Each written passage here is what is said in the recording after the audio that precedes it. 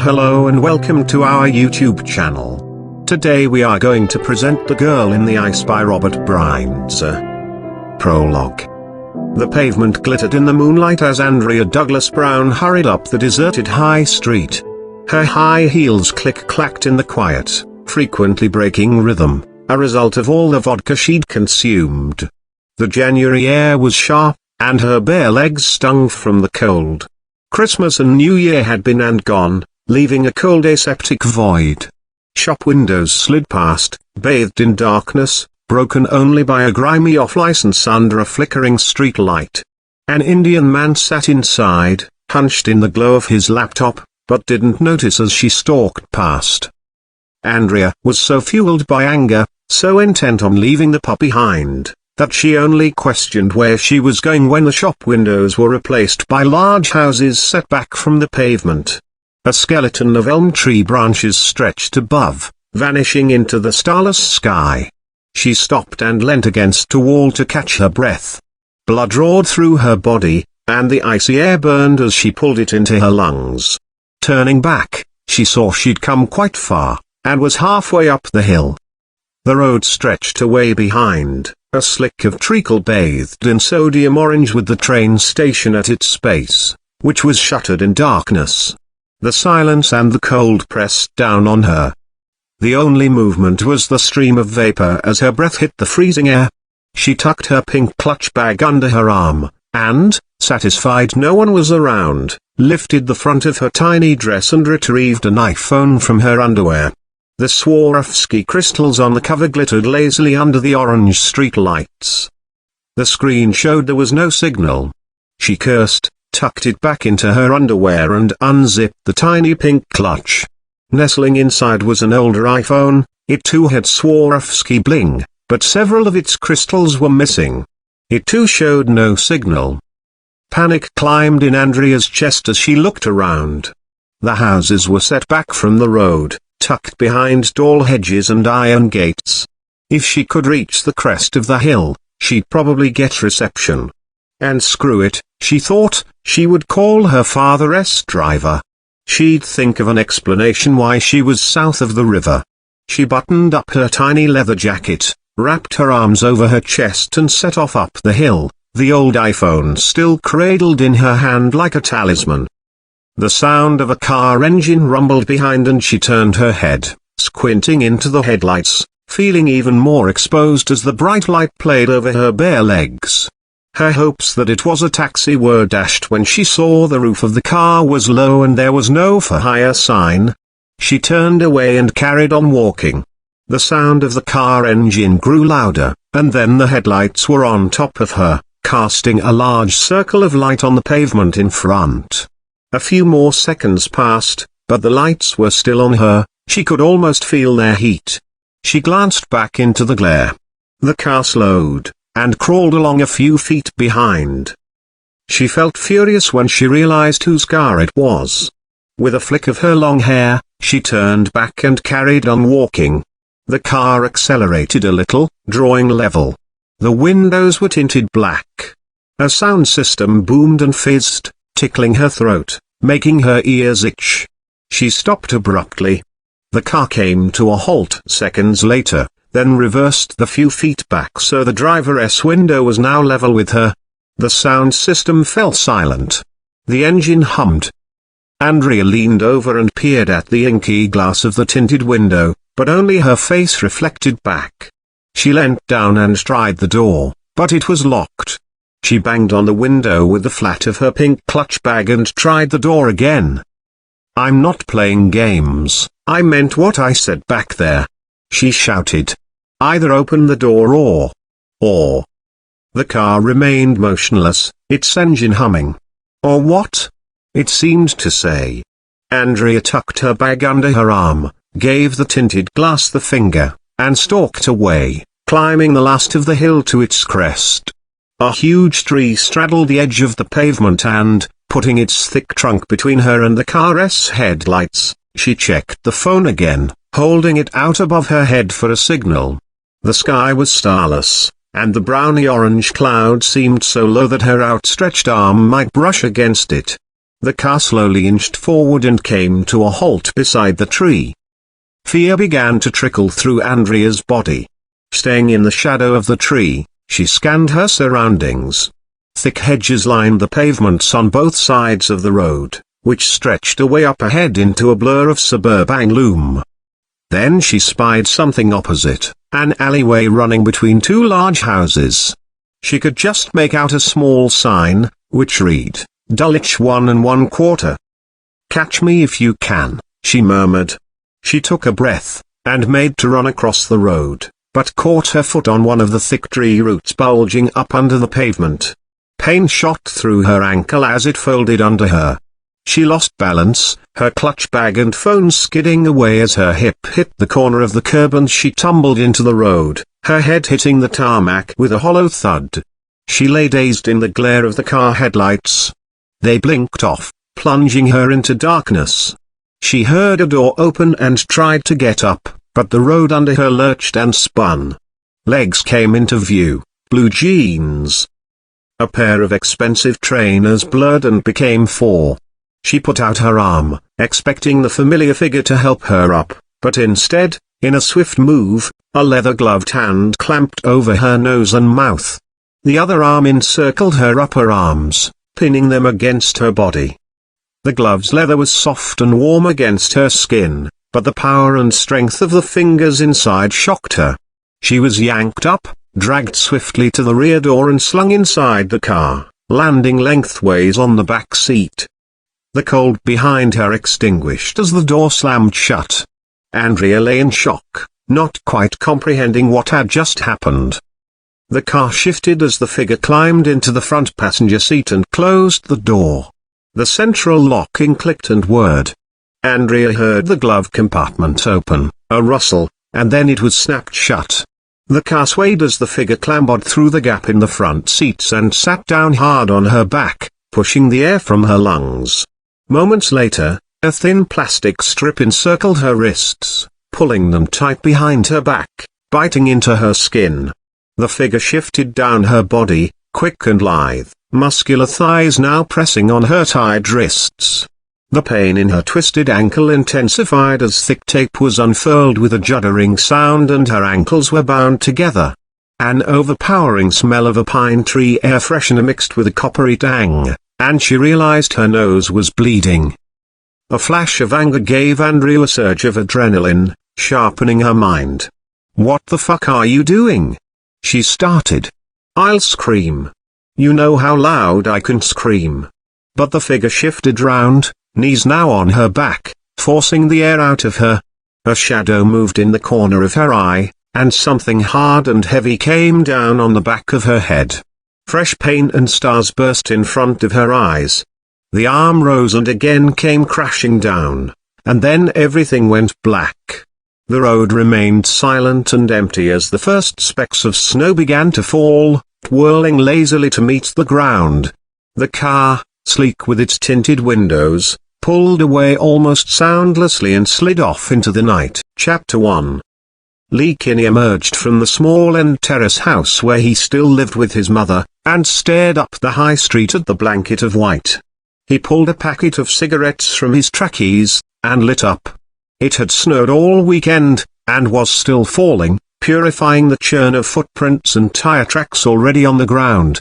Forest Hill train station was silent at the foot of the hill. The Monday morning commuters who usually surged past him, bound for offices in central London, were probably still tucked up in the warm, enjoying an unexpected morning in bed with their other halves. Lucky bastards. Lee had been unemployed since leaving school 6 years ago, but the good old days of languishing on the dole were over. The new Tory government was cracking down on the long-term unemployed, and Lee now had to work full-time for his dole.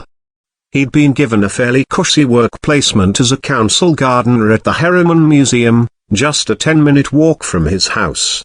He'd wanted to stop home this morning like everyone else, but he'd heard nothing from Job Centre Plus to say that work was cancelled. In the blazing row that had followed, his mother had said if he didn't show up, his dole would be stopped, and he'd have to find somewhere else to live.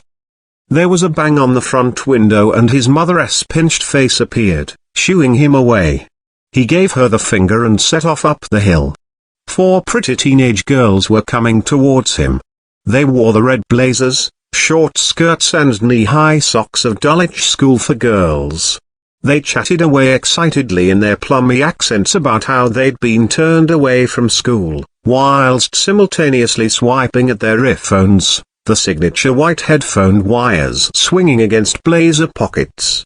They crowded the pavement in mass, and didn't part when Lee reached them, so he was forced to step down off the curb into a murky slush left by the road grittier. He felt icy water seep into his new trainers and shot them a dirty look, but they were too absorbed in their tribal gossip, screaming with laughter. Stuck-up rich bitches, he thought. As he reached the brow of the hill, the clock tower of the Horniman Museum appeared through the bare branches of the elm trees. Snow had spattered against its smooth yellow sandstone bricks, sticking like clumps of wet toilet tissue. Lee turned right onto a residential street which ran parallel to the iron railings of the museum grounds. The road climbed sharply, the houses becoming grander. As he reached its summit, he stopped for a moment to catch his breath. Snow flew into his eyes, scratchy and cold. On a good day you could see London spread out from here, stretching away for miles down to the London Eye by the Thames, but today thick white cloud had descended, and Lee could only just make out the imposing sprawl of the Overhill housing estate on the hill opposite. The small gate in the iron railings was locked. The wind was now blowing horizontally and Lee shivered in his trackies. A miserable old git was in charge of the gardening crew. Lee was supposed to wait for him to show up and let him in, but the street was empty. He looked around to make certain, and then scaled the small gate into the museum grounds, taking a thin pathway between tall evergreen hedges. Sheltered from the shrieking wind, the world around him fell eerily silent. The snow was deepening fast, refilling his crunching footprints as he made his way through the hedgerows. The Horniman Museum and its grounds covered 17 acres, and the sheds for gardening and maintenance were set right at the back, against a high wall with a curved top. Everywhere was a dazzling blur of white, and Lee lost his bearings, emerging deeper than he had expected in the gardens, beside the orangery. The ornate wrought iron and glass building took him by surprise. He doubled back, but after a few minutes was again in unfamiliar territory, finding himself at a fork in the path. How many times have I walked through these bloody gardens? He thought. He took the path to the right, leading into a sunken garden. White marble cherubs posed on snowy brick plinths. The wind gave a low howl as it blew among them, and as Lee passed, it felt as if the blank, milky little eyes of the cherubs were watching him. He stopped and held his hand up to his face against the onslaught of snow, trying to work out the quickest way to the visitors' center. The garden maintenance crew weren't usually allowed in the museum, but it was freezing, and the cafe could be open, and screw it, he would warm up like any other normal human being. His phone buzzed in his pocket, and he pulled it out. It was a text message from the Job Center Plus, saying that due to adverse weather he would not be required to attend his work placement. He stuffed it back in his pocket. The cherubs all seemed to have their heads turned towards him. Were they facing him before? He imagined their pearly little heads slowly moving, tracking his progress through the garden. He shook away the thought and hurried past the blank eyes, concentrating on the snow-covered ground, and emerged into the quiet of a clearing around a disused boating lake. He stopped and squinted through the whirling flakes. A faded blue rowing boat sat in the center of a pristine oval of snow that had settled on the frozen lake. At the opposite end of the lake was a tiny decaying boat shed, and Lee could just make out the cover of an old rowing boat under its eaves. Snow was seeping into his already wet trainers, and despite his jacket, the cold was spreading around his ribs. He was ashamed to realize that he actually felt scared. He needed to find his way out of here. If he doubled back through the sunken garden, he could find the path around the perimeter and emerge onto London Road. The petrol garage would be open and he could buy more fags and some chocolate. He was about to turn back, when a noise broke the silence. It was tinny and distorted, coming from the direction of the boat shed. "Hey! Who's there?" he shouted, his voice emerging high-pitched and panicky. It was only when the noise ceased, and seconds later, began to repeat, that Lee realized it was the ringtone from a mobile phone, and could be coming from one of his coworkers. Because of the snow he couldn't tell where the path ended and the water began, so, sticking close to the band of trees that lined the edge of the boating lake, Lee carefully made his way round towards the sound of the ringtone. It was a desperately light tune, and as he drew nearer he could hear that it was coming from the boat shed. He reached the low roof, and, ducking down, saw a glow illuminating the gloom from behind the tiny boat. The ringtone stopped, and seconds later the light went out. Lee was relieved it was just a phone. Druggies and dossers regularly scaled the walls at night, and the gardening crew was always finding empty wallets, dumped after the cash and cards were removed, used condoms, and needles. The phone had probably been dumped. But why dump a phone? Surely you'd only dump a really crappy phone? Thought Lee. He circled the little boathouse. The posts of a tiny jetty poked through the snow, and the jetty continued under the low roof of the boat shed. Where the snow couldn't reach, Lee could see that the wood was rotten. He eased along the jetty, ducking down under the eaves of the low roof. The wood above his head was rotten and splintered, and cobwebs hung in wisps. He was now beside the rowing boat, and could see that on the other side of the shed, lying on a little wooden ledge, was an iPhone. Excitement rose in his chest. He could sell an iPhone down the pub, no probs. He gave the rowing boat a shove with his foot, but it didn't budge. The water was frozen solid around it. He passed its bow, stopping at the opposite end of the jetty. Crouching on his knees, he leaned over, and using the sleeve of his coat he cleared away a powdery layer of snow, exposing thick ice. The water underneath was very clear, and down in the depths he could just make out two fish, mottled with red and black, swimming lazily. A string of tiny bubbles rose up from them, reached the underside of the ice, and rolled away in opposite directions. The phone started to ring again and he jumped, almost slipping off the end of the jetty. The cheesy ringtone bounced around inside the roof. He could see the illuminated iPhone clearly now against the opposite wall of the boat shed, lying on its side on a lip of wood just above the frozen waterline. It had a sparkly jeweled case. Lee went to the rowing boat and swung a leg over. He placed his foot on the wooden seat and tested his weight, still keeping the other foot on the jetty. The boat didn't budge. He swung his other leg over, climbing into the boat, but even from here the iPhone was still out of his reach. Spurred on by the thought of folded banknotes, thick in the pocket of his trackies, Lee hooked his leg over the opposite side of the boat and tentatively placed his foot on the ice. Holding on to the edge of the boat, he pressed down, risking a wet foot. The ice held strong. He stepped out of the boat and placed his other foot on the ice, listening for the telltale squeaking sound of tension and weakness. Nothing. He took a small step, and then another. It was like walking on a concrete floor. The eaves of the wooden roof slanted down. To reach the iPhone, Lee was going to have to get down on his haunches. As he squatted down, the light from its screen illuminated the inside of the boat shed. Lee noticed a couple of old plastic bottles and bits of rubbish poking up through the ice, then something which made him stop. It looked like the tip of a finger. His heart racing, he reached out and gently squeezed it. It was cold and rubbery. Frost clung to the fingernail, which was painted a deep purple. He pulled the sleeve of his coat over his hand and rubbed at the ice around it. The light from the iPhone cast the frozen surface in a murky green, and underneath he saw a hand, reaching up to where the finger poked through the ice. What must have been an arm vanished away into the depths. The phone stopped ringing, and was replaced by a deafening silence. And then he saw it. Directly underneath where he crouched was the face of a girl. Her milky brown swollen eyes stared at him, blankly. A clump of dark hair was fused to the ice in a tangle.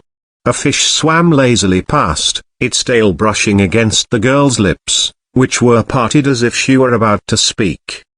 Lee recoiled with a yell and leapt up, his head crashing against the low roof of the boathouse. He bounced off and landed back on the ice, legs sliding away under him. He lay for a moment, stunned. Then he heard a faint squeaking, cracking sound. Panicking, he kicked and scrabbled, trying to get up, to get as far away from the dead girl as he could, but his legs slid away under him again. This time, he plunged through the ice into the freezing water. He felt the girl's limp arms tangling with his, her cold slimy skin against his. The more he fought, the more their limbs became intertwined. The cold was sharp, absolute. He swallowed foul water and kicked and flailed. He somehow managed to heave himself away to the edge of the rowing boat. He heaved and retched, wishing that he'd reached that phone, but his thoughts of selling it were gone. All he wanted now was to call for help. Chapter 2. Erica Foster had been waiting for half an hour in the grubby reception area of Lewisham Row Police Station. She shifted uncomfortably on a green plastic chair, one of a row bolted to the floor. The seats were faded and shiny, polished by years of anxious, guilty asses. Through a large window overlooking the car park, the ring road, a grey office tower, and the sprawling shopping centre fought a battle for visibility in the blizzard. A trail of melted slush ran diagonally from the main entrance to the front desk where the desk sergeant sat, regarding his computer with bleary eyes. He had a large jowly face and was absently picking at his teeth, pulling out a finger to inspect the findings before popping it back in his mouth. "Governor shouldn't be long," he said. His eyes moved down Erica's body, taking in her thin frame, clad in faded blue jeans, woolen jumper, and a purple bomber jacket. His gaze came to rest on the small suitcase on wheels at her feet. She glared back at him, and they both looked away. The wall beside her was a mess of public information posters. "Don't be a victim of crime," declared one, which Erica thought was a pretty stupid thing to put up in the reception area of an outer London nick.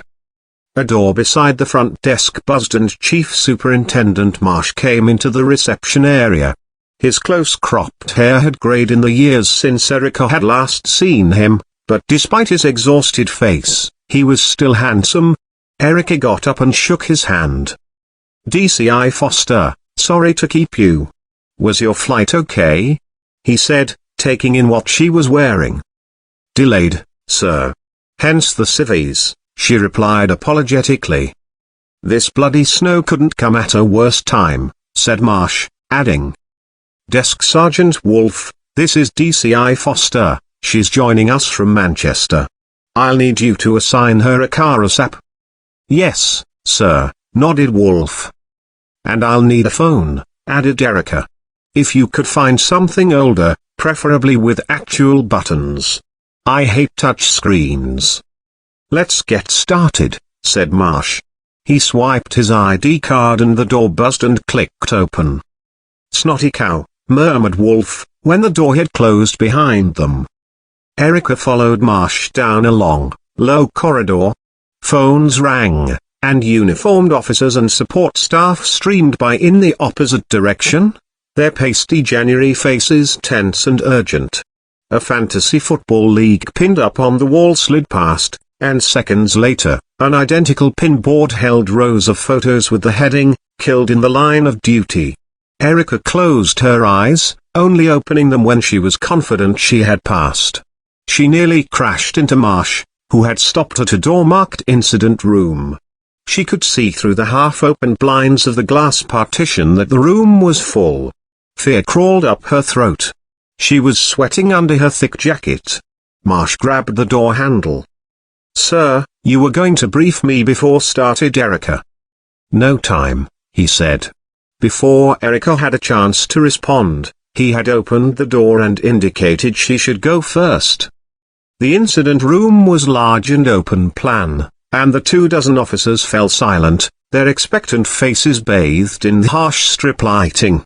The glass wall partitions on either side faced onto corridors, and along one side there was a bank of printers and photocopiers.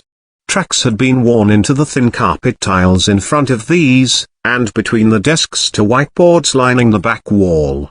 As Marsh strode to the front, Erica quickly stowed her suitcase by a photocopier which was churning out paper. She perched on a desk. "Morning everyone," said Marsh. "As we all know, 23-year-old Andrea Douglas Brown was reported missing 4 days ago. And what has followed has been a media shitstorm. Just after 9 o'clock this morning, the body of a young girl matching Andrea's description was found at the Horniman Museum in Forest Hill.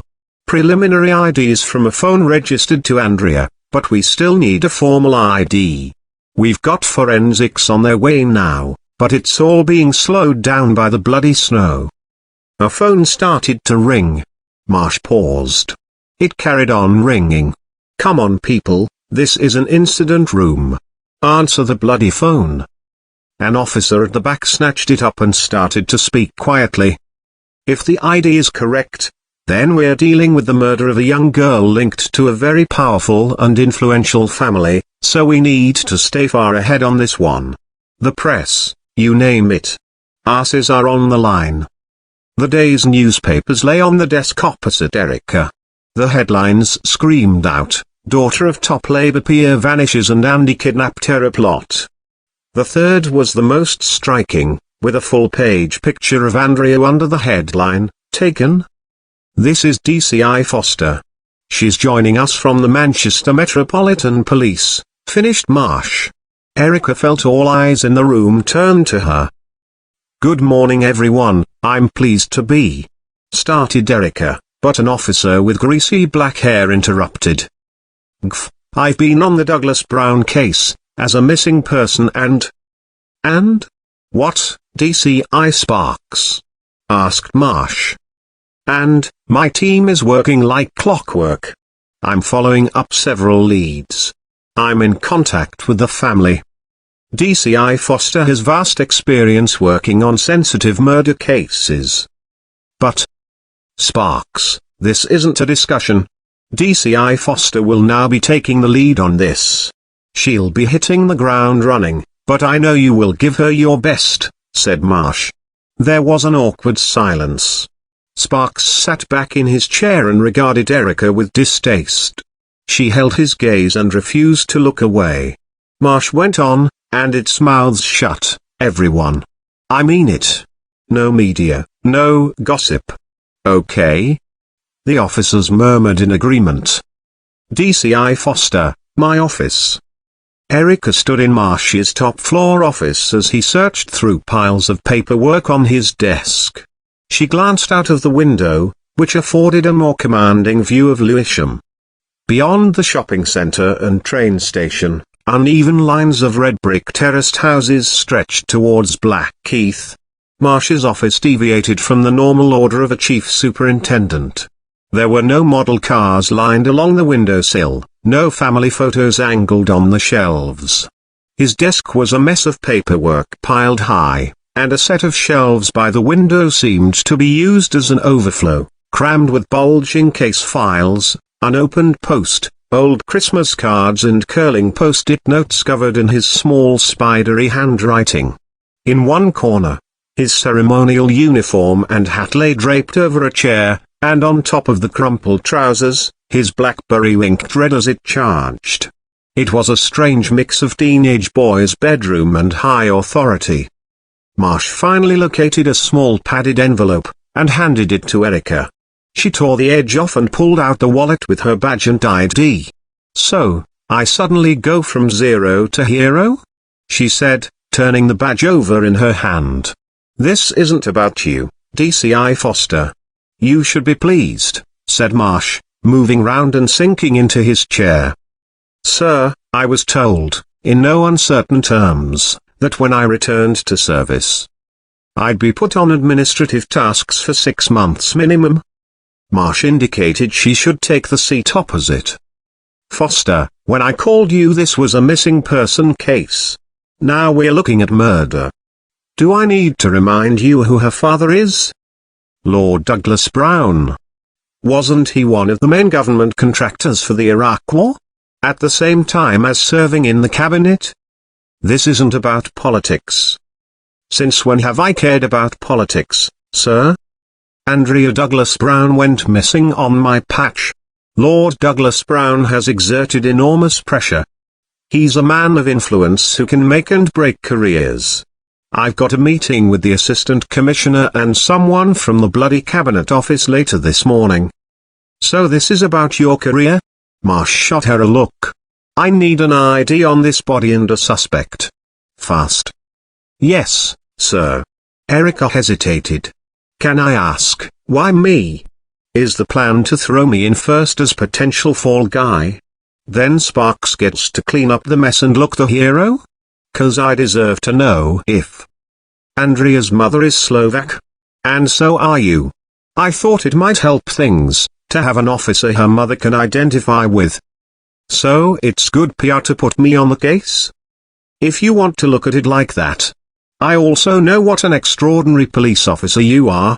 Recently you've had troubles, yes, but your achievements far outshine what has. Don't give me the shit sandwich, sir, said Erica. Foster, the one thing you've never mastered is the politics of the force. If you'd done that we might be sitting on opposite sides of this conversation right now. Yeah? Well, I have principles, said Erica, giving him a hard stare. There was silence. Erica. I brought you in because I think you deserve a break. Don't talk yourself out of the job before you've begun. Yes, sir, said Erica. Now, get over to the crime scene. Report back to me the second you have information.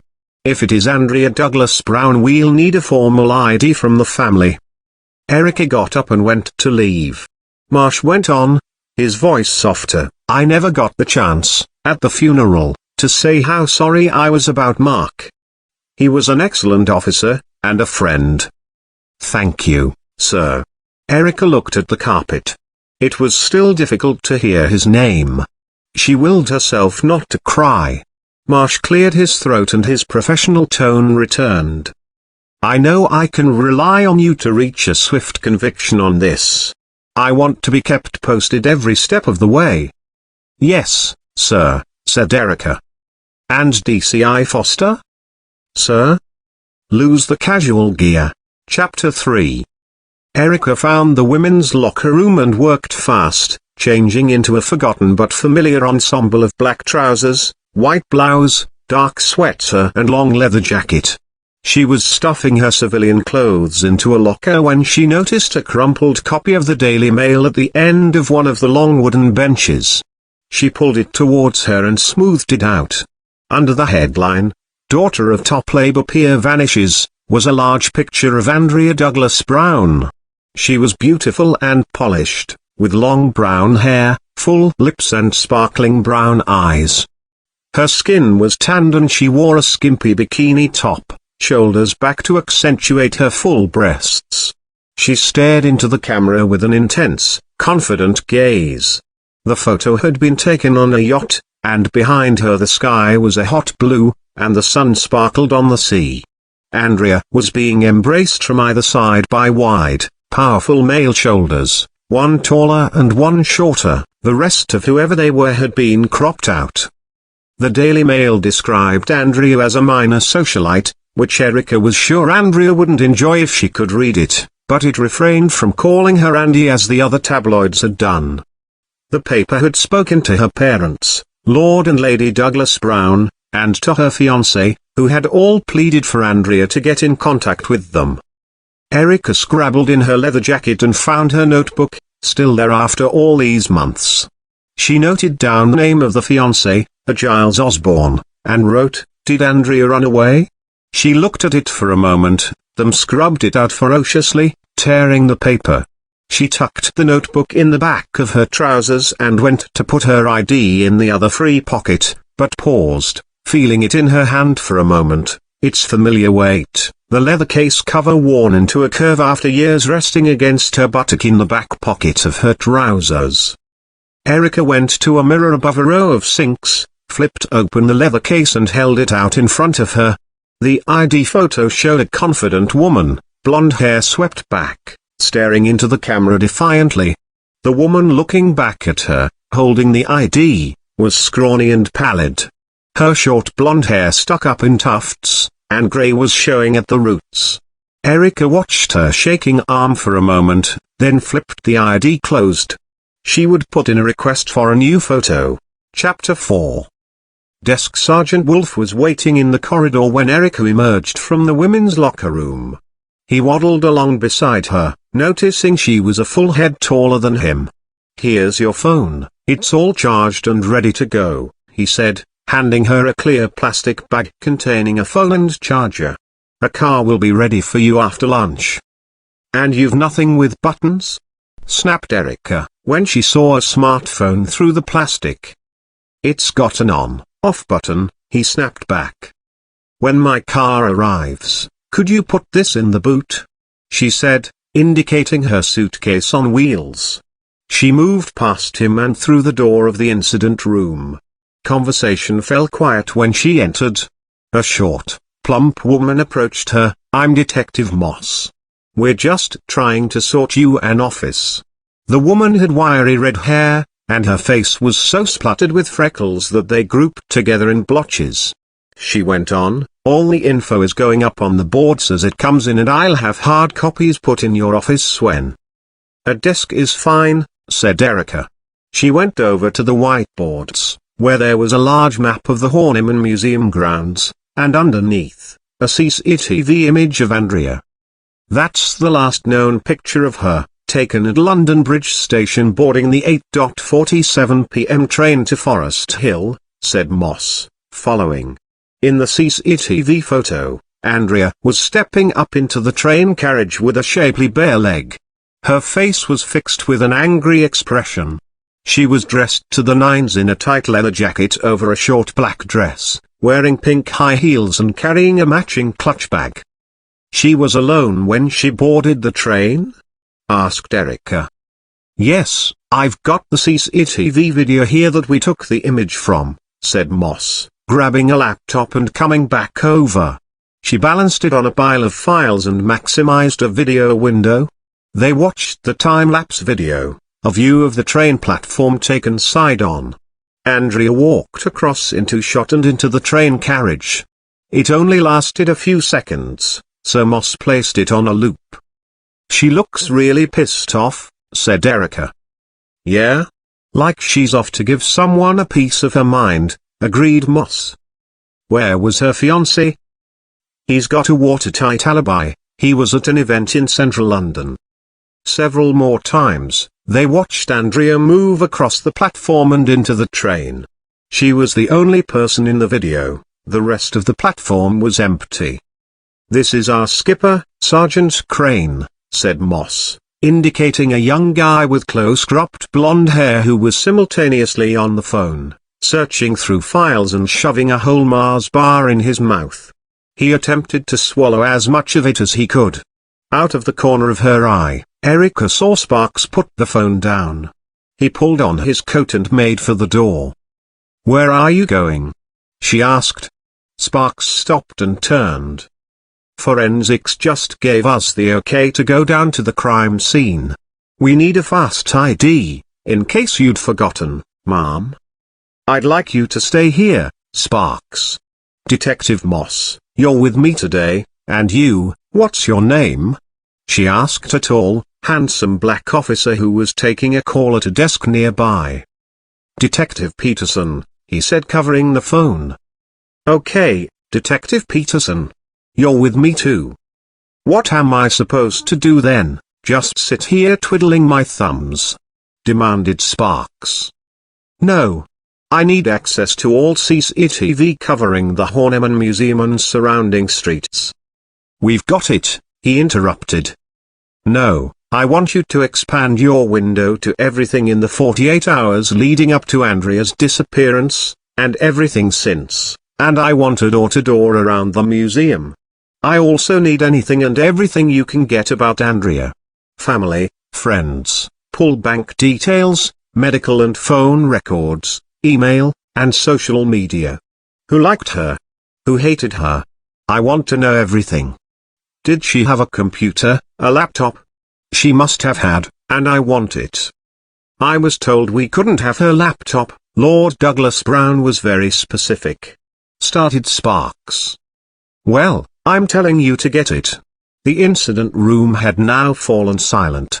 Erica went on, and no one, I repeat, no one, is to talk to the press or share anything in any capacity. Do you hear me? I don't even want people saying no comment. Mouths shut.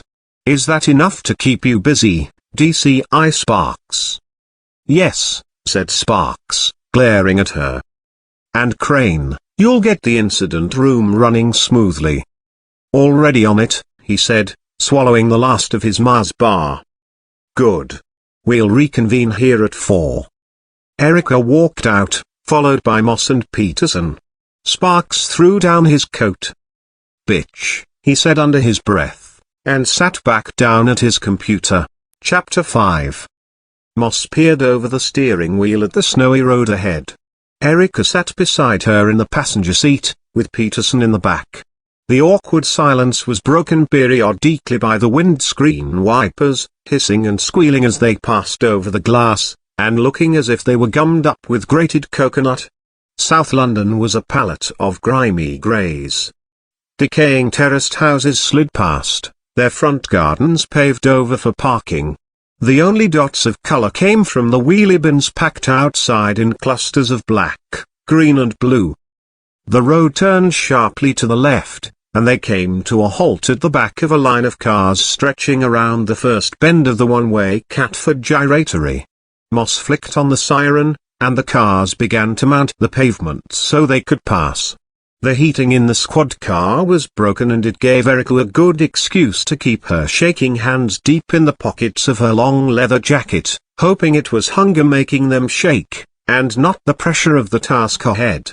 She spied a packet of red licorice bootlaces tucked into the slot above the radio.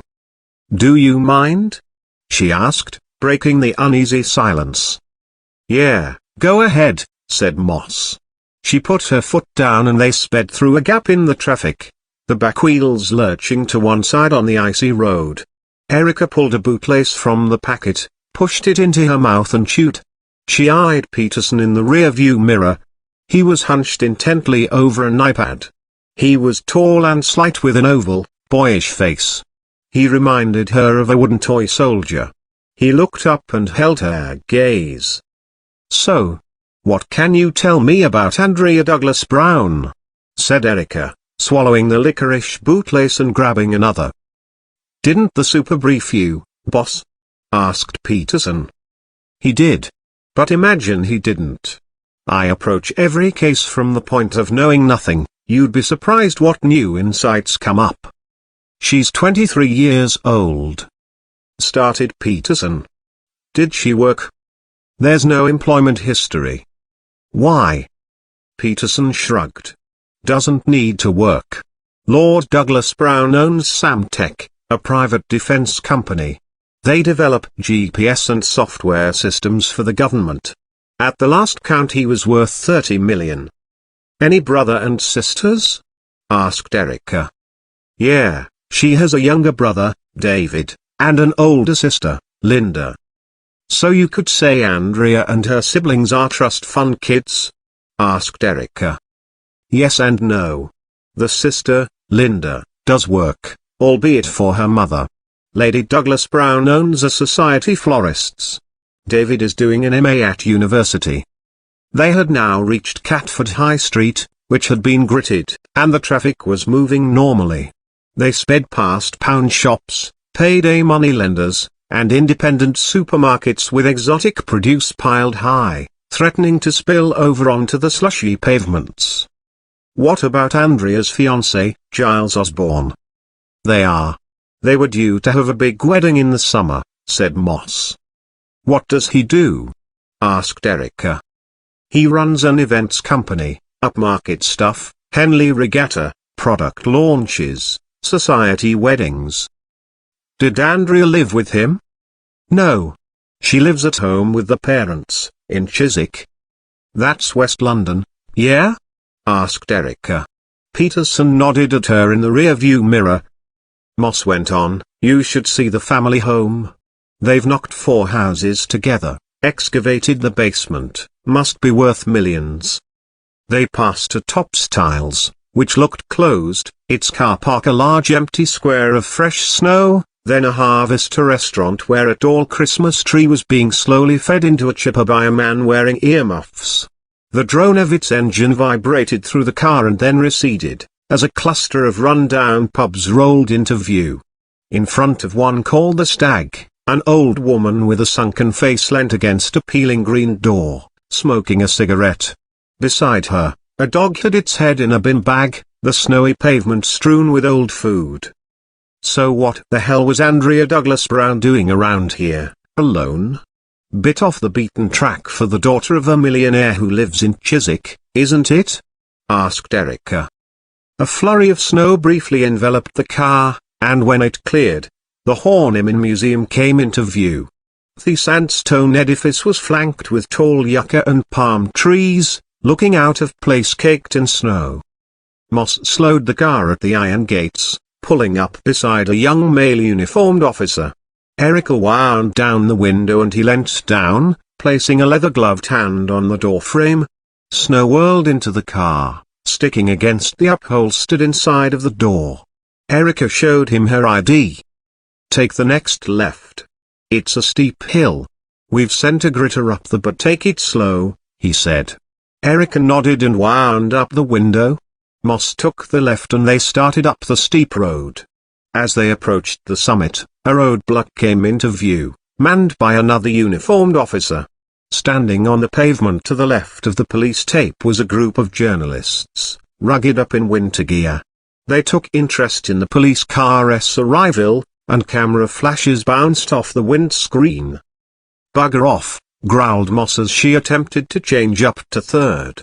The gears crunched and the squad car lurched forward before stalling. Shit! She cried, gripping the wheel. She slammed on the brake, but they continued to slide. Through the rear-view mirror Erica saw the road dropping away behind them. The photographers reacted to the drama and fired off more flashes. Do a sharp left, now! Shouted Peterson, quickly winding down his window and craning his neck round. Erica gripped the dashboard as Moss leaned into the wheel and managed to halt the slide, guiding the squad car into a recently vacated parking space by the curb, which was free of snow. The wheels caught on the bare tarmac and they skidded to a stop in the parking space. That was sheer luck, said Peterson with a dry grin. Snow was pouring in through his window and sticking to his short dreadlocks. That was bloody sheer ice, said Moss, taking a deep breath. Erica undid her belt, embarrassed to feel her legs shaking. They all exited the car as the photographers both jeered with laughter and called out questions about the identity of the dead body. Snow was rushing at them horizontally as they pulled out their ID, and the tape was lifted to let them pass. As Erica crossed underneath, she took comfort in being back, the police tape being lifted for her, the feel of the ID in her hand again. Another uniformed officer directed them towards the iron gate leading into the museum grounds. A huge white forensics tent now covered the boathouse, its base blurring into the mass of snow. One of the crime scene assistants was waiting with coveralls for Erica, Moss and Peterson, and they suited up before entering. Floodlights inside the tent gleamed off the snow and illuminated the rotting wood of the low roof.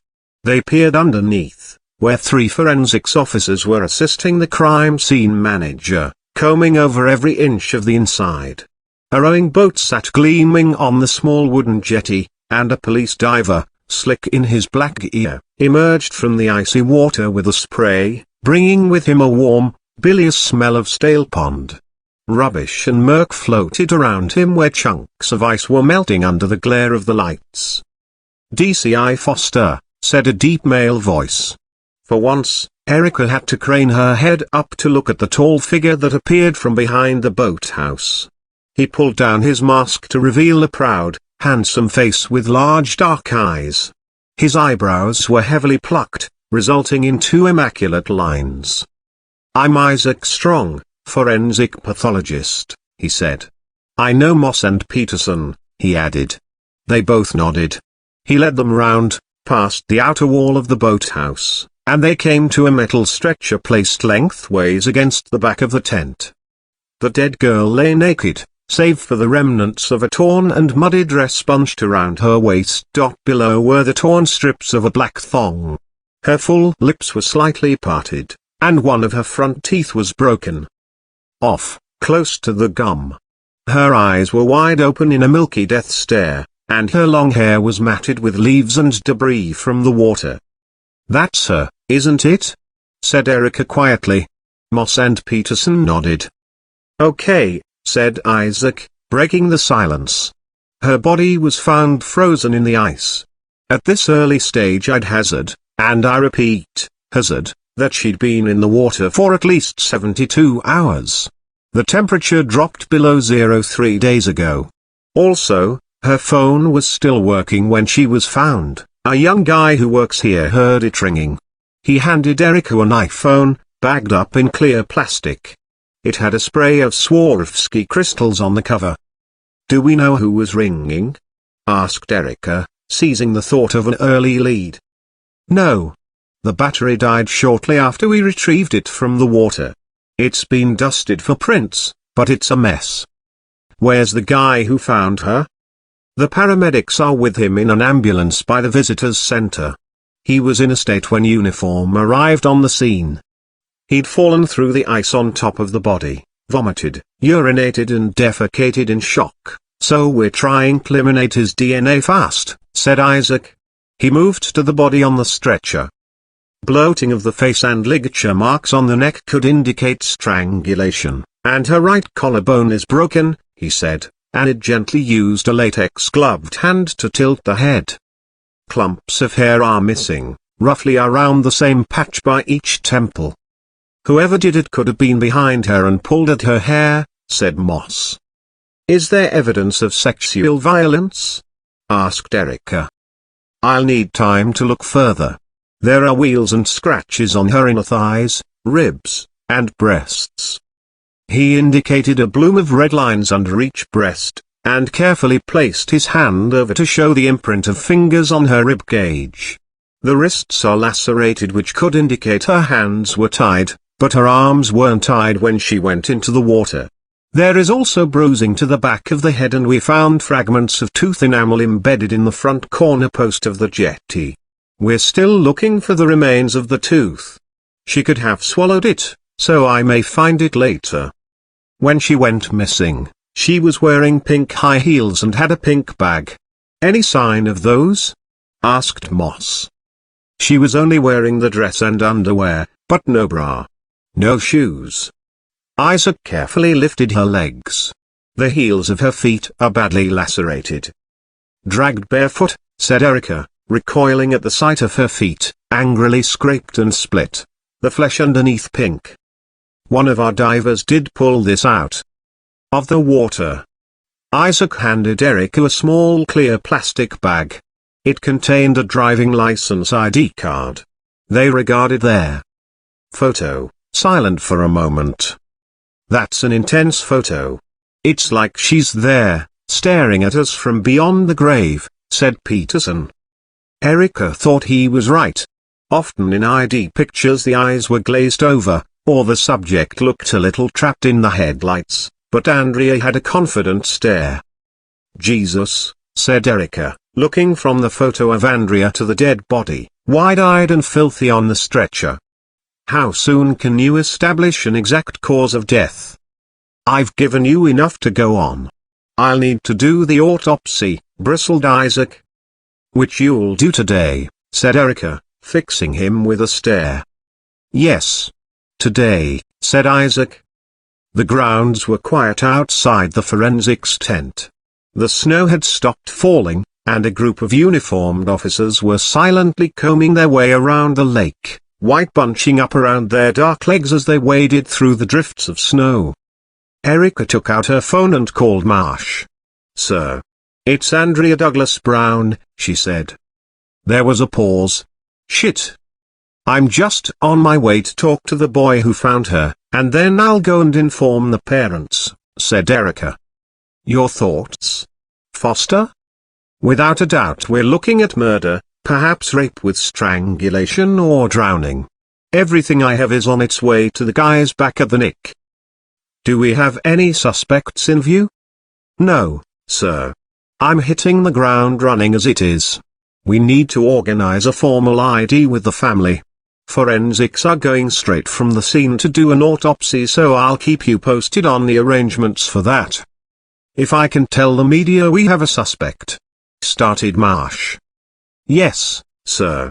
I know. Talking to the family is our first line of inquiry. There is a high chance she knew the killer.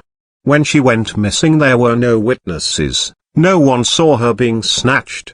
She could have met the killer here. Take it easy, Foster. Don't go in guns blazing, assuming that Andrea was meeting up for some sordid shag. I never said she was meeting for a sordid. Remember, this is a well-respected family who... I have done this before, sir." "Yes. But realize who you're dealing with." "Yes. A grieving family. And I have to ask them the usual questions, sir." "Yes, but this is an order. Go easy." When Erica came off the phone she was prickling at Marsh's attitude. The one thing she despised about Britain was its class system. Even in a murder investigation, it seemed that Marsh wanted the family to have some kind of VIP treatment. Moss and Peterson emerged from the tent with a uniformed police officer, and they made their way past the lake and through the sunken garden. Erica wondered if the blank-eyed statues had watched as Andrea was dragged past, screaming for her life. A radio on the accompanying officer's lapel hissed static. "We've just recovered a small pink handbag from a hedge on London Road," said a tinny voice. "Which direction is London Road?" asked Erica. "The High Street," said the officer, pointing past a row of trees. After months of inactivity, Erica was struggling to get her brain back into gear. Every time she closed her eyes she saw Andrea's body, skin torn and bruised, blank eyes wide open. There were so many variables to a murder investigation. The average-sized house could keep a forensics team busy for days, but this was a crime scene potentially stretching across 17 acres, with evidence strewn across public areas, trapped under a thick layer of snow. "Bring it to the visitors' center, by the ambulance," said Erica to the officer, who hurried off. Moments later she, Moss and Peterson emerged from the hedgerows. At the bottom of a gentle snow-covered slope was the futuristic glass box of the visitors' center. A courtyard out front had been churned up by an ambulance, which was parked with its back doors open. A young man in his early 20s sat in the back under a pile of blankets. He was grey-faced and shaking. A small woman stood by the ambulance doors, watching over a member of the crime scene unit who was carefully processing the boy's clothes, his gloved hand labeling the soiled tracksuit, jumper and trainers in their clear evidence bags. The woman had the same bushy eyebrows as the boy, but with a sharp little face. "I want a receipt," she was saying, "and I want it in writing what's being taken away. Lee only got those tracksuit bottoms in November, and those trainers are new too. There's still 13 weeks of catalog payments to be made on them. How long are you gonna have them for?" "These are all now evidence in a murder investigation," said Erica, as they reached the ambulance. "I'm DCI Foster, this is Detective Moss and Detective Peterson." They held out their ID and the woman peered beadily at their photos. "What's your name?" prompted Erica. "Grace Kinney, and my Lee's done nothing more than turn up for work. And because he's been forced to wait in the cold, he'll be on the sick and they'll stop his money." "Lee, can you tell us exactly what happened?" Lee nodded, his face pale and haunted. He told them how he'd arrived for work, then followed the sound of the phone ringing, which had led to the discovery of Andrea's body under the ice. An officer interrupted him, appearing at the ambulance doors holding a small pink clutch bag in a clear plastic bag. Another plastic bag contained its contents: 6 £50 notes, 2 compact tampons, a mascara, a lipstick and a perfume atomizer. "Did that belong to the dead girl?" said Grace, peering over. The officer quickly placed it behind his back. "She's seen it now," Erica snapped at the officer. She went on, "Ms. Kinney, you have to understand that this is evidence in a sensitive investigation and—" "I'll keep my mouth shut, don't you worry," Grace said. "Although what a young girl with a designer bag and a wad of 50s was doing round here, God only knows."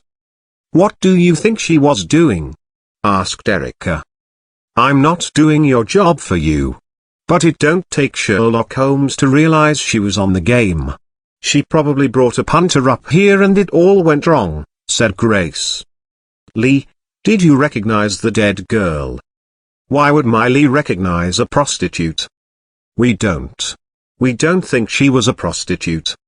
Grace seemed oblivious to Lee's distress. He pulled the blanket around him and furrowed his brow, knitting his bushy eyebrows together. "She was beautiful," he said, quietly. "Even dead, under the ice. It was horrible how she died, wasn't it?" Erica nodded. "I could see it in her face," said Lee. "Sorry, what was the question?" "Did you recognize her, Lee? Had you seen her around?" repeated Erica. "No. I've never seen her before," he said. "We think she could have been out at one of the pubs on the high street when she went missing." "Which pubs attract the younger crowd?" asked Peterson. Lee shrugged. "The Weatherspoons is busy on a weekend. The Pig and Whistle. That's just up from the station." "Do you go out much, Lee?" asked Peterson. Lee shrugged. Peterson continued, "The Weatherspoons, the Pig and Whistle. Any other pubs?" "He steers clear of those, don't you?" said Grace, throwing Lee a look. Yeah, I do. I mean, I steer clear," said Lee. Grace went on, "It used to be nice round there. Nothing posh, but nice. That rough old Weatherspoons used to be a lovely Odeon. The worst are the Glue Pot and the Stag. I tell you, if the world was flooded with piss and those two boozers were above the waterline, you wouldn't catch me in there. And they're swarming with bloody immigrants, no offense, love," she added, to Peterson. Erica noticed Moss suppress a smile. Grace continued, still oblivious to Lee's distress. "I tell you, I go out down the high street and feel like a foreigner in me own country, Polish, Romanian, Ukrainian, Russian, Indian, African. And Lee tells me they're all down at the job center, hands out, taking what they can. You should raid those pubs on the high street. Loads of them work behind the bar, and nip out in their tea breaks to sign on. But no, there's a blind eye turned to that. It's my Lee who's got to come out in all weather and work a 40-hour week for 60 quid's worth of benefits. It's disgusting." "How long have you been working in the museum grounds?" asked Erica. Lee shrugged. "I did 4 weeks before Christmas. And I suppose it'll be Lee's fault he can't work, 'cause some stupid prostitute went and got herself." "That's enough," said Erica. Grace seemed chastised. "I suppose she's still someone's daughter. Do you know who she is?" "We can't say at this stage." This aroused Grace's interest. "It wasn't that girl, the posh one who's gone missing? What was her name, Lee, Angela? Did she look like that girl in the paper?" Lee was now staring blankly ahead, seemingly reliving the moment he'd come face to face with Andrea through a sheet of ice. "As I said, we still need to identify the body," said Erica. "We'll contact the job center for you, Lee, and let them know what's going on. Do stay in the local area. We might have to talk to you again." "You think he's going to leave the country, do you?" snapped Grace. Chance would be a fine thing, although, round here we'd probably be the only ones leaving. Erica, Moss and Peterson left as the paramedics began to ready the ambulance for leaving. She was a bit of a handful, said Moss. But she gave us more information than Lee, said Erica. Let's check out those pubs. The Glue Pot, the Stag. Could Andrea have been in one of those the night she went missing? Chapter 6. There was a fresh onslaught of snow when they emerged from the museum, so they ditched the squad car and took the overland train to London Bridge, and then the tube over to Chiswick. The tube was cramped and hot, and they had to stand most of the journey in a tightly packed huddle, with Erica sandwiched between her new colleagues. Peterson's lean frame was contrasted by the dumpy bulk of Moss pressed against her other side. Erica wished she could have 5 minutes to herself, some space and fresh air to gather her thoughts. In 25 years of police investigations, she'd informed what seemed like hundreds of people that they had lost loved ones, but since experiencing the other side of loss, she felt different. The pain was still so raw. And now she was going to have to tell Andrea's parents, and watch their now familiar grief as it consumed them. Snow had stopped falling when they emerged from Turnham Green Tube Station. Chiswick High Road was polished in comparison to South London. The streets were clean, with freshly painted post boxes, and independent butchers and organic stores mingled amongst the Victorian terraced houses with their spotless sash windows. The banks and supermarkets had a zing and a gleam. Even the snow seemed whiter. The Douglas Browns' house was in a large, sweeping cul-de-sac set back from the busy high street. Their super-sized Georgian house had been sandblasted, the removal of years of soot and smog exposing brickwork the colour of butter. It dominated the other houses, despite being partly hidden by the tall trees growing in a small park at the centre of the cul-de-sac. Footprints tracked across the snow where a group of photographers milled about, cameras slung over their warm winter coats, steam rising from their takeaway cups of coffee.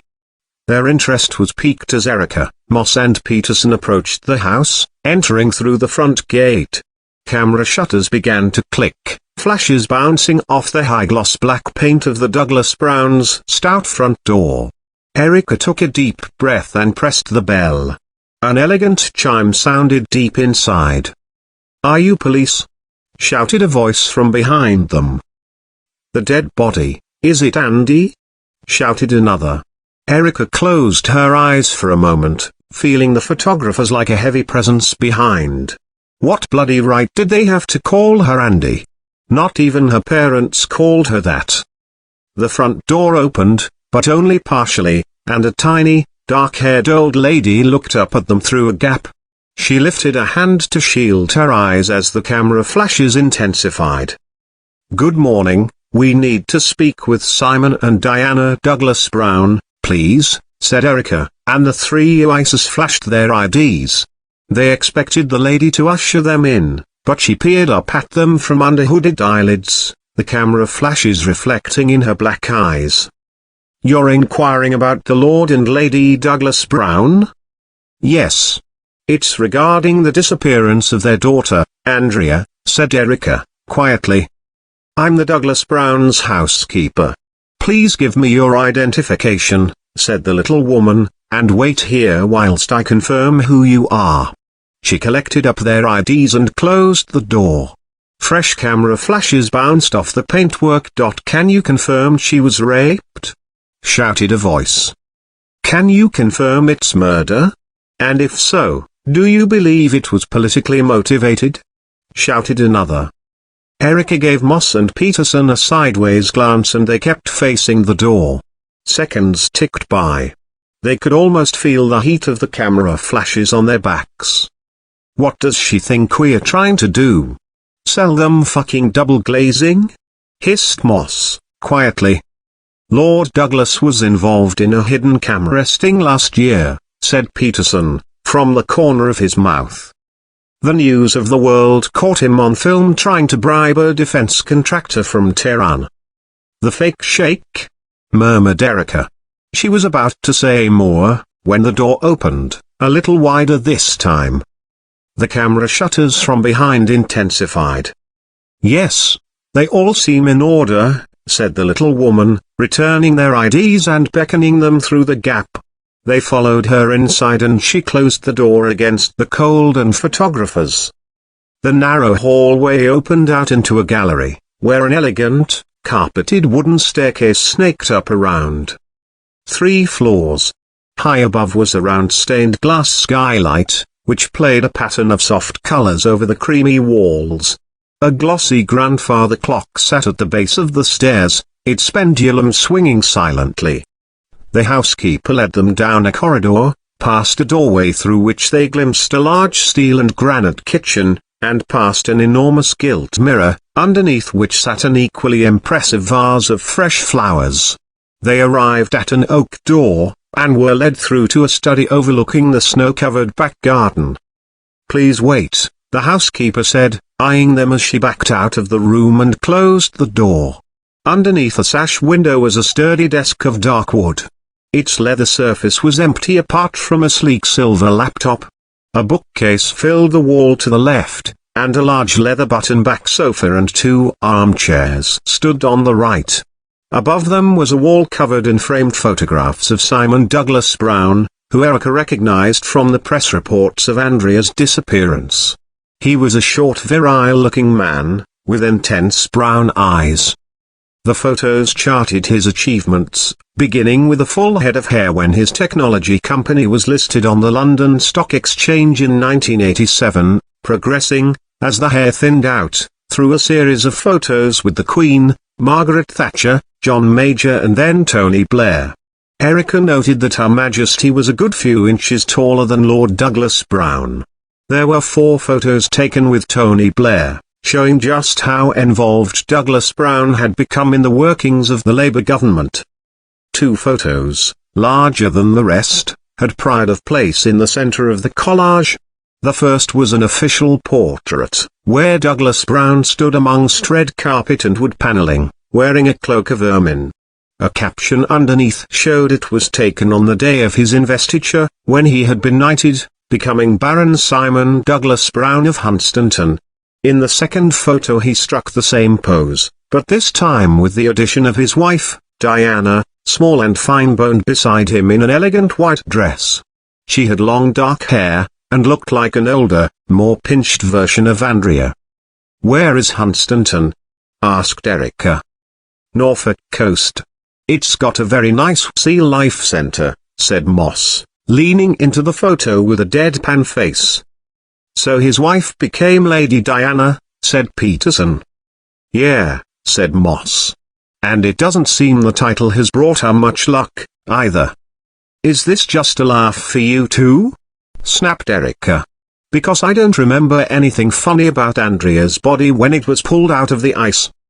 Moss and Peterson apologized hastily.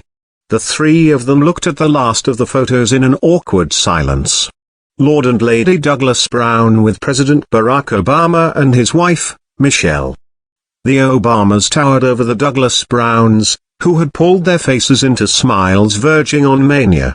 No doubt, out of shot there was a long line of lords, ladies, diplomats, captains of industry and their skinny wives waiting to step into the frame for an identical picture. A meeting of mere seconds, preserved for eternity on the Ager wall. They were roused from the photo wall by a cough, and turned to see Simon and Diana Douglas Brown in the study doorway. Erica felt immediate guilt for passing judgment, for the 2 people standing expectantly in front of them were nothing more than terrified parents. "Please, just tell us what's going on. Is it Andrea?" asked Diana. Erica detected an accent under Diana's well-spoken English, one much like Erica's own. "Please sit down," said Erica. Diana saw their expressions, and put her hands over her face. "No, no, no, no, no. It's not her. Not my baby. Please, not me baby." Simon put an arm around his wife. "I'm very sorry to inform you that your daughter's body was found this morning in the grounds of the Horniman Museum in South London," said Erica. And you're sure it's her? Asked Simon. Yes. We found Andrea's driving license on her person, and a mobile phone registered to Andrea was at the scene, said Erica. We're doing everything we can to establish her cause of death, but I need to tell you that we believe it was suspicious. We believe that Andrea was murdered. Murdered? Diana pulled away and sank down into a sofa by the bookcase, her hands still over her face. Simon's olive skin had drained of color, giving him a green pallor. Andrea, murdered? Diana repeated. Who would murder her? Erica paused and then said, I'm afraid we'll need you to come and formally identify Andrea's body. There was another silence. A clock chimed in the depths of the building. Diana took her hands from her face and looked up at Erica, studying her. Odkiel sweet, she said. Narodla sam vinita, replied Erica. No Slovak, not now. Let's speak English, said Simon. What's a woman from Nitra doing telling me that my daughter is dead? Said Diana, fixing Erica with a stare. It was challenging. Like you, I've lived in England for longer than I lived in Slovakia, explained Erica. You're nothing like me. Where's the other officer, the one who was here before? Sparks. I don't want the fate of our daughter resting on the skills of some Slovakian. Mrs. Douglas Brown, said Erica, feeling anger rise in her. It's Lady Douglas Brown. Erica snapped. I've been a police officer for 25 years. A detective chief inspector for. I can assure you, we're doing everything we can to find the person who did this, said Peterson, stepping in and shooting Erica a look. Erica composed herself and pulled out her notebook, flicking through to a blank page. If I may, Lady Diana, I would like to ask you a few questions. No. No, you may not, said Simon, his dark eyes hardening. Can't you see my wife is? I need to make some phone calls. Where did you say you were from? Nitra is in Western Slovakia, but as I said, I've been in England for over 20 years. I'm not asking for your bloody life story. I'm asking whether you are Metropolitan Police. Yes, we're from Lewisham Row Station, said Erica. Right. Well, I want to make some calls. Find out the lay of the land. I've been dealing directly with Assistant Commissioner Oakley. Sir. I'm leading the investigation. And I've worked with Commander Clive Robinson on several police steering committees and whilst I respect that, you have to understand that I am now leading this investigation and I need to ask you both some questions. Too late, Erica realized her voice had risen to a shout. There was a silence. Boss. Can I have a word? Asked Peterson. He glanced at Moss and she gave a small, almost imperceptible nod. Erica felt her face flush. Boss, a word. Now, said Peterson. Erica rose and followed him out into the corridor. He closed the door. She leant against the wall and tried to slow her breathing. I know, she said. Look, I'm not getting up in your face, boss. You've come into a shitstorm and I accept that. But you can't get aggressive with the victim's parents. Because right now, that's all they are. Parents. Let him posture, but we know how it's going to work from here on. I know. Shit, said Erica. Oh, shit. Why did the mother want to know where you were from in Slovenia? Slovakia, corrected Erica. It's a well-known Slovak attitude. The people who come from Bratislava think they're better than everyone else. I presume that's where she's from. And she thinks that makes her better than you, finished Peterson. Erica breathed in and nodded, trying to calm her anger. Two men in overalls were approaching from the other end of the corridor, pulling a huge Christmas tree. Erica and Peterson parted to let them through. The tree had dried out and was brown in places, and as its branches brushed the walls, pine needles shed and sprayed across the thick blue and green carpet. Peterson looked as if he was going to say more, then thought better of it, and took a different tack. It's way past lunchtime. You look like you could use a sugar rush, he said, studying Erica's white face. I know you're the boss. Boss, but how about you go off and meet us round the corner at a pub or a cafe? I'll go in and apologize. Boss. Let the dust settle, yeah? We'll get as much info as we can, and come and find you. Yeah? Okay. But if you can, I'll arrange for them to do the ID. Yes. And we'll need Andrea's laptop. And, well, just get as much as you can for now. Peterson nodded and went back inside the study. Erica paused for a moment. She'd totally blown it, and was coming away with nothing. She was about to have a look round the house when the housekeeper with the hooded eyes reappeared. I'll show you out, shall I? She insisted. They followed the trail of dead pine needles to the front door. When Erica was deposited outside on the step, in front of the flashing cameras, she had to bite down hard on her bottom lip to keep herself from crying. Chapter 7. The light was starting to fade when Moss and Peterson caught up with Erica in a coffee shop on Chiswick High Road. She'd spent a frustrating hour sitting by the window, watching the light fade on a day that had seemed so long, but in which she felt she'd achieved nothing. It wasn't like her to go roaring in on an interview and balls it up, especially not with the parents of the victim. The cafe had been quiet when Erica had arrived, but had now filled up and was bustling with fashionable singletons, and a pack of yummy mummies who'd marked out a corner of the coffee shop with a barrier of expensive buggies. Peterson and Moss bought coffee and sandwiches, then came over to the table to join Erica. Look, thanks for stepping in there, I don't know what happened. My judgment was off, explained Erica, feeling embarrassed. No probs, said Peterson, tearing open a sandwich box and taking a huge bite. Diana Douglas Brown was out of order, but then again, it wasn't the best day of her life, was it? Agreed Moss, taking a bite of her sandwich. Yeah, but I shouldn't have. Anyway, what else can you tell me? Asked Erica. She waited for a moment whilst they both finished chewing. Simon and Diana don't know why Andrea was in South London, said Moss. She'd arranged to go the cinema with David and Linda, the brother and sister. They waited for her at the Odeon in Hammersmith, but she never showed up. Were the brother and sister at home? Yeah? David, he was asleep upstairs. Lady Diana didn't want to wake him. Wake him? Isn't he in his 20s? Asked Erica.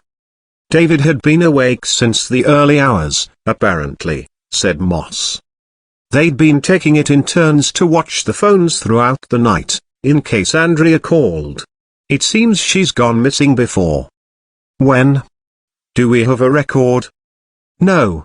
They never reported it. A couple of years back she went all over a long weekend. Turned out she went off to France with some guy she'd met in a bar. She came back when she maxed out her credit card. Did you get a name of the person she ran off with? Yeah, a Carl Michaels. He was a student at the time. It was nothing dodgy. A dirty weekend, with the added bonus that Andrea had a platinum Visa card, said Moss.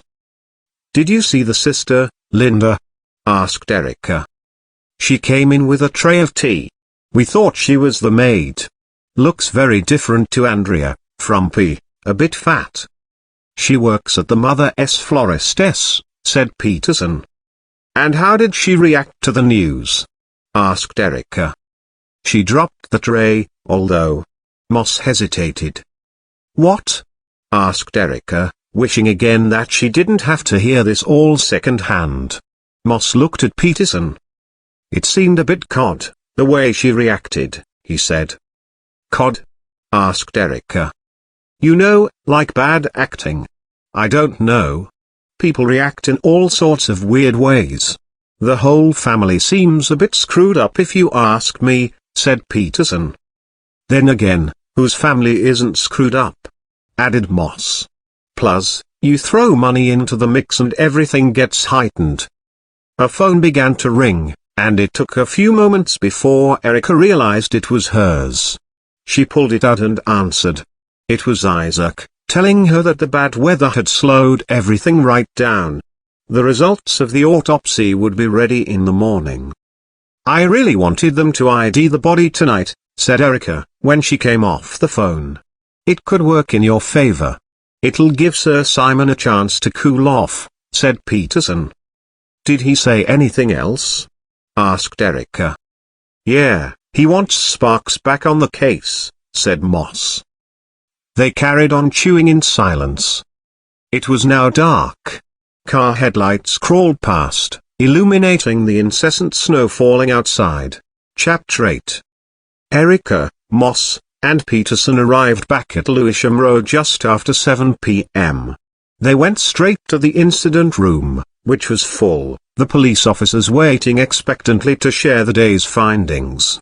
Erica sloughed off her long leather jacket and went to the huge bank of whiteboards lining the back of the room. Okay, everyone. I know it's been a long day, but what have we got? How did you get on when you met the family? How did Sir Simon take to you, DCI Foster? Smirked Sparks, leaning back in his chair.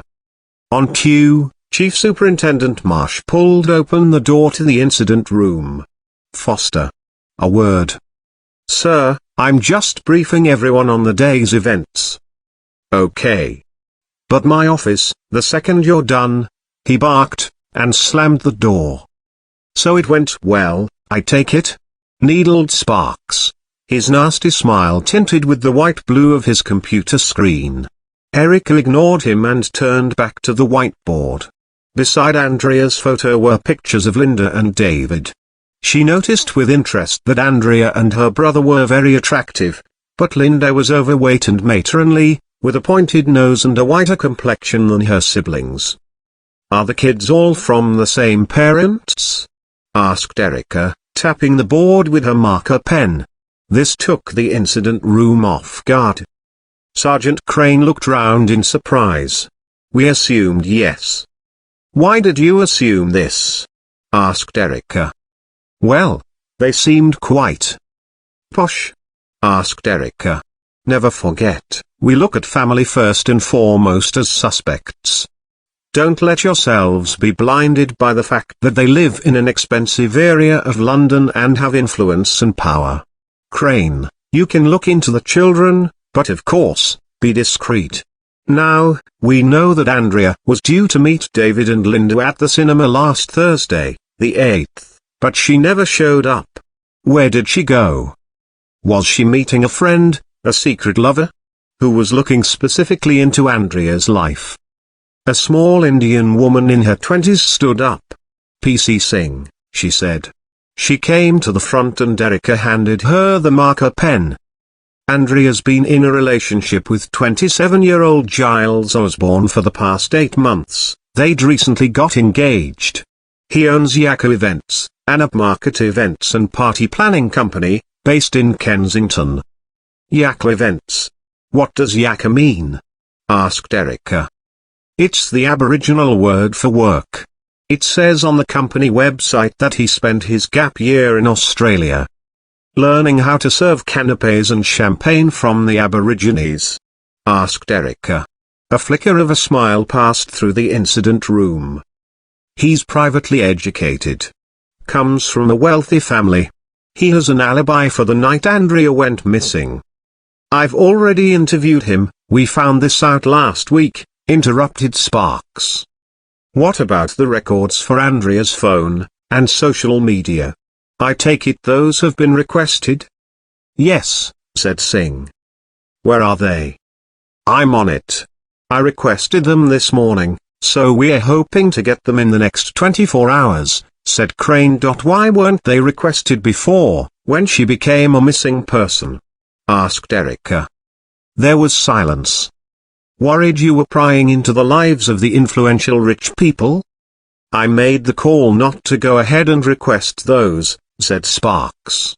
The family were still under the impression that Andrea had taken off somewhere. They were monitoring her social media accounts and sharing information with us. Erica rolled her eyes. I want those records the second we have them, and anything that gets pulled off the phone hard drive, she said to Crane. Now.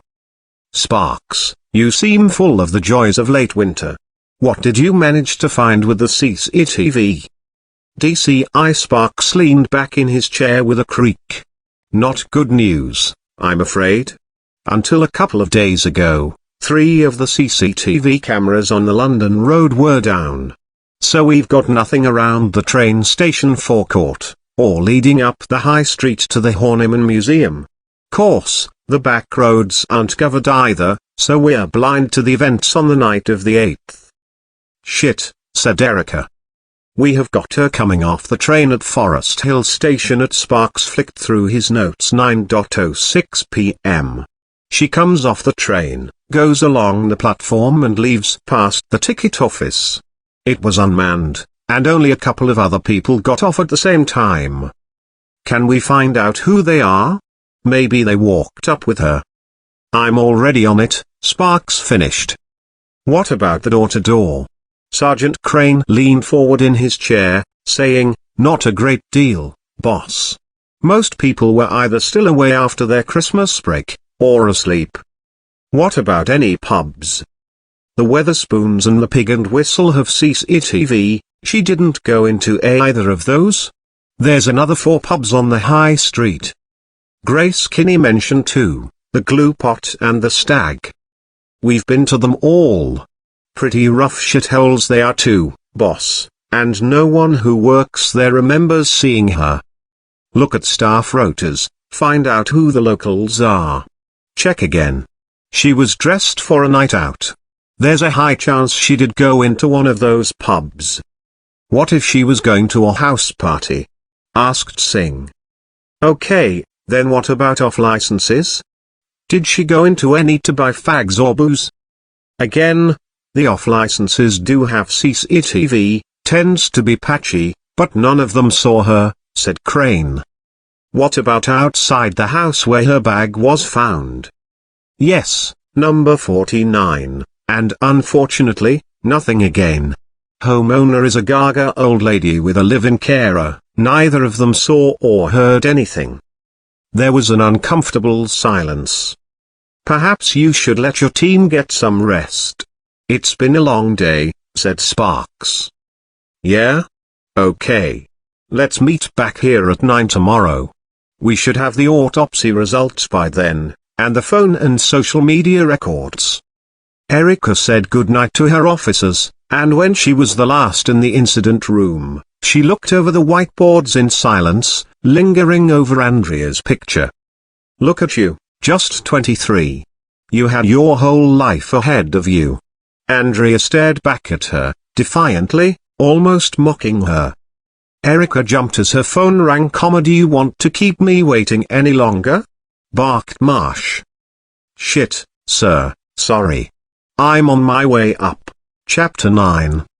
So what you're telling me is, you've got nothing? Said Marsh. He was red in the face as he paced up and down his office. Erica had just underlined the progress made during the first day of investigations. This is day 1, sir.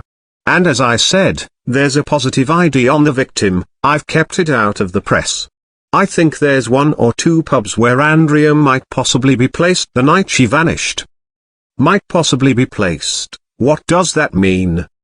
It means we're hampered by a CCTV black spot all up the London road and around the train station. We need time and resources to keep on at people, asking questions. Everyone has worked bloody hard, especially when the weather has slowed proceedings. And what the hell did you think you were doing, getting into a row with the Douglas Browns? Erica took a deep breath to steady herself. I admit, sir, that I should have handled the victim's parents better. Too bloody right you should have. I thought Lady Diana would have found some common ground, with you being Slovak. Yes, well, that was the problem. She thought I was common. Not good enough to be leading the murder investigation. Yeah, well, you didn't choose to be a police officer so people could be nice to you, DCI Foster. There is a course I can send you on, dealing with the public. That's the problem. We're not treating them as members of the public. In fact, is Sir Simon leading the investigation? He seems to think he's in charge. Anyway, who told you about what happened? He called you, did he? Knows your direct line number? You're on thin ice, DCI Foster, said Marsh. He called DCI Sparks, actually, who relayed the message to me. How good of him. Marsh shot her a look. I've stuck my neck out on this, to get you on this case. I don't want your pity, sir. And if you're not careful, you'll be gone before you've even started. You need to learn how to keep your mouth shut. I got you on this case because you're a bloody good copper. One of the best I know. Although, right now, I'm questioning my judgment. I'm sorry, sir. It's just been a long day, tough conditions, and no sleep. But you know me, I don't make excuses and I will find who did this. Okay, said Marsh, calming down. But you need to apologize sincerely to the Douglas Browns. Yes, sir. And get a decent night's sleep. You look like shit. Thanks, sir. Where are you staying? A hotel. Good. Now bugger off, and come to work tomorrow with your head screwed on, said Marsh, waving her away. Erica was furious when she left Marsh's office, furious that she'd been given a dressing down, and furious with herself that she'd messed up. She went back down to the incident room and grabbed her coat. Andrea's picture stared boldly back at her from the center of the whiteboard. The handwritten notes on the case blurred in the bright lights, and Erica rubbed her tired eyes. It felt like she was looking at everything through murky glass. She couldn't get a handle on the details. Tiredness and anger washed over her again. She pulled on her coat and left, flicking off the light. When she came out of the incident room she met Desk Sergeant Wolf in the corridor. I was just coming to tell you. We've sorted you a car. It's a blue Ford Mondeo, he said, holding out a key fob. His jowly face more sullen than it had been that morning. Thanks, said Erica, taking the key. They made for the main entrance, Wolf struggling a little to match her stride. I didn't put your suitcase in though, I did my back in a few years ago. Had to have a disc removed. It's behind my desk. They emerged into the reception area, where a thin, bedraggled woman was leaning over Wolf's desk, using his phone. She wore filthy ripped jeans, and an old Parker jacket that was stained and covered in cigarette burns. Her long grey hair was tied back with an elastic band, and underneath her eyes were deep dark circles. Two unkempt little girls beside her were shrieking encouragement at a little boy with a buzz cut who sat on Erica's suitcase. He wore a pair of stained white tracksuit bottoms and was gyrating his hips with one hand on the suitcase handle and the other in the air, like he was riding a bucking bronco. Wolf hurried behind his desk and put his finger on the phone, cutting off the call. I was fucking talking, snarled the woman indignantly, displaying a mouth of crooked brown teeth. Ivy. This is a police phone, said Wolf.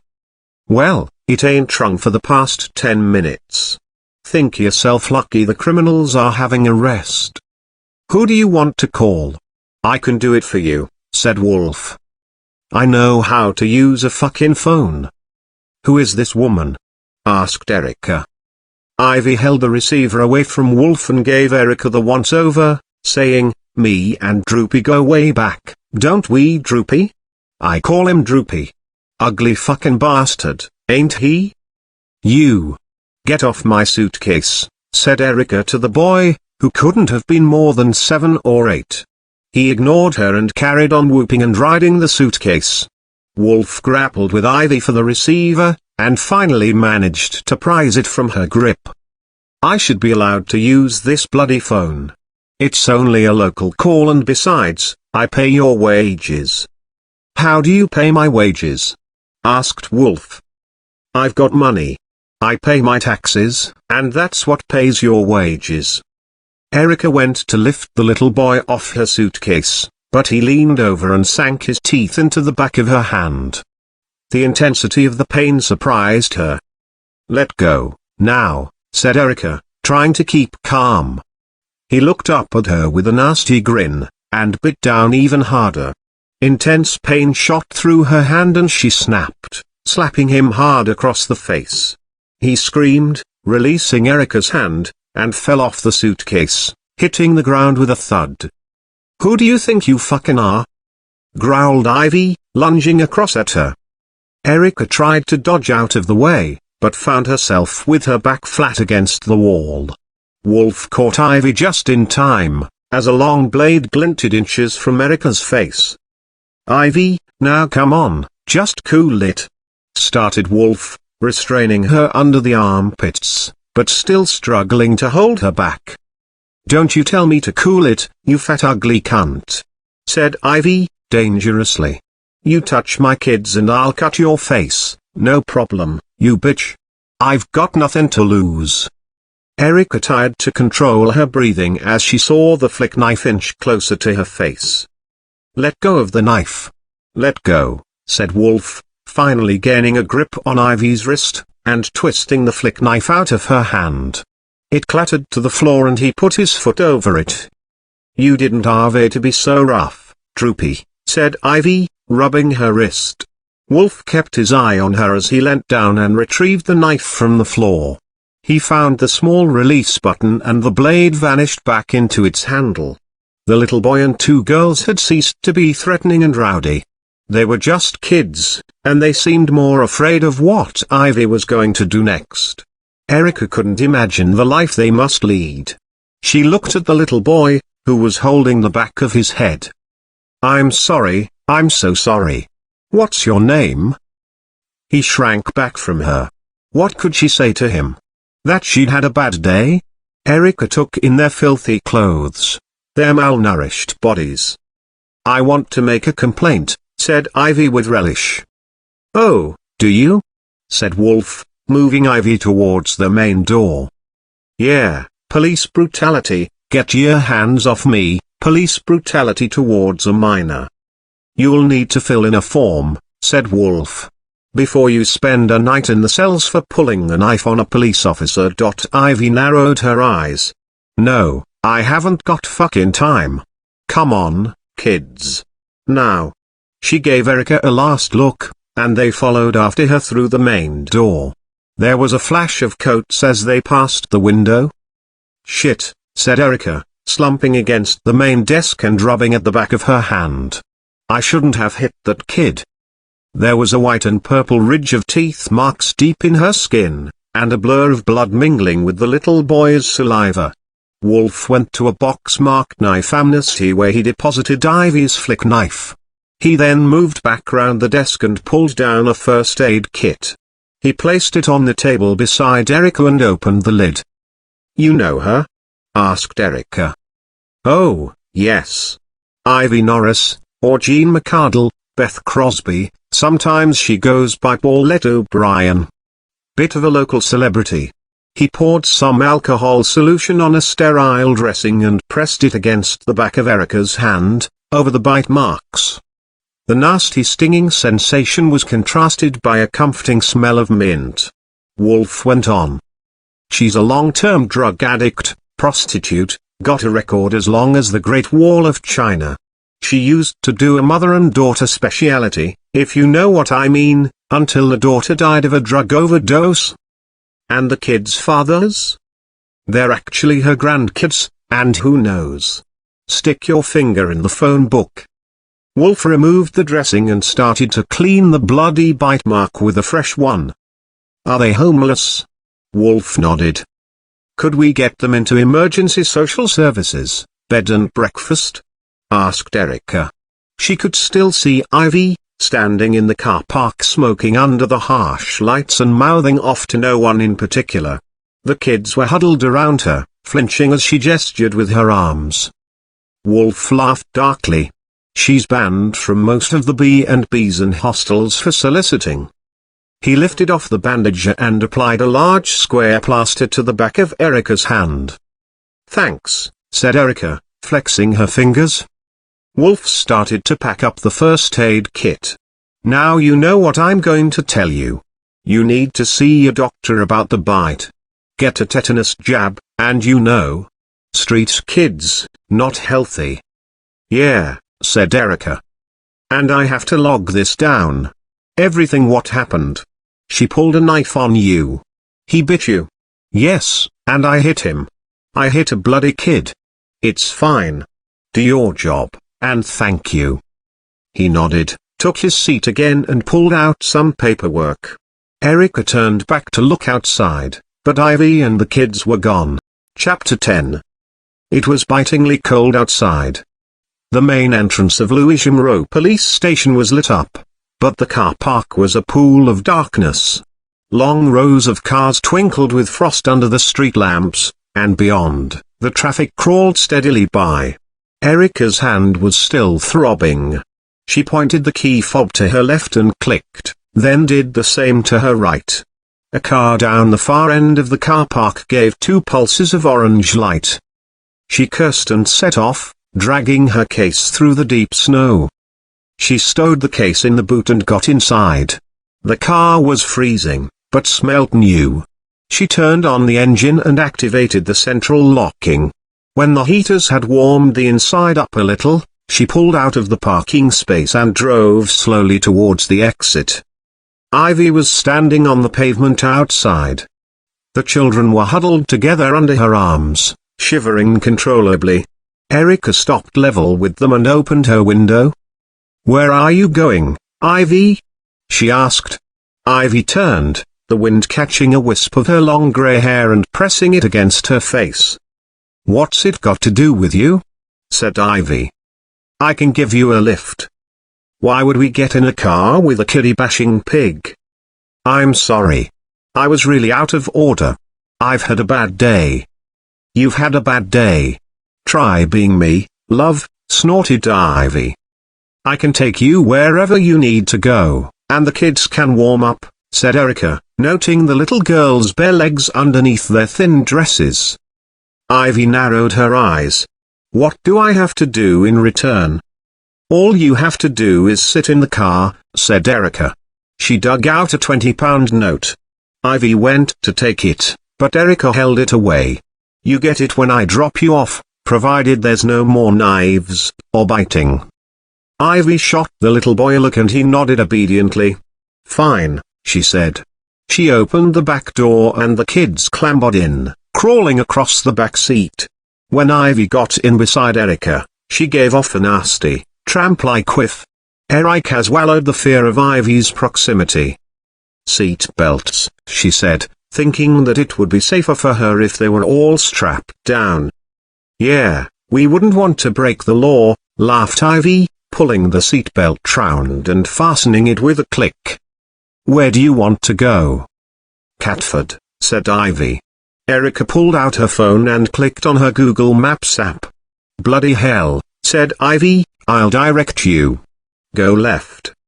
The car was a very smooth drive, and as the streetlights played over the windscreen, the unusual combination of Ivy, her grandchildren, and Erica settled into an almost comfortable silence. "So, you got any kids?" asked Ivy. "No," said Erica.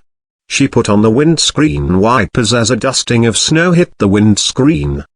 "You a leser?" "No." "Don't bother me. I don't mind lesers. You can have a good drink with a leser, and they're good at DIY. I tried it once, mind. Didn't like the taste." "Of what? DIY?" joked Erica. "Very funny. Saying that, I'm thinking of going leser again. I'll have to split the money, but I'm getting sick of their taste of cock." Erica looked across at her. "Come on, love, you didn't think I worked in Marks and Spencer's, did ya?" "Where do you live?" asked Erica. "Why should I tell you where I fucking live?" Ivy lurched towards her, but her seatbelt locked, holding her in place. "Easy. You just told me that you're sick of the taste of cock. I thought asking for your address wouldn't be too impolite." Don't you try and be clever with me. I know you. Like your job, do you? Got any friends? There was a silence. No, I thought not. Never off duty, are you? You lot would shop your own mother. Left here. Erica put on the indicator and turned. I don't live anywhere, right now, she said, figuring she could offer up some info of her own. My husband died recently, and I've been away, and you lost your marbles, yeah? No, but I came close, said Erica. My husband was stabbed. Years ago. Bled to death in my arms. Go right here. You're all right though, ain't ya? Good job. I could have been a police officer, or something better, sneered Ivy. You know this area well, then? Asked Erica. Yeah? Been here me whole life. What bars do you recommend? What bars do I recommend? She said, mimicking Erica. Okay, what bars do you know? I know 'em all. As I just said, I've been round here for years. Seen places come and go. The rough ones last the longest. They passed the Catford Broadway Theatre, the front lit up, still advertising the Christmas pantomime. Droppers here, said Ivy. Catford High Street was deserted. Erica pulled up by a pedestrian crossing, next to a Ladbrokes betting shop and a branch of Halifax. There aren't any houses, said Erica. I told you, I ain't got a house. Where are you staying then? I've got business to attend to. Come on, wake them up, snapped Ivy to the boy. Erica looked through her rearview mirror. The two girls were asleep, their heads leant together. The boy stared back at her with a white face. I'm sorry I hit you, said Erica. His face remained impassive. Leave it out, just give me the money, said Ivy, unclipping her seatbelt and opening the car door. Erica fumbled in her coat and brought out the 20. Ivy took the note, stuffing it in the folds of her parka. Before you go, Ivy, what do you know about pubs in Forest Hill? The Stack. There's a stripper there who'll do anything once her pint glass is full of pound coins, said Ivy. And what about the glue pot? Asked Erica. Ivy's whole body language changed. Her eyes went wide. I don't know nothing about that place, she said hoarsely. You just said you knew all the bars around here. Come on, tell me about the glue pot. I don't ever go in there, Ivy whispered. And I don't know nothing. You hear me? Why not? Ivy paused and looked at Erica. I'd get that hand looked at. Little Mike, he's HIV positive. She got out, slamming the door, and vanished in between the shops, the kids trailing after her. Erica was so focused on Ivy's reaction to hearing the name of the pub that she didn't take in what Ivy had just said. She quickly opened her door and followed them to the entrance of a dank alley. She peered down, but it was too dark to make them out in the shadows. Ivy, she shouted. Ivy. What do you mean, you don't ever go in there? Why don't you? Erica started down the alley, the streetlights quickly fading. She felt something soft and squelchy under her feet. Ivy. I can give you more money, you just have to tell me what you know. She pulled out her phone and flicked on the light. The alley was filled with empty needles, condoms, and discarded packaging and price tags. I'm investigating a murder, she continued. The glue pot was the last place this girl was seen. Her voice echoed. There was no response. She reached a 10-foot-high chain-link fence with metal spikes on top. Beyond, she could just make out a scrubby yard with some discarded gas canisters. She looked around. Where the hell did they go? She said under her breath. She doubled back down the alleyway, but she could see no way out, just the high brick walls of the buildings either side. When Erica came back to the car, her door was still open, the warning alarm gently chiming. She looked around and got back in. Had she imagined them? She spent a few seconds worrying that she had hallucinated the whole episode. Ivy, the kids, and then she felt a throb of pain in the back of her hand, and saw the square sticking plaster. She quickly activated the central locking, then pulled away with a squeal of tires. Fresh adrenaline surged through her body. Something wasn't right about Ivy's reaction to the glue pot. She had been terrified. Why? Erica didn't care how late it was, or how deprived she was of sleep. She was going to check out that pub. Chapter 11. Erica drove back over to Forest Hill, and parked a couple of roads back from the high street in a quiet residential area. The pub was halfway up the high street, a two-story brick building with a wine-colored frontage. The glue pot was written in white, the T trailing away to a cartoon of a paintbrush hovering above a pot of white glue.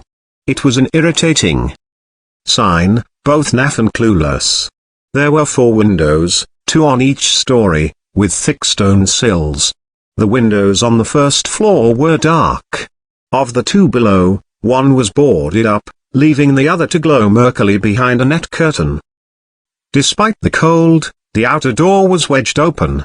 A sign promised that if you bought 2 glasses of house wine, you could get the rest of the bottle free. Erica went inside and found the bar was accessed via an inner door with badly cracked safety glass. The bar was almost empty, with just 2 young men sitting smoking at one of the many formica tables. They glanced up at her as she passed, taking in her long legs, and then returned to their beer. A small dance floor to one side was filled with old stacking chairs, and a Magic FM jingle played over the sound system, introducing the opening bars of Careless Whisper. Erica went to a long, low bar at the back that was framed by hanging glasses. A dumpy young girl was sitting watching Celebrity Big Brother on a tiny portable television. "Double vodka with tonic, please," Erica said. The girl heaved herself up, reached for a wine glass, then pushed it against an optic, keeping her eye on the screen. She was wearing a faded Kylie Showgirl t-shirt stretched to capacity over her large bosom and dumpy frame. She adjusted the back of the t-shirt, pulling it down over her large backside. "You looking for an au pair? Childcare?" the girl asked, presumably having picked up on Erica's slight accent. Erica detected the hint of an accent in the girl, too. Polish? Russian? She couldn't place it. The girl pushed the glass against the optic again. "Yes," said Erica, deciding to play along. The girl pulled out a plastic bottle of tonic water, and filled the wine glass up to the brim. She placed the drink down on the bar, then slid across a square of card and a biro. "You can put a card on the board for £20. New cards go up every Tuesday. $23.50 for that and the drink," she said. Erica paid and sat down, taking a gulp of the drink. It was warm and flat. "Why didn't you send your husband?" asked the girl, watching to see what Erica wrote on the card. "Like I need my husband to drink more." The girl nodded with familiarity. Erica moved over to the small corkboard the girl had indicated, which was on the wall beside the bar. It was plastered with hundreds of cards, one over the other, handwritten in Slovak, Polish, Russian, Romanian, all advertising construction jobs, childcare, or au pair positions. "Is it always this quiet?" asked Erica, looking around at the empty bar. "It's January," shrugged the woman, wiping ashtrays with an old cloth. "And no football." "My friend got her au pair from an advert here," said Erica, coming back to her bar stool. "Do you get many women in here? Young girls? Looking to be au pairs?" "Sometimes. My friend said that there was a girl looking for work, that I might meet her here." The girl stopped wiping an ashtray and regarded her with a cold eye. Erica took another sip of her drink, then pulled out her phone. She scrolled through to the picture of Andrea and turned it round. "This is her." "Never seen her," said the girl, a bit too quickly. "Really? My friend did say she was in here just a few days ago." "I didn't see her." The girl lifted up a wire tray half filled with empty glasses and went to leave. "I'm not done yet," said Erica, placing her police ID on the bar. The girl hesitated and put the wire tray back. When she turned, she saw the ID and looked panicked. "No, it's okay, I just need you to answer my questions. What's your name?" "Christina." "Christina." "Just Christina," she insisted. "Okay. Just Christina. I'll ask you again. Have you seen this girl in here?" The girl looked down at the picture of Andrea on the phone and shook her head so furiously that her cheeks wobbled. "Were you working here the night of the 8th? It was a Thursday, just over a week ago." The girl thought about it, and shook her head again. "Are you sure? She was found dead earlier today." The girl chewed her lip. "Are you the landlady?" "No." "You just work here?" "Yes." "Who's the landlady, or landlord?" Christina shrugged. "Come on, Christina. I can find out this information easily, with the brewery. And those men were smoking in here, despite the smoking ban. Do you know how much that would cost in fines? Thousands of pounds. And then there's the illegal employment agency. You just charged me £20 to advertise. I could make a call and have a team of officers here in 5 minutes, and you'd be responsible." Christina started to cry. Her huge chest heaved, her face went red and she scrubbed at her beady little eyes with a corner of a tea towel.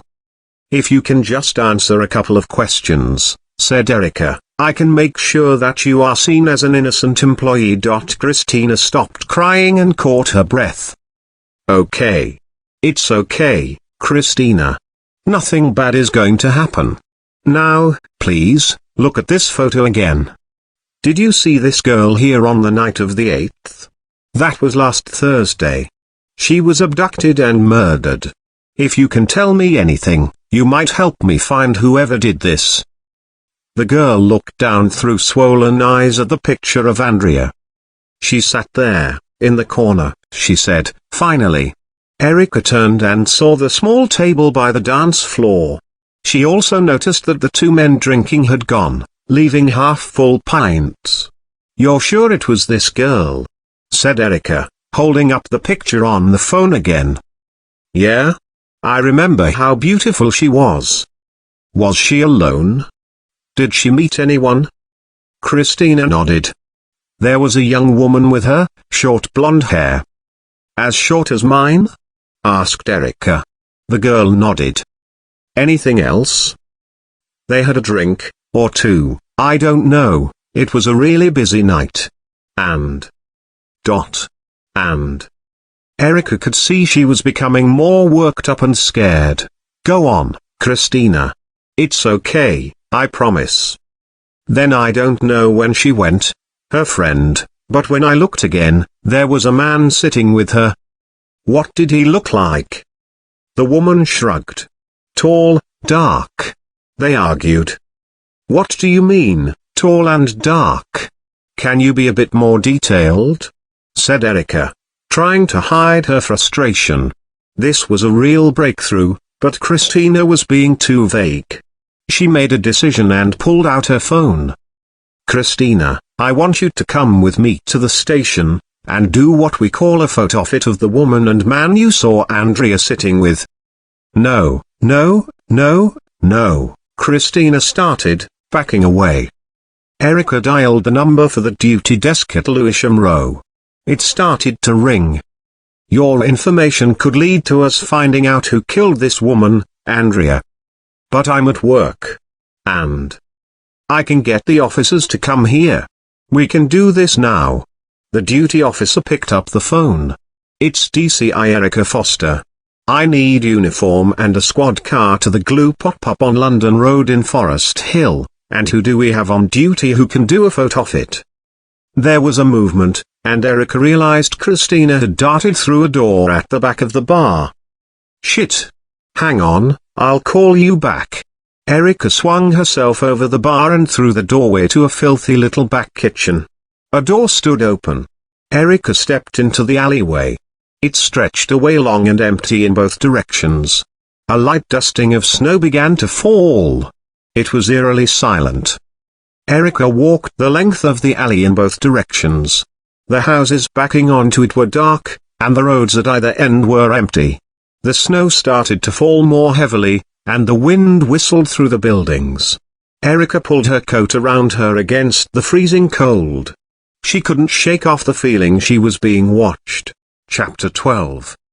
2 uniformed police officers were called to the glue pot, but an extensive search came up with nothing. Christina had vanished. The flat above the pub was unoccupied, filled with a mess of junk and old broken furniture. It was gone midnight by the time that the officers told Erica to knock off and get some sleep. They would remain stationed at the pub, and at first light they would track down the landlord. If Christina came back, they would bring her in. Erica still felt spooked when she returned to her car, parked a few streets away. The streets were silent, and every noise seemed amplified, the wind keening as it blew around the buildings, a wind chime on the porch of a house. She could almost feel the gaze from the black windows of the houses all around. From the corner of her eye, she saw a shadow move in one window. She turned, but there was nothing. Just a dark bay window. Was someone watching her from the shadows? She realized she was in desperate need of rest. She would find the first hotel and book in. She unlocked her car and climbed in, activating the central locking.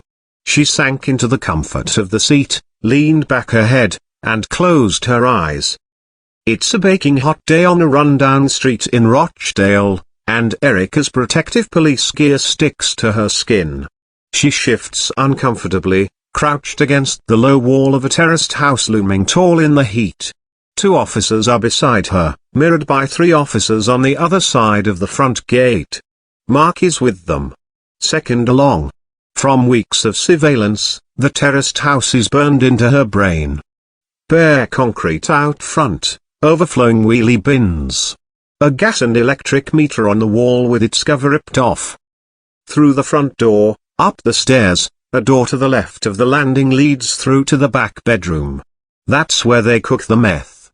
A woman has been seen going in with a little kid. It's a risk, but they are prepared.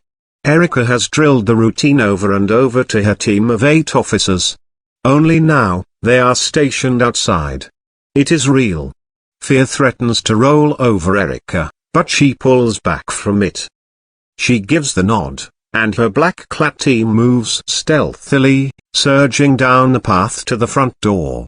The sun glints off the disc in the meter as it spins. Once, twice, almost matching the thunk of the battering ram. On the 3rd attempt, the wood splinters, and the front door bursts inwards with a clatter. Then all hell breaks loose. Shots are fired. The window above the electricity meter explodes inwards. Shots are coming from the house behind them. Erica's head spins round. The nice house across the street. Sash windows. Brass numbers on the door. Faro and ball paint on the walls inside. The couple had been so welcoming, so unassuming when the police had carried out their surveillance. It falls into place as Erica's eyes are drawn to their upstairs window. She sees a dark shadow, then pain explodes in her neck and she tastes blood. Mark is suddenly beside her, crouching down to help. She tries to speak, to tell him, "It's behind you," but blood fills her throat. In the hysteria it's almost funny. Then there is a cracking sound, and the side of Mark's head is blown open. Erica woke with a gasp, trying to catch her breath. She was surrounded by an eerie brightness, pressing down. She exhaled, and her breath came out in a long stream. It was only when she saw the steering wheel in front of her that she got her bearings. She was back in the present. Sitting in the car. A fresh layer of snow had fallen, completely covering the windows. It was a familiar dream. She always woke up at the same point. Sometimes the dream was in black and white, and Mark's blood looked like melted chocolate. She breathed in and out, her heart rate slowing, the reality sinking in. She heard muffled voices and footsteps, people walking past the car. The voices grew louder and receded. She looked at the digital clock on the dashboard. It was now almost 5 in the morning. She'd slept for hours, although she felt no better for it. She shifted in the seat, her body stiff and freezing, and started the engine. The air from the heaters came out in an icy jet. When the car had warmed up, Erica flicked on the windscreen wipers and waited as the road appeared, washed white by the fresh layer of snow. Noticing the plaster on the back of her hand, she remembered that she had to see a doctor, but the events of last night compelled her to keep going, for now. Andrea was in that pub. Who were the woman and man she spoken to? And why had the barmaid vanished? It was easy to force the dream to the back of her mind, now that she had a problem to solve. Erica put the car in gear and set off for the police station. Chapter 13. Lewisham Police Station was quiet at 5:30 in the morning. The only sound was the far-off hammering along the corridor from the cells. The women's locker room was empty, and Erica stripped off her grubby clothes and went through to the huge communal showers, turning on the water as hot as she could bear. She stood under it, savoring the warmth, and as the steam rose, the tiled Victorian showers vanished, and Erica with them. By 6, she was dressed in clean clothes, and alone in the incident room, nursing a cup of coffee and some chocolate from the vending machine. Andrea Douglas Brown stared back at her from the wall, overconfident.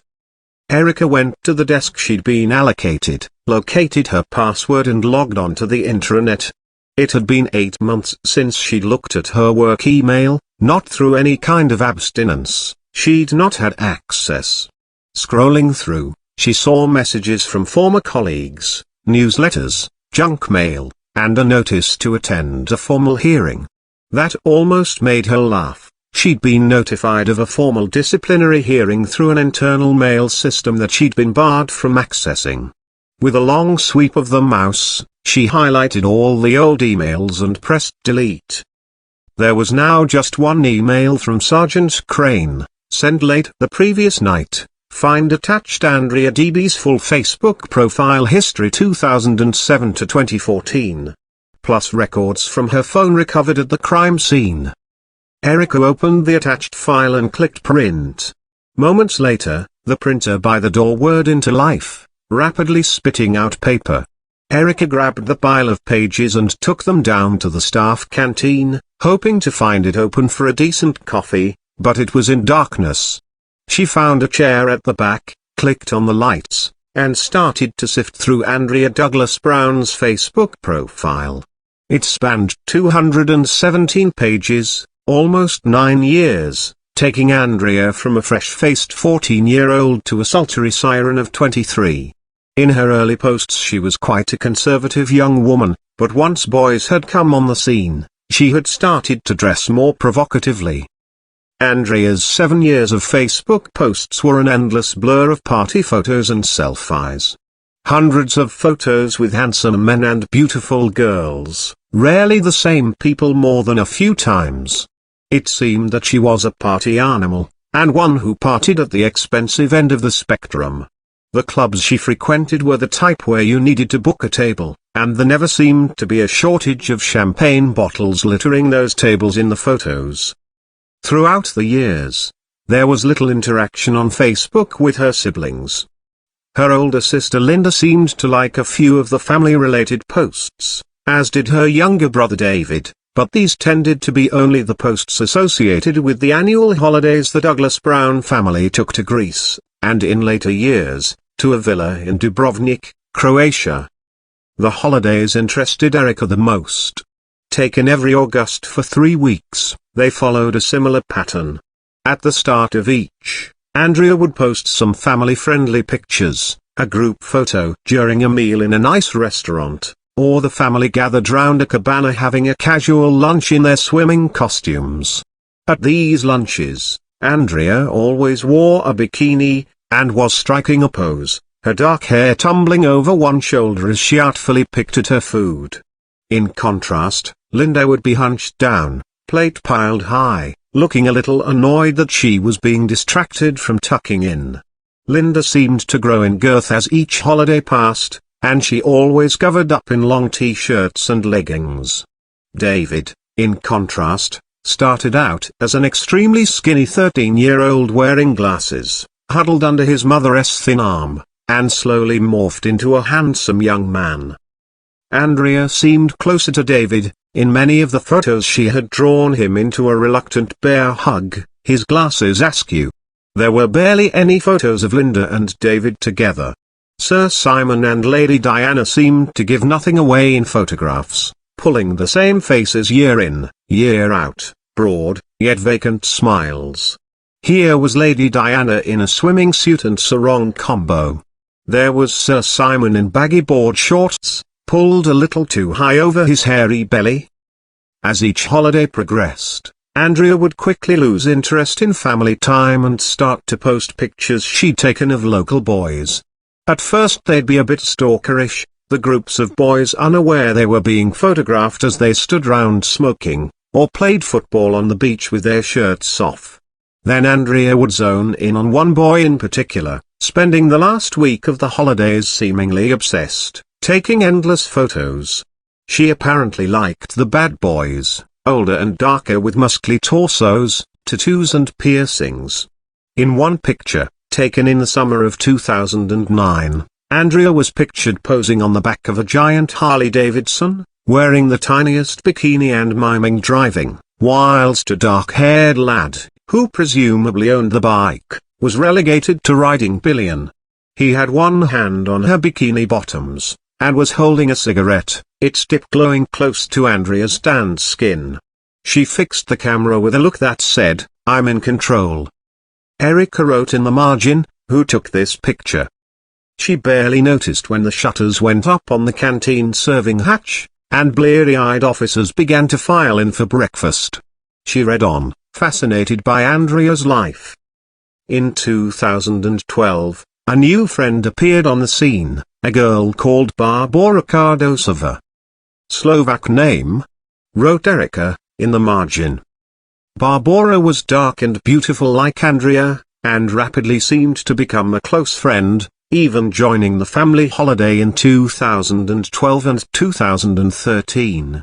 In Barbora, Andrea seemed to have found a boy hunting partner in crime. Although they now sought boys in a more sophisticated way, pictured together with a string of dark-haired hunks in expensive nightclubs, or around equally expensive sun loungers.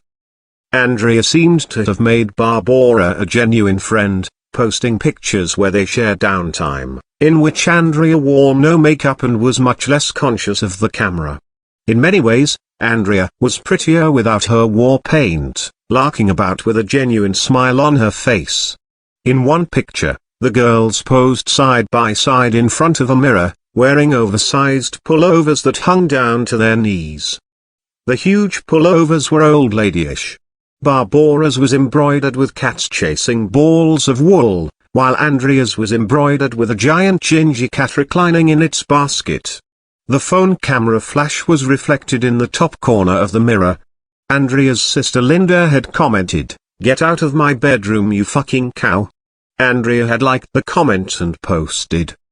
Then, in late 2013, Barbora abruptly vanished without explanation, defriending Andrea. Erica flicked back through the pages to check nothing was missing.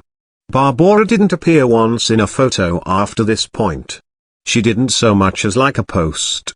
Around 6 months later, in June 2014, Andrea's Facebook profile was deactivated. There was no explanation, or message to her friends saying she intended to leave Facebook. Erica shifted her attention to the phone records. In comparison, they were bland and sparse. Crane had annotated the numbers, which consisted of regular calls to Andrea's fiancé, Giles Osborne, to a local Chinese takeaway on a Saturday, and on the same 7 Saturdays leading up to Christmas. Phone votes for the X Factor. The rest of the phone calls were to her family, to the florist her mother ran in Kensington, and to her father's secretary. There were no calls the night she vanished, even though the phone was found with her at the murder scene. The phone records covered 8 months, only going back to June 2014. There was a clattering as a cup was dropped and shattered on the stone floor. Erica looked up, realizing that it was now light and the canteen was filling up. She checked her watch and saw that it was 10 to 9. Not wanting to be late for the briefing, she gathered up her papers and left. She ran into Superintendent Marsh in the corridor. "I read last night's log," he said, raising an eyebrow. "Yes, sir. All will be explained. I have a strong lead." "Which is?" "I'll tell you in the briefing," she said, as they reached the incident room. When they entered, Erica could see that the whole team had assembled at their desks. They fell silent. "Okay. Morning everyone. I'll start by saying that Sergeant Crane managed to pull a full Facebook history for Andrea, and phone records, which is great, fast work. Andrea was very active on the site, and then last June she deactivated the profile. Also, her phone records only go back to June 2014. Why? Did she change her number? She met Giles Osborne last June, said DCI Sparks. Yes. Now, why would she change her number and deactivate her profile around the same time? Maybe she was turning over a new leaf. Some guys get jealous if a woman has exes in her history, said Singh. She obviously used Facebook to meet blokes, and then she got engaged and didn't need it anymore, said Sparks. But her phone records are, well, they're almost too robotic. Are you telling me she met the man of her dreams and her life was complete, she needed no other interactions? I didn't say that, said Sparks. No, but there's something fishy about it. She made no calls the night she vanished. Let's dig around. Find her old phone and pull the records, and see if she had a second phone we don't know about.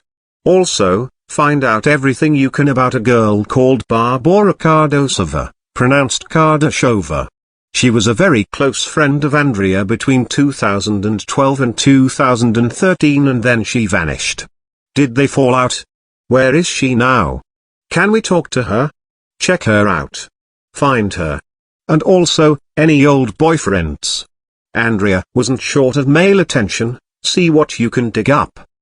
But be discreet about that, added Marsh, from the back of the room. Erica went on, I paid a visit to the Glue Pot pub last night. I got a positive ID from a barmaid called Christina that Andrea was there the night she vanished. She says that Andrea was with a short-haired blonde woman, and then later, a dark-haired man. Are you going to bring this Christina in, get her to do a photo of it? Asked Sparks. She got scared off when I suggested this. Okay, what's her surname? Asked Sparks. Well, I didn't get that far before. Sparks smirked and nodded his head. Erica went on, another woman I spoke to, Ivy Norris. Sparks interrupted. Geez. I wouldn't believe anything Ivy Norris tells you. That old slapper is a known bullshitter and troublemaker. Yes, but Ivy Norris had a very weird reaction when I mentioned the glue pot. She was scared. Now, I want everything you can get on that pub. Find that barmaid, and interview the landlord. I believe there's a link here to Andrea and we need to find it, fast, before things evaporate. DCI Foster. Can I have a word please? Said Marsh. Yes, sir. Moss and Peterson, I want you with me today. We're going to get the results of the autopsy and the Douglas Browns are doing the formal ID of the body. The incident room burst into busy chatter. Erica followed Marsh up to his office. She closed the door and took a seat opposite him. The Douglas Browns are coming in for the formal ID this morning? Yes. At 10:30. I'll be issuing the official police statement at this time. Our press officer, Colleen, is very good, and of course we want to emphasize that this is the murder of an innocent girl. However, we need to be prepared that the press will find a political angle, said Marsh, ruefully. Well, they need to sell papers, said Erica. There was a pause, and Marsh drummed his fingers on the desk. I need to know what angle your investigation is taking, he said, finally. I'm looking for the murderer, sir. Don't be flippant. Well, you were just there, in the incident room. This witness, Christina, saw Andrea in the glue pot on the night she went missing. She says Andrea was with a blonde-haired woman and a dark-haired man. I'm looking for those people. And where is she now? This Christina? Well, she ran away, and I didn't get the chance to pursue any more information. Was she aware you were a police officer? Yes. Do you think she could have felt it was in her best interest to give you a positive ID of Andrea? Sir? Look, Erica. She is more than likely an illegal immigrant, terrified of being deported. She probably would have told you she saw Elvis at the jukebox if she thought it might save her ass. Sir, no, I think I have a lead here. And another woman, a local, Ivy Norris. Her reaction to the glue pot was, I read last night's duty log, Erica. It says you hit Ivy Norris's grandson and then she pulled a knife on you. Yes, the boy bit me, and I reacted badly. But that's not relevant. Sir, Ivy Norris knows this area, and something about that pub scares her. Did you know that last month 4 people were beheaded at the Rambler's Rest in Sydenham? She's probably not keen on going there for a drink either. Sir. Marsh went on, I've had the assistant commissioner up my ass. I have to report to someone at the bloody cabinet office with updates on this investigation. They want assurances that unsavory or unsubstantiated details of the Douglas Brown family won't be dredged up and played throughout the media. I don't control the media. Nor do I leak details of investigations. You know that, sir. Yes, but I need you to. Sir, I need to do my job. Be straight with me. Are you telling me there are things I can't investigate? Marsh screwed up his face. No. Then what are you telling me? I'm telling you to stick to the facts. We've long suspected the glue pot is involved in placing illegal immigrants in work, and it's a regular hangout for prostitutes. You need concrete facts before you start saying Andrea Douglas Brown was in there on the night she vanished. What if I find that barmaid and get her on record with a photo-fit ID? Well, good luck with that. Because say she's probably already packed in the back of some lorry and bound for Calais. Sir. We've got Andrea on CCTV. She did board a train to Forest Hill the night she vanished, and her body was found close to the high street. Christ, is it any more obvious that I could be right? Marsh looked exasperated. Okay. Just tread easy, be subtle in your investigation. The press is watching us. I will, sir. And I want to be kept informed. Everything, you understand? Yes, sir.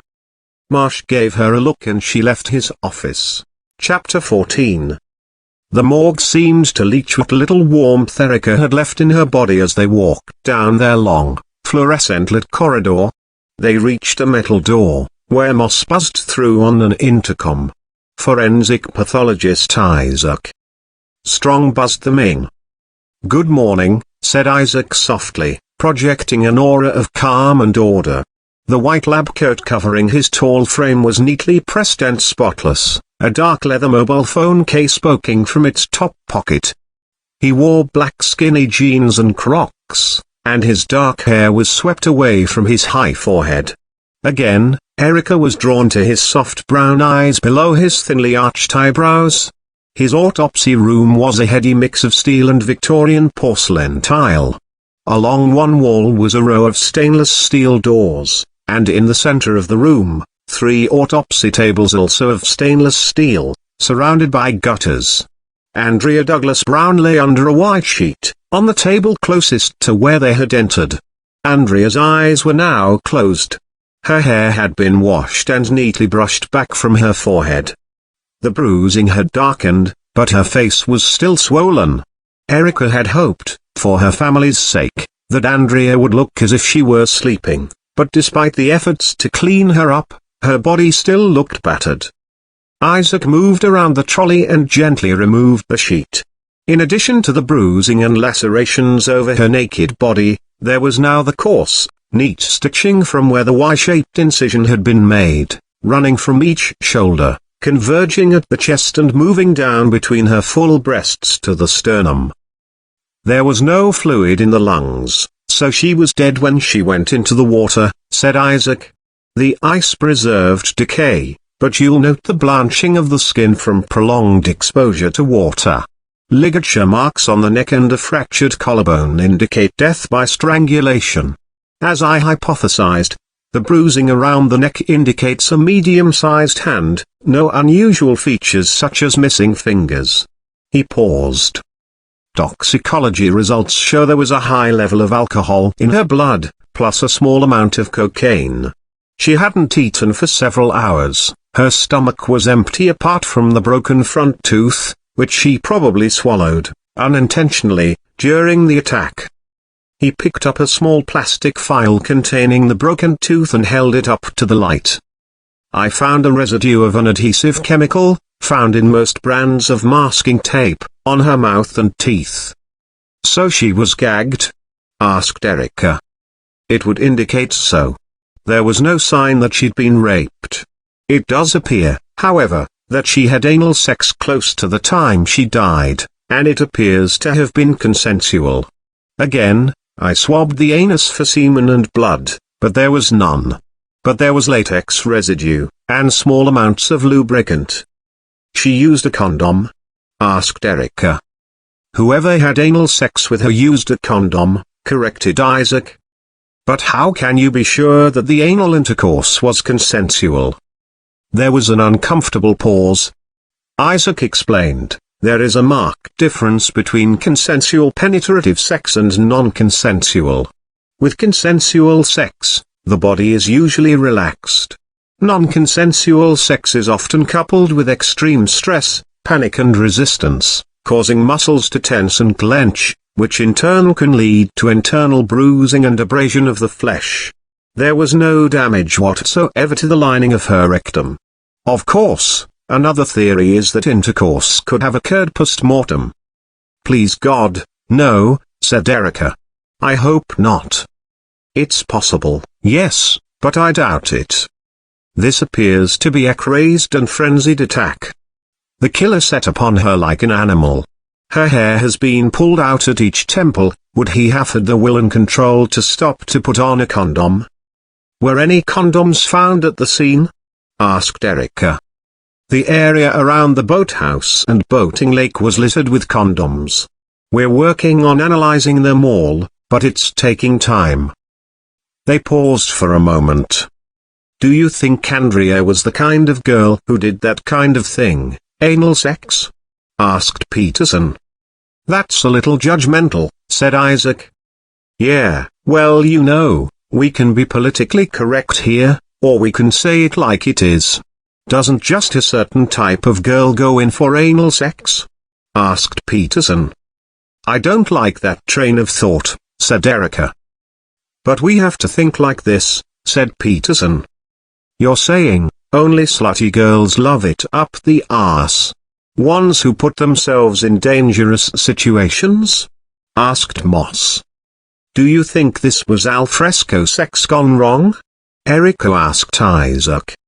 As I say, it's not my job to hypothesize who a person was.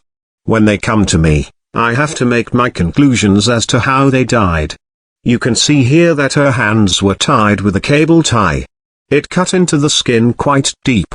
Also her legs were tied, and the ankle of the left leg has a small hairline fracture. This wasn't naughty outdoor sex that went too far. This was an abduction, said Erica. She could have had sex earlier in the day with the fiancé, and then... Geez. We're going to have to ask the fiancé. Is there any other DNA evidence at all? If there was, it was most likely destroyed by the water, when she was under the ice, said Isaac. When they had finished, there were a few minutes of downtime before the Douglas Browns were due to arrive and identify Andrea's body. Moss and Peterson took the opportunity to have a cigarette, and Erica found herself accepting an offer to join them, even though she had given up years ago. They stood in the doorway of a fire exit, looking out over the back at an auto repair shop. They could see inside the long row of garages where the cars were jacked up, men working in glowing pits underneath. Erica had dealt with more cases of rape and murder than she could remember. As they smoked in silence, she regarded the young men working opposite. They were young and strong. How close did the average man come in his life to raping women, killing them? How many held back? How many got away with it? The key is Andrea. Was it someone she knew? Asked Erica, exhaling cigarette smoke into the cold air, the long-forgotten rush of nicotine roaring through her blood.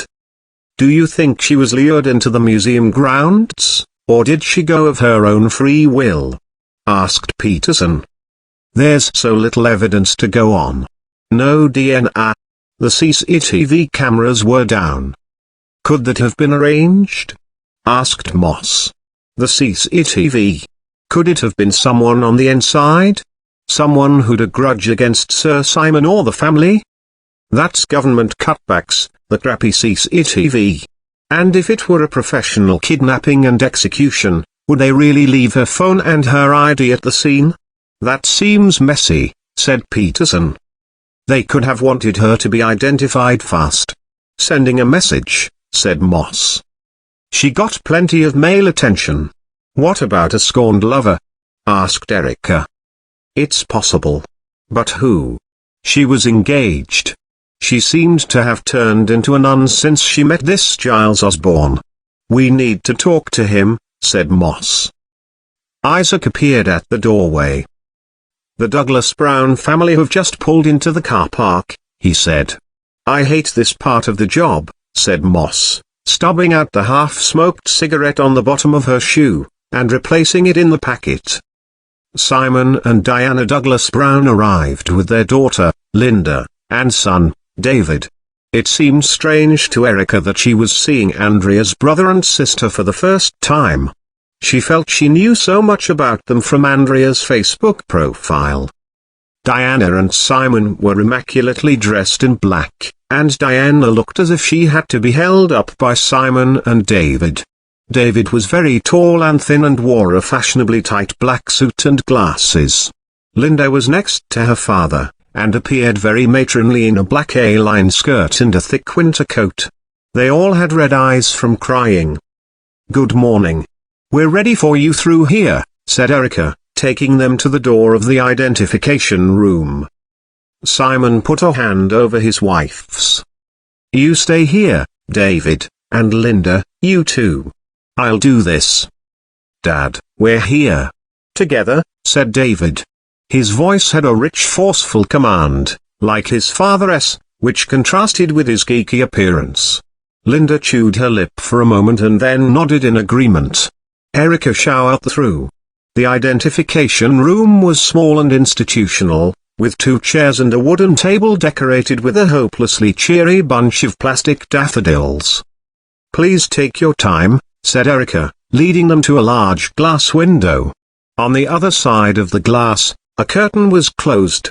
Erica noticed that the curtain had been hung the wrong way round, with the yellowing lining on show, some of the stitching coming away at the top. It was ironic that the dead were the ones who were shown the good side, whilst relatives and friends waited on the other, as if they were backstage. Diana visibly tensed as a mortuary assistant drew the curtain back, revealing Andrea, who lay under a sheet, shrouded in white. A soft yellow light played over the wood paneling of the viewing room. Erica had never lost the feeling that viewing a body was almost abstract, theatrical. Some relatives remained impassive, others cried uncontrollably. One man, she remembered, had pounded on the glass so hard that it had cracked. Yes. It's her, that's Andrea, said Diana. She gulped and her eyes watered. She pressed a neat square of white handkerchief to her beautifully made-up face. Linda didn't blink, didn't flinch. She just tilted her head, eyes wide with a morbid curiosity. David stared grimly, fighting back tears. It was Simon who lost control and, with a wail, broke down. David went to embrace his father, but he shook the boy off violently. It was only then that David cried too, leaning over, sobs heaving out of him. "Let me give you some privacy. Take as long as you need," said Erica. Diana nodded as she retreated. 5 minutes passed, and the family finally emerged with bloodshot eyes. Erica was waiting in the corridor with Moss and Peterson. "Thank you for doing that," said Erica, softly. "Would it be possible for us to talk to all of you, later this afternoon?" "What do you want to talk to us about?" asked Simon. His bloodshot eyes were now cautious and embarrassed. "We'd like to find out some more about Andrea, so we can discover if she knew the killer." "Why would she have known the killer? You think someone like Andrea would mix with killers?"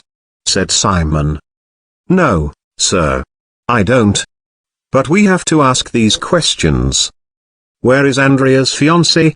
asked Moss. "Giles understood that we wanted to be left as a family. I'm sure he will pay his respects when—" Lady Diana's voice trailed off, perhaps realizing she now had to organize a funeral. They watched as the family walked slowly across the snowy car park to a waiting car. As they got in, Simon Douglas Brown stared across at Erica. His bloodshot eyes bored into hers.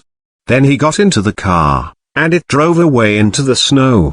Chapter 15. Yahoo Events was based in a futuristic office block on a residential street in Kensington.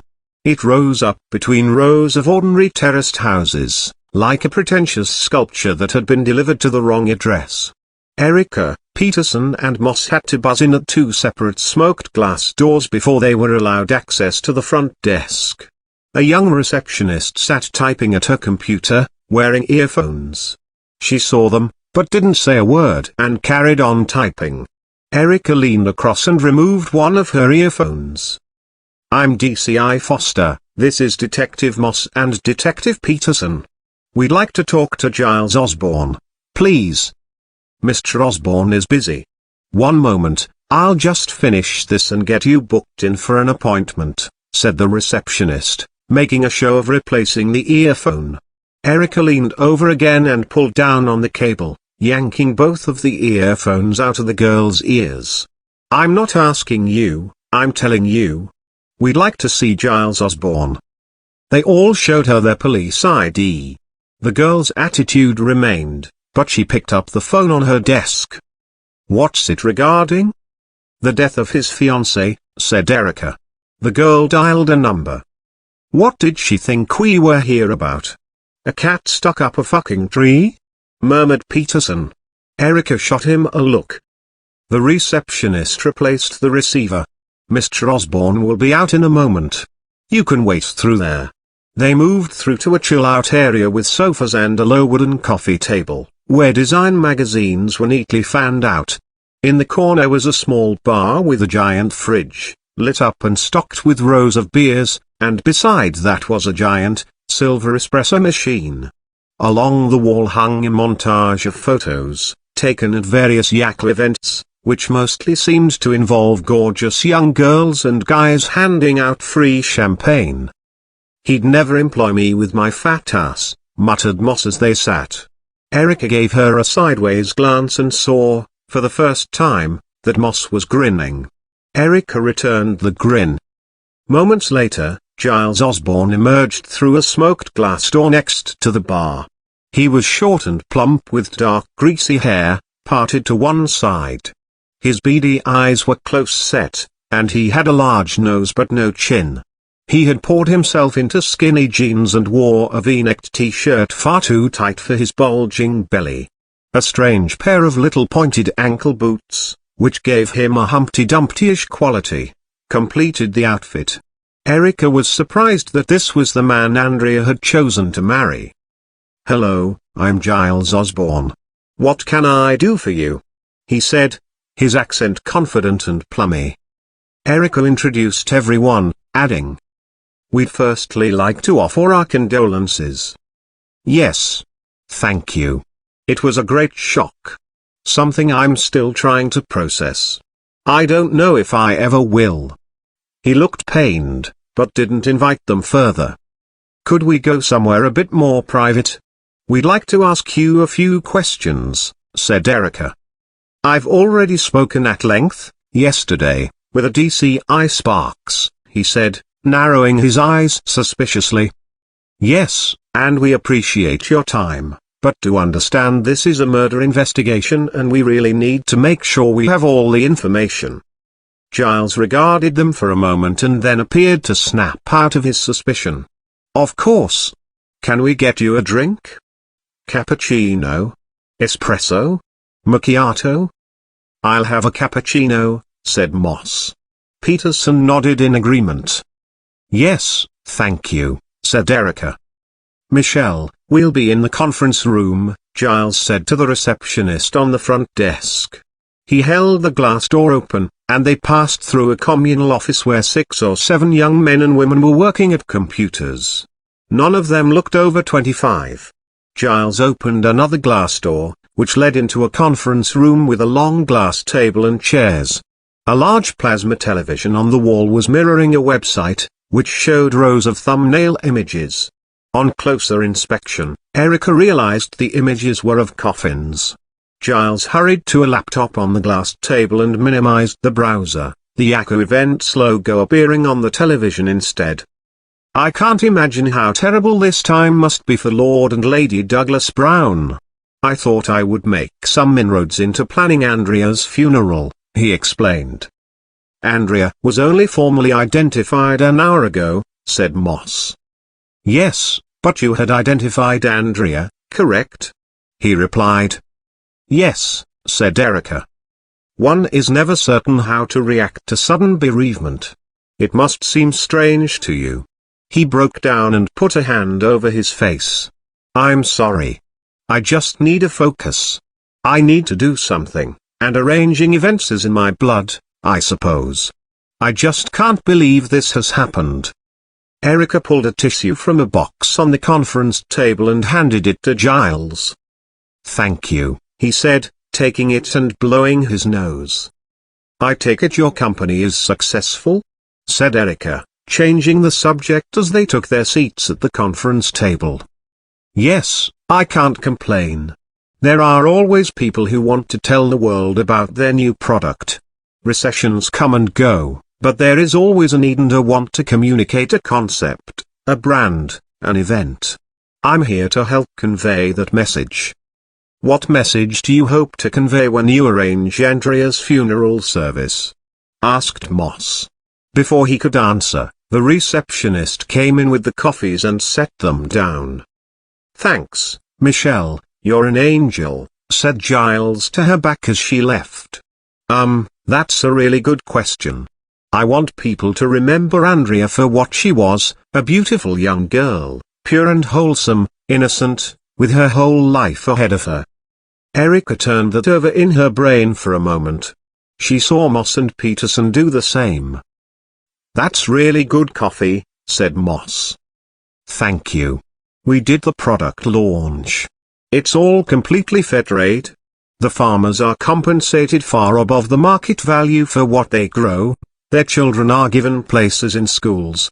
They have access to sanitation, clean water, full health care. I didn't know I was doing so much good, just drinking a cappuccino, said Peterson, his voice heavy with sarcasm. Erica could tell Peterson and Moss shared her dislike for Giles Osborne. This wasn't going to work if he knew it too. We've come here today, said Erica, to try and build a bit of a picture about Andrea. We believe the best way to catch whoever did this is to piece together her life, and her final movements. Sure, said Giles. It was a shock, a terrible shock. His eyes began to fill with tears again, and he scrubbed at them angrily with the balled-up tissue. He sniffed a couple of times. We were due to be married this summer. She was so excited. She had already started fittings for the dress. She wanted a Vera Wang, and I always gave my Andrea what she wanted. Didn't her parents want to pay? Asked Erica. No. The Slovak tradition is that each family pays half. Are you Slovak? I think I hear an accent. Asked Giles. Yes, I am. Married ? No. Can I ask where you and Andrea first met? She came to work for me, last June. As what? One of our sampling girls, although I don't think she really knew the meaning of the word work. I'd known Lady Diana for a few years. We often partner with her floristry business for our events. She said she had a daughter who was looking for a job, then she showed me her picture and that was it. How do you mean, that was it? Asked Peterson. Well, she was beautiful. The kind of girl we love to employ, and of course, very soon I was in love, huh? And did she work for you for long, before our relationship developed? Asked Peterson. No, well, the love took a bit longer than her period of employment. She only did one shift, giving out samples of Moet. She was terrible, she behaved like she was at the party, not working, and she got so drunk. So that didn't work out. But, we did. Giles trailed off. Look, is any of this relevant? I would have thought you'd want to be out looking for the killer. So it was quite a rapid courtship. You only met 8 months ago, last June? Said Erica. Yes. And you proposed very quickly into the relationship. As I said, it was love at first sight. And you think it was love at first sight for Andrea too? Asked Moss. Look, am I under suspicion? Asked Giles, shifting uncomfortably in his seat. Why would you think you were under suspicion? We said we were asking questions, said Erica. But I've answered all this before.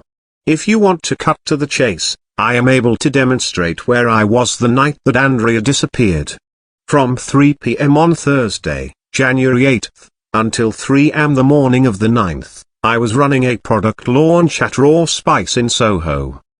106 Peak Street. I then came back here to the office with my team, we had some drinks to wind down. I have all this on CCTV. We then went out for breakfast at 6 a.m., the McDonald's on Kensington High Street. I have more than a dozen staff that can verify this, and no doubt there is CCTV footage of most of the places. The doorman on my building saw me arrive home at 7 a.m., and I didn't leave again until midday. What is Raw Spice? Asked Peterson. It's a sushi fusion experience. Sushi fusion? I really don't expect someone like you to know what that is, said Giles, impatiently. Someone like me? Asked Peterson, reaching up to twist one of his short dreadlocks. No, what I meant was, someone who might not move in central London society. Erica then stepped in. Yes, that's all fine. Look, Mr. Osborne. Please call me Giles. This is a first-name office. Giles. Are you on Facebook? Of course I'm on Facebook, he bristled. I run an events company. We're very active on all social media. And Andrea? No, she was one of the few people I've ever met who didn't have a Facebook profile. I've tried. I tried to get her on Instagram a couple of times, but she was clueless with technology. Erica stood and pulled out a couple of screenshots from Andrea's Facebook profile. She laid them out on the glass table in front of him. Andrea did have a Facebook profile. She deactivated it in June 2014. I'm guessing this was around the time you two met? Giles pulled the paper towards him. Maybe she wanted to have a fresh start, he said, confused, clearly trying not to react to a picture of Andrea draped over a handsome young man, his hand cupping one of her breasts through her white halter neck top. So she lied to you about not having a Facebook profile. Well, lie is a strong word, is it not? But why keep this from you? I don't know. Giles. Do you know of the glue pot, in Forest Hill? Asked Peterson. No, I don't think I do. What is it? It's a pub. Then I definitely don't. I don't stray south of the river, in fact, ever. Andrea was last seen at this pub on the night she disappeared. She was in the company of a girl with short blonde hair, then later a dark-haired man. Do you have any idea who they could have been? Did she have any friends in South London, around Forest Hill? No. Well, none that I knew of. Can you think of anyone who would want to hurt her? Did she owe somebody money? No. No, between Sir Simon and myself, Andrea never wanted for anything. The night she vanished, she told me she was going to the cinema with Linda and David. I was encouraging her to spend more time with her brother and sister. They're not close as siblings. Why not? Oh, you know, rich families. The parents delegate the childcare to nannies and teachers. There is always competition for affection amongst siblings. Well, David and Andrea seemed to get much more attention than Linda. I was lucky. I'm an only child. The Humpty Dumpty image came back to Erica again. Giles, small and podgy, sitting alone on a wall, his legs not quite reaching the ground. Did you ever meet a girl called Barbara Cardosova? She was a friend of Andrea's. Erica slid a picture of Barbara across the table. Giles leaned in to examine the picture. No. Although Andrea did mention Barbara, it seemed she dropped Andrea as a friend, most cruelly. It happened a little while before I met her. How well did you know Andrea's friends? She didn't have many female friends. She'd try and get close to other girls and they became jealous of her. She was, so beautiful. Did you and Andrea have an active sex life? Asked Peterson. What? Yes. We just got engaged. Did you have sexual intercourse with Andrea the day she went missing? What has this got to do with? Giles started. Please can you answer the question, said Erica. I think we might have, in the afternoon. Look, I don't know what this has got to do with her going missing. Asking me about our sex life. It's none of your bloody business. Giles was now red in the face. Did you partake in anal as well as vaginal sex? Asked Peterson. Giles stood up so quickly that his coffee spilled over and his chair fell back. That's it. Get out now. Do you hear me? This is an informal chat, yes? I don't have to talk to you. It's voluntary. Of course it is, said Erica. But would you please answer the question? Andrea suffered a prolonged and brutal attack before her death. We are asking these questions for a reason. What? If we took part in an unnatural act. No. No. I wouldn't marry a girl who. Giles tugged at the neck of his t-shirt, unable to voice the words. I'm sorry, but I need you to leave. If you want to ask me any more questions, I want a lawyer present. This is most distressing and unsavory. The spilt coffee had reached the edge of the glass table. There was a spattering sound as it began to drip over onto the carpet. Was she raped? Was she hurt badly? He asked, quietly now, dissolving into tears. He leaned against the table and sobbed into the sleeve of his t-shirt.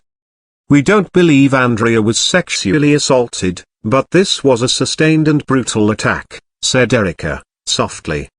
Oh, my God, Giles said, taking a deep breath and scrubbing again at his eyes. I just can't think, I can't imagine what she went through. Erica gave him a moment before she continued.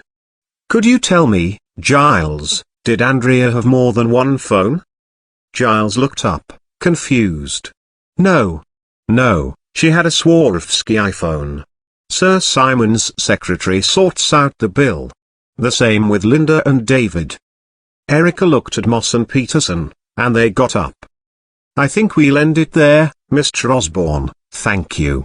I'm sorry about the line of questioning, but your answers to these difficult questions will really help our investigation. Erica touched his sleeve. We'll see ourselves out, she added. They passed Michelle coming into the glass conference room, carrying a large handful of tissues. She gave them a disapproving look. What do you think? Asked Erica, when they emerged out onto the street. I'm gonna say it. 'Cause I know we were all thinking it. What the hell was she doing with him? Talk about out of his league, said Peterson. And I don't think he knew her at all, said Moss. Or, she only let him know what she wanted him to know, added Peterson. Chapter 16. By lunchtime, the official news of Andrea's death was playing across the media. As Erica, Moss and Peterson approached the Douglas Brown residence, the bank of photographers had grown on the green outside, churning up the melting snow.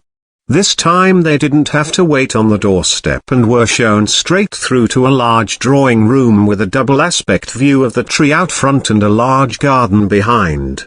2 large pale sofas and several armchairs surrounded a long, low coffee table. An open fireplace was decorated in white marble, and in the corner sat a baby grand piano covered in an assortment of framed photographs. "Hello, officers," said Simon Douglas Brown, rising from one of the sofas to shake their hands. Diana Douglas Brown was sitting beside him, and didn't get up. Her eyes were red and swollen, and her face bare of makeup. David and Linda sat at opposite sides of their parents. Simon, Diana and David were still dressed in black, but Linda had changed into a tartan skirt and a baggy white woolen jumper, on the front of which embroidered kittens chased balls of wool. Erica recognized the jumper from the picture on Facebook. Andrea had worn it with Barbara. "Thank you for seeing us," said Erica. "Before we begin, I would just like to apologize to you if my manner yesterday was rude. It wasn't intentional, and I apologize unreservedly if I caused you any offense." Simon looked surprised. "Yes, of course, it's forgotten. And thank you." "Yes, thank you," echoed Diana, croakily. "We'd just like to find out a little more about Andrea's life," said Erica, taking a seat on the sofa opposite the family. Peterson and Moss sat either side of her. "May we ask you a few questions?" The family nodded. Erica looked at David and Linda. "I understand Andrea was supposed to meet you on the night she disappeared." "Yes, we were due to meet at the Odeon in Hammersmith, to watch a film," said Linda. "Which film?" David shrugged and looked to Linda. "Gravity," Linda said. "Andrea kept saying how much she wanted to see it." "Did she say why she cancelled?" "She didn't cancel, she just didn't turn up," said Linda. "Okay. We have a witness who saw Andrea in a pub in South London, the Glue Pot. Does that mean anything?" The family all shook their heads. "That doesn't sound like somewhere Andrea would go," said Diana. "She sounded a little woozy and vacant." "Could she have been meeting someone? Did Andrea have any friends around there?" "Goodness, no," said Diana. "Andrea did get through a lot of friends," said Linda, flicking her short fringe out of her eyes with a twitch of her head. "Linda, that's not fair," said her mother, weakly. "But she did. There was always someone new she'd met in the bar or a club. She had so many memberships. She'd be crazy about them one minute, and the next they'd be cut off. Excommunicated for some minor misdemeanor." "Like what?" asked Erica. "Like, looking nicer than she did, or talking to the guy she wanted to talk to, or talking about themselves too much." "Linda," said her father, warningly. "I'm telling them the truth." "No, you are slating your sister, who is dead. She isn't here to fight with you anymore." Simon tailed off. "Did you go out with Andrea to bars and clubs?" asked Moss. "No," said Linda, pointedly. "When you say memberships, what do you mean?" "Memberships to clubs. I'm not sure they'd be the kind of clubs you'd go to," added Linda, looking Moss up and down. "Linda," said Simon. Linda shifted uncomfortably on the sofa, her broad backside spilling over the edge. "I'm sorry, that was rude," she said, flicking her fringe again. Erica wondered if it was a nervous tic. "No probs," said Moss, amiably. "This isn't a formal interview, we merely want information to help catch Andrea's killer." I can give you the list of clubs where Andrea had memberships. I'll talk to my secretary, get her to email them over, said Simon. Linda, you work at a florist's, yes? Asked Peterson. Linda looked him up and down approvingly, as if noticing him for the first time. Yes. It's my mother's business. I'm assistant manager. Have you got a girlfriend? No, said Peterson. Pity, said Linda, unconvincingly. We've got some lovely stuff coming in for Valentine's Day. What about you, David? Asked Peterson. David had sunk down into the sofa, and he stared ahead vacantly with the neck of his jumper pulled up over his bottom lip. I'm doing my MA, he said. Where? Here in London, at UCL. And what are you studying? Architectural history. He's always wanted to be an architect, said his mother proudly, putting her hand on his arm. He pulled it out from under her touch. For a moment, Diana looked like she might break down again. When did you last see Andrea? Asked Erica. The afternoon before we were due to go out, said David. Did you go out with Andrea much in London? No. She was more Kardashian bling. I'm more into Shoreditch, you know? You mean the bars and clubs in Shoreditch? Asked Peterson. David nodded. Peterson added, I live in Shoreditch. I got a mortgage just before the property prices went mad. Linda regarded Peterson, as if he were a cream cake waiting to be devoured. David went on, yeah? When I finally get access to my trust fund, I'm buying my own place in Shoreditch. David warned his father. Well, I am. He asked me a question and I answered. There was an almost imperceptible shift in the room. A look passed between Simon and Diana, and then there was silence. So, Linda, you are a florist, and David is studying. What did Andrea do? Asked Moss. Andrea was engaged to be married, said Linda, her voice heavy with irony. Enough, roared Simon. I will not have you two talking like this, filling the room with this horrible atmosphere. Andrea is dead. Brutally murdered. And here you are taking pot shots at her. It wasn't me, it was Linda, said David. Oh yes, it's always me. Always Linda. Their father ignored them. Andrea was a beautiful girl. But not only that, she lit up a room when she walked in.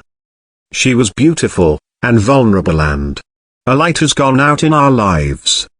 The atmosphere in the room changed. The family seemed to shift on their chairs to move into each other and become a unit. What can you tell us about Andrea's friend, Barbara Cardosova? Asked Erica. I think she was the closest Andrea ever had to a best friend, said Diana. She even came on holiday with us. They were so close for a time, and then she just vanished. Andrea said Barbara just moved away. Do you know where she went? No. She didn't leave a forwarding address, didn't answer any of Andrea's emails, said Diana. Do you think that's odd? Of course it was odd.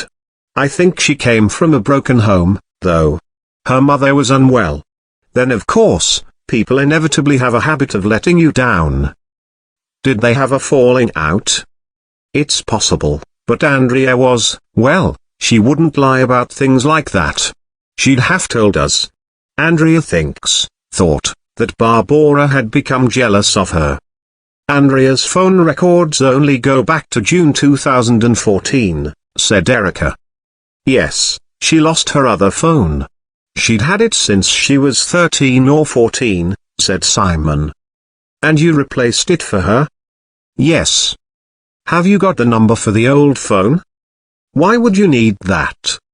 It's just routine. Is it? I would have thought having 8 months of phone records would suffice. They could see that Simon was starting to grow uncomfortable. Did Andrea have a second phone? No. Could she have had a second phone and you were unaware? Well, no. The family manages her trust fund.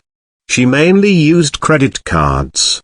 We would have known if she'd bought a phone, but why would she? It would be very helpful if we could have her old phone number. Simon looked at Erica. Yes, okay, I'll speak to my secretary. She can pull the details. Erica went to ask another question, but Diana began to speak. I don't know why Andrea would go all the way over across the river. And then she's taken by someone and killed. My baby.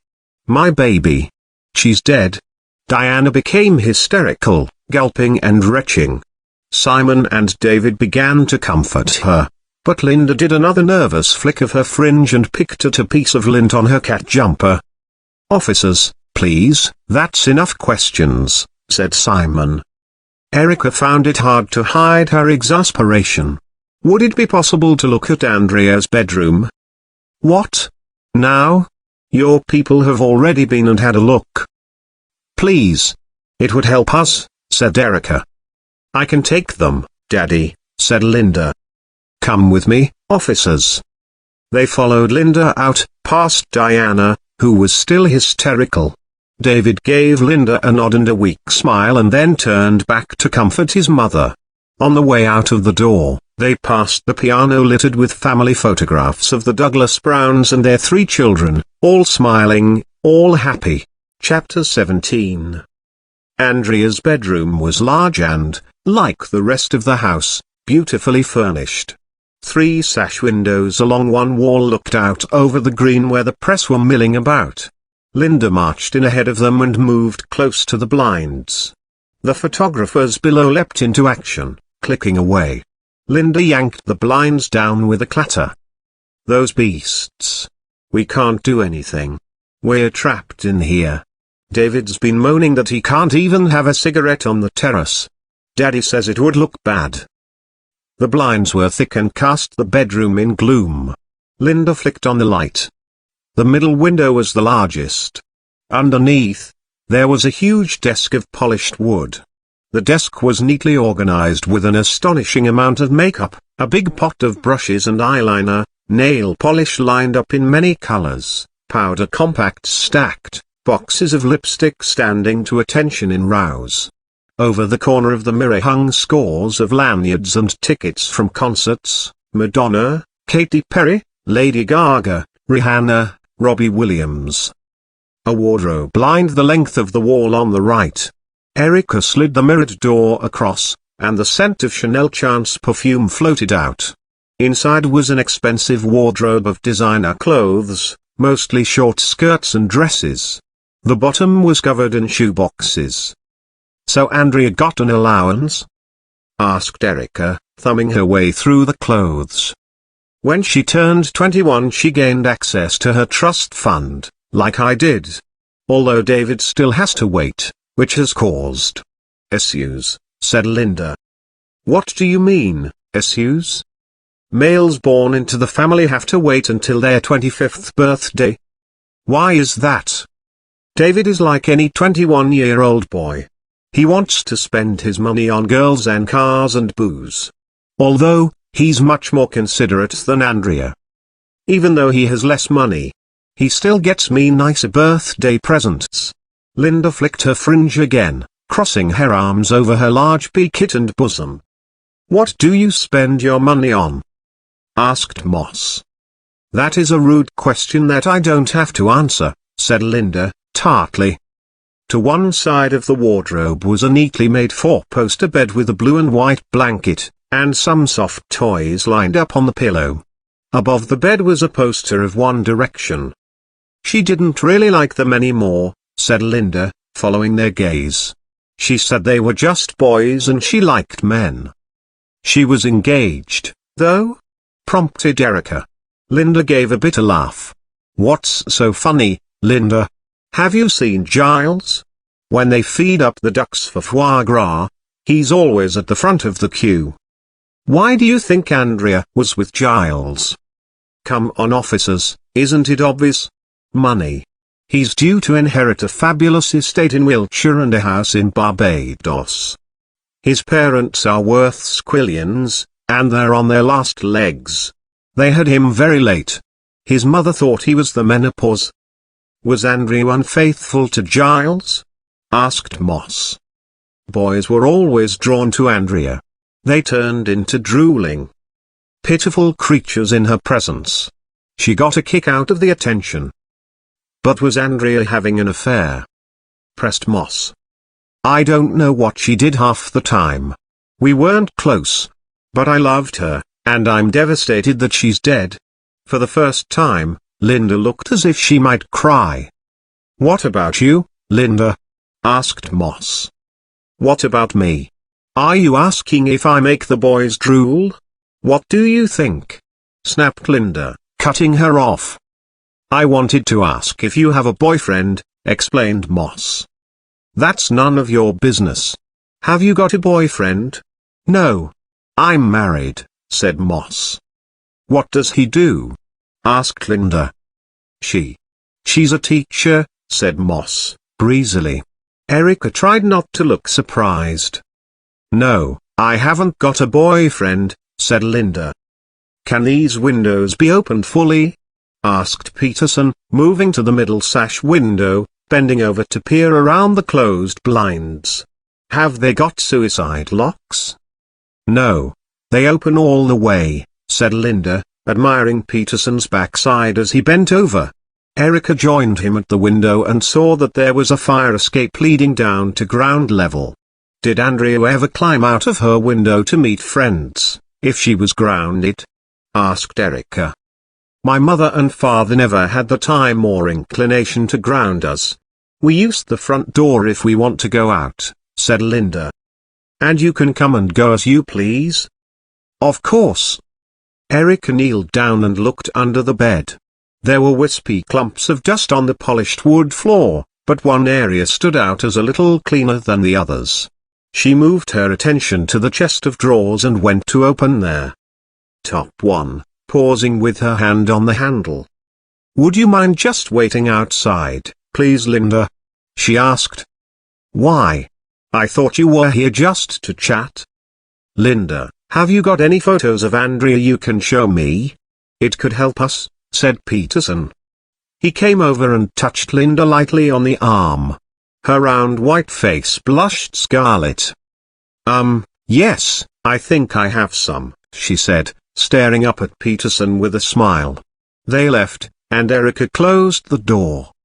Good old Peterson, taking one for the team, joked Moss, adding, what is it? Erica crossed back to the bed.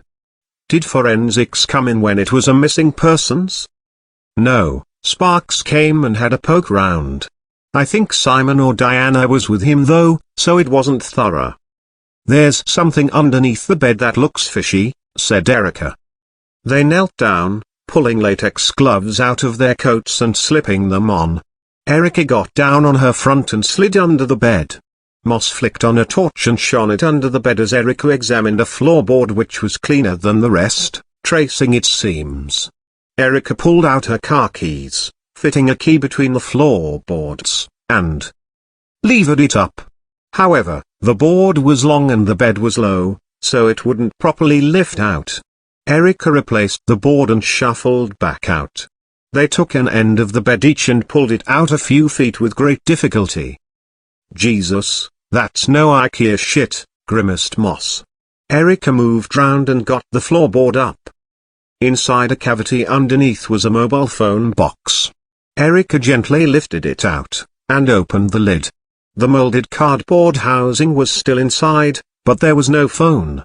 There was, however, a bag of small white pills, a small dark block of what looked like cannabis resin wrapped in cling film, a pack of large Rizlas and a box of Swan Vestas filters. There was also a small instruction booklet for an iPhone 5S, and a hands-free kit that was still in its little plastic bag. Erica lifted out the molded cardboard. A small white receipt was nestled in the bottom. It was printed on thin shiny paper, and along one edge was a sticky yellow substance that had blurred the ink.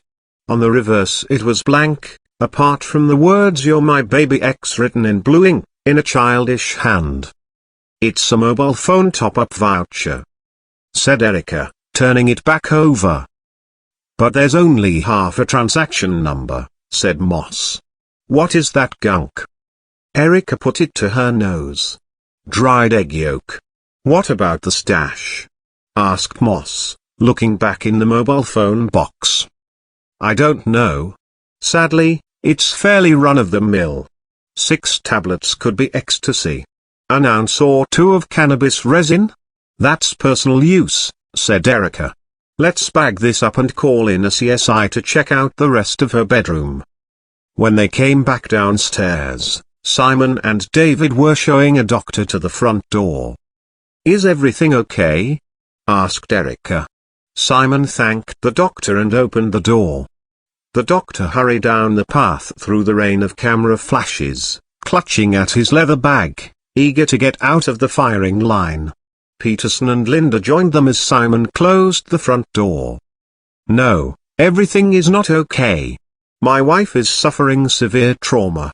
I think I'd like to ask you to leave, please. We found this under Andrea's bed, said Erica, holding up a plastic evidence bag with the mobile phone box and the drugs. What? No, no, no, no, no, he snapped. My children do not do drugs. How do I know you didn't plant this? Sir, we're not interested in the drugs. What we are interested in is the fact we think Andrea had a second phone. In this box was a mobile phone top-up voucher dated 4 months previously. Were you aware of its existence? No. Let me see that. Sir Simon took the thin plastic bag housing the receipt, and studied it. David and Linda watched with curiosity. Whose writing is this? We don't know. Could Giles have written it? He went to Gordonstown. He'd know the difference between your and your. How do you know this is even hers? It could be an old box. Could your secretary have organized a second phone for Andrea? No. Not without telling me about it, said Simon. What do you two know about this? Was Andrea taking drugs? He added, turning on David and Linda. We don't know anything, Daddy, said Linda, flicking her hair. David shook his head along with her. Okay, thank you, sir.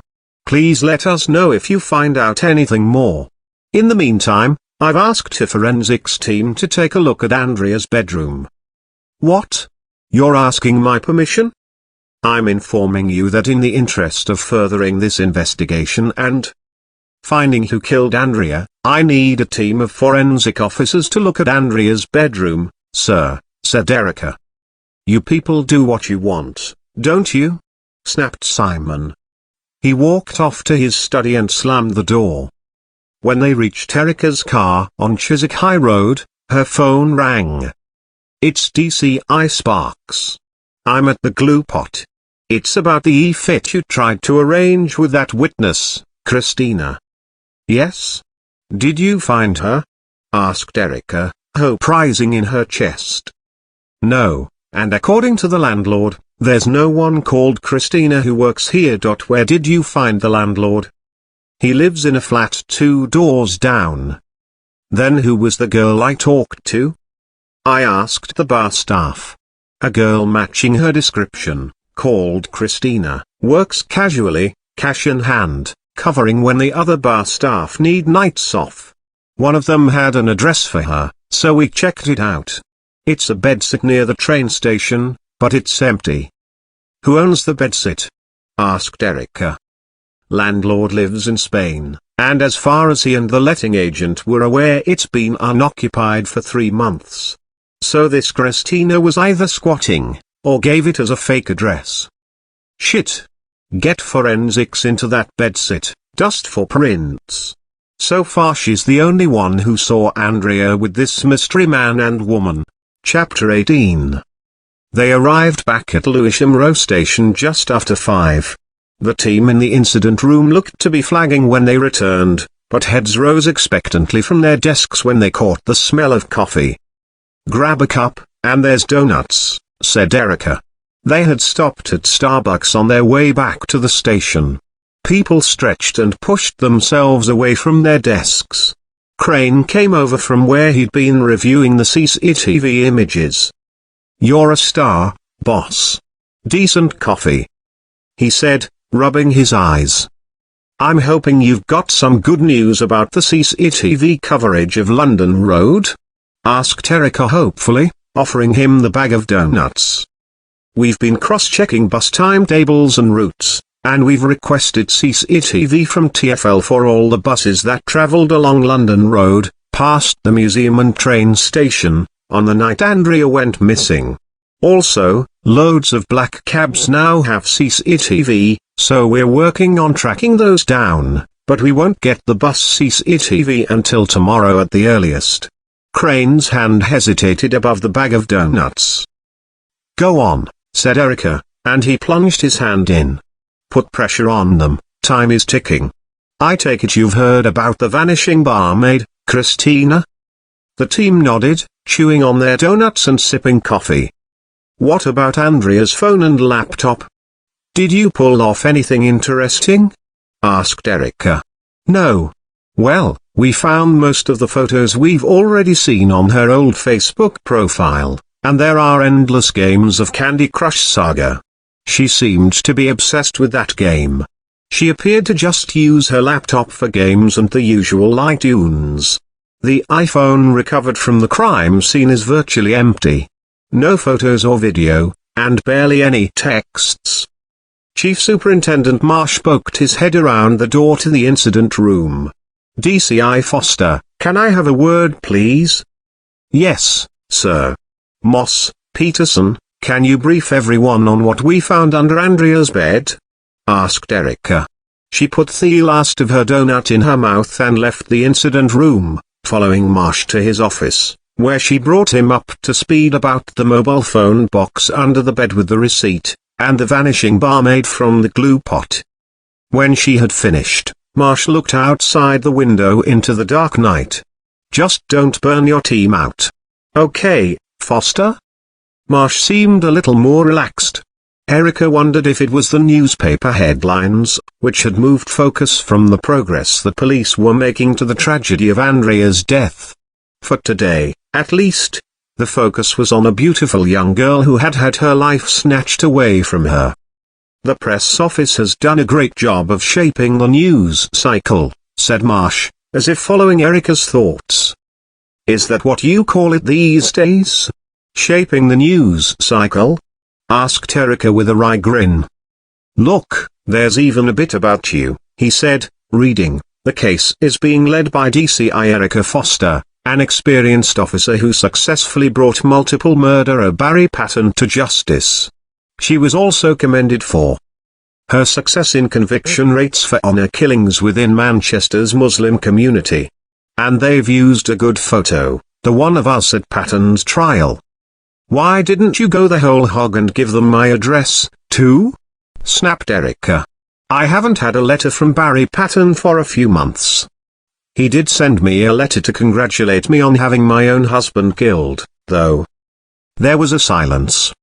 "I'm sorry," said Marsh. "I thought you'd be pleased, but I didn't think.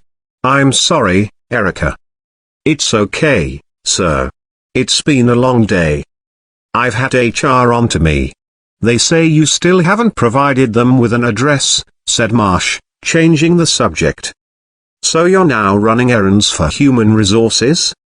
You are also required to see a doctor. You had exposure to body fluids last night," added Marsh, indicating the now grubby bandage on the back of Erica's hand. For the first time, she thought back to what Ivy had said, about the little boy being HIV positive. She was shocked by how little she cared. "I haven't had time, sir." "To what? Go to a doctor? Or find a place to live?" "I will see a doctor," said Erica. "So where are you staying?" asked Marsh.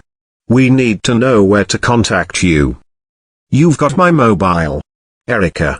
Where are you staying?" There was an awkward pause. "I'm not staying anywhere, yet." "So what did you do last night?" "I worked through." "You are leading a major murder investigation. Pace yourself. This is day 2. If you carry on like this, what are you going to be like on day 7? "There won't be a day 7, Not if I have anything to do with it, said Erica, defiantly. Marsh handed her a card. It's for a drop-in clinic. Also, we've got the flat Marcy inherited from her parents. The tenants have just left. It's close to the station and it would save you going through all the bureaucracy of renting. Come by my house later, if you're interested. You can get the keys. Okay, thank you, sir. I've got some more work to do here first. Before 9, if possible. I tried to get an early night during the week. When Erica came back into the incident room, she was met by PC Singh, who was triumphantly holding a piece of paper. Simon Douglas Brown's secretary just faxed through the contract for Andrea's old phone. The one she lost in June. We've put in a request with the network for the records. They should be here first thing tomorrow. I think that deserves another donut, said Erica, shaking the bag and offering it round. And that top-up receipt you found in the box under Andrea's bed? It was from a cost-cutters supermarket near London Bridge, said Crane. There's a date and time stamp. I've just got off the phone with the manager. He's going to go back through the CCTV. He only keeps it for 4 months, so it could be tight, but fingers crossed. Fantastic, said Erica. Crane grinned and grabbed a donut from the bag. Shouldn't we save one for DCI Sparks? Asked Moss. I don't know. I think he's sweet enough already, grinned Erica, which got a big laugh from her colleagues. She felt comfortable now in the incident room. The atmosphere, the camaraderie, but she was conscious that her team had been on the go for a long time, so she told them to call it a day. Night, boss, chimed voices as they grabbed coats and bags. The incident room slowly emptied out until Erica was left alone.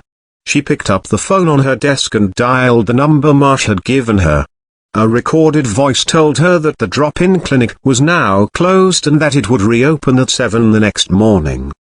Erica put the phone down and pulled at the grubby bandage on the back of her hand, wincing as the plaster came away from the skin. Underneath, it was healing fast with very little bruising, a curve of pale little scabs marking out the teeth marks where the boy had bitten her. Erica binned the plaster and went back over to the whiteboards at the back of the incident room. The whoosh of excitement she had felt earlier had drained away. She felt exhausted. A low hum of a headache was forming at the back of her head. She stared at the evidence, maps and pictures. Andrea alive in her driving license photo, Andrea dead, her eyes wide and hair knotted with leaves against the side of her face. Usually Erica could get a handle on a case early on, but this one seemed to be opening wider and wider, the contradicting facts blooming and multiplying like the cells of a tumor. She needed sleep, and for that, she realized, she would need to find a bed. Chapter 19. Erica had been starving when she left the station, so she stopped off at an Italian restaurant in New Cross and surprised herself by clearing a giant plate of spaghetti carbonara, followed by a large wedge of tiramisu. It was just after 9 when she turned into the road where Marsh lived, in a leafy, affluent corner of South London. Erica parked the car and found Marsh's front door, number 11. She was pleased when she saw that the house was in darkness. She'd much rather get a hotel for a few days whilst she looked for a flat than let Marsh take pity on her. The curtains were open in a large bay window on the ground floor, and she could see right through the double-aspect room to Hilly Fields Park and, beyond, the lights of the London skyline. She was about to turn round and go back to her car when water began to whoosh down an ornate iron drain pipe at the front of the house. A light clicked on in a small upstairs window and Erica found herself squinting as she was bathed in a perfect square of light. Marsh looked down from the window and, noticing her, gave an awkward wave. She returned the wave, and waited by the front door. When Marsh opened the door he was wearing tartan print pajama bottoms, a faded Homer Simpson t-shirt, and was drying his hands on a pink Barbie towel. "Sorry, sir, I've left it a bit late to come over," said Erica. "No, it's fine. It's bath time. I like your towel, said Erica. Not my bath time, it's. It was a joke, sir. Ah, right, he grinned. On cue there was a scream and two tiny, giggling girls with long dark hair ran into the hallway. One was wearing just a pink jumper, knickers and socks. The other was wearing an identical outfit, but her tiny jeans were bunched around her ankles. She tottered forward, lost her balance and fell, hitting the wooden floor with a thunk. There was a moment where she looked up at Marsh, her big brown eyes trying to work out if she should cry. A dark-haired woman in her mid-30s came rushing in after them. She was dressed casually in tight powder blue trousers and a white blouse, which showed off her full breasts and hourglass figure. Where her sleeves were rolled up, bath foam clung to her bare arms. She was beautiful, much like her twin daughters.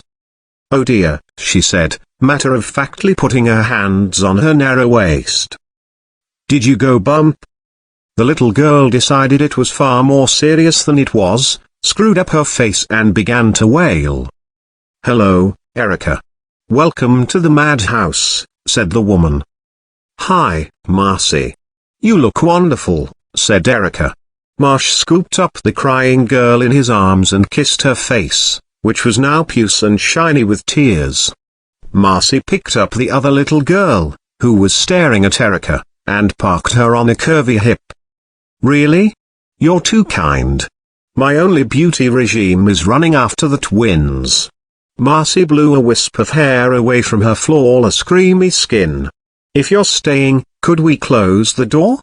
All the heat is rushing out." "Sorry." "Yes," said Erica, coming into the hall and closing the door behind her. "This is Sophie," said Marsh, cradling the crying girl. "And this is Mia," said Marcy. "Hello," said Erica. Both little girls stared. "Gosh, how pretty you both are." Erica had never quite mastered how to talk to children. Rapists and murderers she could deal with, but children she found a little intimidating. Sophie stopped crying and joined Mia in staring at Erica. "Sorry, this is obviously a bad time," said Erica. "No, it's fine," said Marsh. Marcy took Sophie and balanced her on her other hip. "Right, say night-night to Erica, girls." "Night, night," they both squeaked. "Night," said Erica. "It was nice to see you, Erica," added Marcy and sashayed off. Erica and Marsh both regarded her pert behind for a moment. "Can I get you a glass of wine?" he asked, turning back. "No. I've just come to take you up on your offer, the flat." "Yes, come through. But shoes off." Marsh moved to a door at the end of the hall as Erica fumbled with her bootlaces. She then followed. The wooden floor was cold and she felt strangely vulnerable in just socks. Through the door at the end was a country-style kitchen with a long wooden table and chairs. In the corner, a red auger pumped out heat. A large fridge next to the door was covered in splodgy paintings with splashes of random color, all fastened with magnets. An equally splodgy painting dominated the wall above a wooden dresser. "It's one of Marcy's," said Marsh, following Erica's gaze. "She's very talented, just doesn't get the time anymore." "Did she do the ones on the fridge, too?" asked Erica, and regretted it the moment it came out of her mouth. "No. The twins did those," Marsh said. There was an awkward silence. "Well, here's all the stuff," Marsh said, handing her a large envelope from the kitchen counter. "The flat isn't too far. Foxbury Road in Brockley, close to the train station.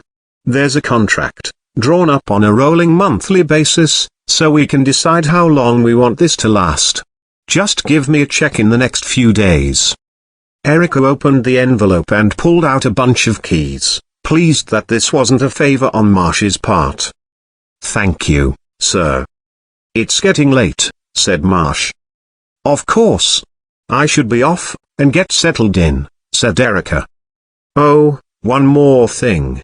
Sir Simon got in contact with Colleen, our police media liaison. He wants to make a press appeal, whilst the images of Andrea on the front pages are fresh in people's minds.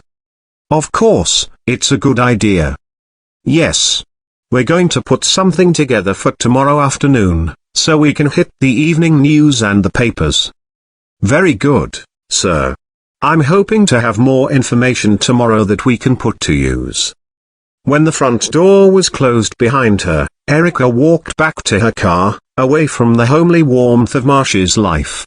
She bent her head and bit her lip, determined not to cry. That life, with the cozy husband and kids, had been within her grasp. She'd even delayed it a few times, much to Mark's distress. Now it was gone forever. Chapter 20. When Erica drove into Foxbury Road it was still and quiet. She passed Brockley train station. The platform dazzlingly lit up and empty. A train streaked out from under a footbridge and clattered on towards central London. Erica drove on, past a long row of terraced houses, and found the flat down the far end, perched on a corner where the road led off sharply to the right. There was a vacant parking space outside, but her triumph was short-lived when she saw it was residents parking only. She would need a permit. Screw it, she thought, parking anyway. The communal front door opened against a swish of junk mail that was piled up behind. The hall light was on a timer, and it whirred softly as she climbed the narrow staircase, her suitcase bumping along. The flat was on the top floor, and when she reached the landing she saw that she had a neighbor. There was another front door opposite. Inside the flat, it felt like the heating had been off for a long time. There seemed to be no electricity. A long, freezing search ensued, using the light on her phone as a torch. She finally found the electricity box, tucked away at the back of a cupboard in the hall, and the lights sprang on. The first door leading off the hall was a bathroom. It was small, white and clean, with just a shower cubicle. Next to it was a small bedroom with a pine double bed and a wobbly IKEA wardrobe. Above the bed was an Otholucci painting. Erica lit a cigarette and peered at the bottom of the canvas, where a small signature read Marcy Street Clare. Holding the cigarette between her lips, she grabbed the painting off the wall and stashed it behind some plastic buckets in the hall cupboard. At the end of the hall was a combined living room and kitchen. It too was tiny, but modern, and furnished in an impersonal IKEA style. Impersonal was perfect for right now. Erica pulled open the cupboards, searching for an ashtray. There wasn't one, so she grabbed a teacup. There was a coffee table and a small blue sofa by a bay window. Erica slumped down in the sofa and looked across at a tiny television, the screen covered in dust. It was unplugged, the lead and aerial lying on the floor beside the TV stand. Erica turned to the window, and stared out into the darkness, the sparse room and her reflection staring back at her. Once she had finished her cigarette, she stubbed it out in the teacup and lit another. Chapter 21. Several houses down from Erica's flat, tucked in a crease where the road curved sharply, a figure crouched at the end of an alleyway, clad head to toe in black, blending in with the darkness. The figure watched Erica in the window as she lit up another cigarette and exhaled, the smoke curling around the bare light bulb above her head. I thought she would be harder to find, mused the figure, but here she is, DCI Foster, with her lights blazing, displaying herself in the window like a whore in the red light district. In the photo the newspapers used, Erica had a fuller, more youthful complexion. Here in the window she looked scrawny, exhausted, almost boyish. Erica stared in the figure's direction, tilting her head to one side and resting it on her chin, the cigarette glowing inches from her face. Can she see me? The figure shrank back a little into the shadows. Is she watching me like I'm watching her? No. Impossible. The bitch isn't that good. She's looking at her own reflection from the light inside, no doubt feeling fucking depressed about what she sees staring back. DCI Foster's assignment to Andrea's murder had caused major concern. A scroll through Google had shown that Foster had been hailed as a rising star during her time in the Manchester Metropolitan Police. She'd been promoted to the DCI rank aged just 39, when she'd caught Barry Patton, a youth club caretaker who'd killed 6 young girls.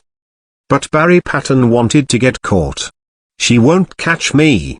She's officially washed up. A fuck-up. She led 5 police officers to their deaths, including her dumb husband. They've assigned her to this case because they know she'll fail. They want a fall guy. The temperature was dropping fast. It was going to be another freezing night.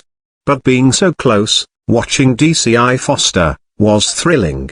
A car appeared at the top of the road and the figure shrank back further into the alleyway, waiting for its headlights to pass. There was a soft purr as a black cat slunk along the top of the wall. It stopped and froze when it noticed the figure. "We're almost twins," the figure whispered, lifting a gloved hand and gently moving closer. The cat let itself be stroked. "Good kitty. Good." The cat locked eyes with the figure, then leapt soundlessly off the wall, disappearing over the other side. The figure regarded its leather-gloved hands, turning them over, flexing the fingers. "I'd taken Andrea's shit for so long, but I never expected I'd do it. Live out the fantasy of strangling her, choking the life from her body." As the days had passed, the figure had grown confident, cocky almost, that Andrea's body wouldn't be found. That she would remain frozen under the ice. Winter would pass, and with the warmth of spring she would rot down until her mask of beauty was gone and she looked more like who she really was. But 4 days later, she'd been found. Intact. There was the sound of a door slamming. Looking back up, the figure saw that the light had gone out in DCI Foster's window. She had left her flat and was stepping out onto the pavement to her car. The figure smiled. It ducked down and retreated rapidly, melting into the shadows of the dark alley. Chapter 22. Erica liked driving. It wasn't so much the type of car, it didn't have to be anything exotic. It just had to be secure and warm. As she drove through the empty streets of South London, the car felt like a cocoon round her, and more like home than the flat. She turned her head away slightly as she drove past Brockley Cemetery, the headstones glimmering under the street lights. The car lurched to the right, and she realized she had to slow down. The snow had melted a little during the day, but at night a freeze had descended, making the roads dangerous. She put her phone on hands-free and put a call into the Nick. Sergeant Wolf answered, and she asked him to give her a list of the dodgiest pubs in the area. "Can I ask why?" he said, his voice tinny on the end of the line. "I fancy a drink." There was a pause. "Okay. There's the Mermaid, the Bird in the Hand, the Stag, the Crown, not the Crown that's a Wetherspoons. There's another Crown on the brink of the brewery pulling the plug. It's at the top of Gant Road. And of course, there's the Glue Pot." "Thanks. DCI Foster, keep me posted where you are. If you need backup." Erica hung up, cutting him off. She spent the next 3 hours making her way round some of the roughest pubs she'd seen in her long career. It wasn't the squalor, the dirt, or the drunken people that bothered her. It was the despair in people's faces as they propped up the bar. The hopelessness as they sat slumped in a corner, or poured what little money they had into fruit machines. What was even more disturbing was that the pubs weren't miles from affluent suburbs. A horrible dive called the Mermaid was next to an Indian fusion restaurant, which was advertising it had recently been awarded a Michelin star. The bright interior, on show for everyone to see, was filled with happy, well-dressed people dining in groups. The Bird in the Hand, where Erica gave a haunted-looking young girl begging with a baby £20, was next to a posh wine bar filled with glossy women and their rich husbands. Was she the only one who noticed this? At midnight, Erica arrived at the Crown in Gant Road. It was an old-fashioned-looking public house with brass lamps over a red frontage. A lock-in was underway, but Erica managed to get in, giving a lad on the door a crisp £20 note. The inside was packed and the atmosphere rowdy. The windows were steamed up and there was a smell of beer, sweat and cheap perfume. Everyone seemed rather rough round the edges, but had made the effort and was dressed in their best. Erica was questioning exactly what the party was in aid of, when she spied who she'd been looking for. Ivy sat on a small bar stool at the back, next to a flashing fruit machine. Beside her sat a large young woman who had long black roots in her blonde hair and her lip pierced. Erica slowly made her way over, squeezing through groups of people who looked pretty far gone. When she reached Ivy, she could see her pupils were dilated. Her eyes were now hideous pools of black. "What the fuck are you doing here?" asked Ivy, struggling to focus. "I just wanted a word," shouted Erica, over the noise. "I paid for all this," shouted Ivy, waving a finger around. Erica noticed that there were several bags of shopping pooled around the stools. "It's not about that," said Erica. The girl beside Ivy glowered. "Everything all right, Ive?" she said, leaning in, not taking her eyes off Erica. "Yeah," said Ivy. "She's buying the next round." Erica passed the girl a 20, realizing she'd parted with a lot of cash that evening. The girl heaved herself off the little stool and vanished into the crowd. "Where are the kids?" asked Erica. "Oh, your grandkids?" "Upstairs. Asleep. Why, do you want to hit 'em?" Ivy. "Well, you can get in the queue, love. They've been fucking me off today, something proper." Ivy. "I need to talk to you about the glue pot," said Erica, perching on the warm, vacated stool. "What?" said Ivy, trying to focus. "You remember? The pub we talked about. The glue pot, on London Road." "I don't go there," slurred Ivy. "I know you don't go there. Why don't you go there?" "'Cause. Please. I need more." "Why not, Ivy?" "Fuck you." Erica held up yet another 20. Ivy attempted to focus, and then grabbed it, tucking it under the waistband of her grotty jeans. "So, what you wanna talk about?" "The glue pot. Bad stuff there. Bad man. Bad," said Ivy, shaking her head. "There's a bad man?" "Yeah?" Ivy's eyes were now rolling in her head and she seemed to be seeing things that weren't in the bar. Her head snapped to one side. "Ivy. The bad man. What's his name?" "He's bad, I tell you, love." "Did you hear about the girl who died, Andrea?" Erica pulled out her phone and found the picture of Andrea. "This is her, Ivy. Her name was Andrea. She was beautiful, with dark hair. Do you think Andrea knew this bad man?" Ivy managed to focus on the phone picture for a moment.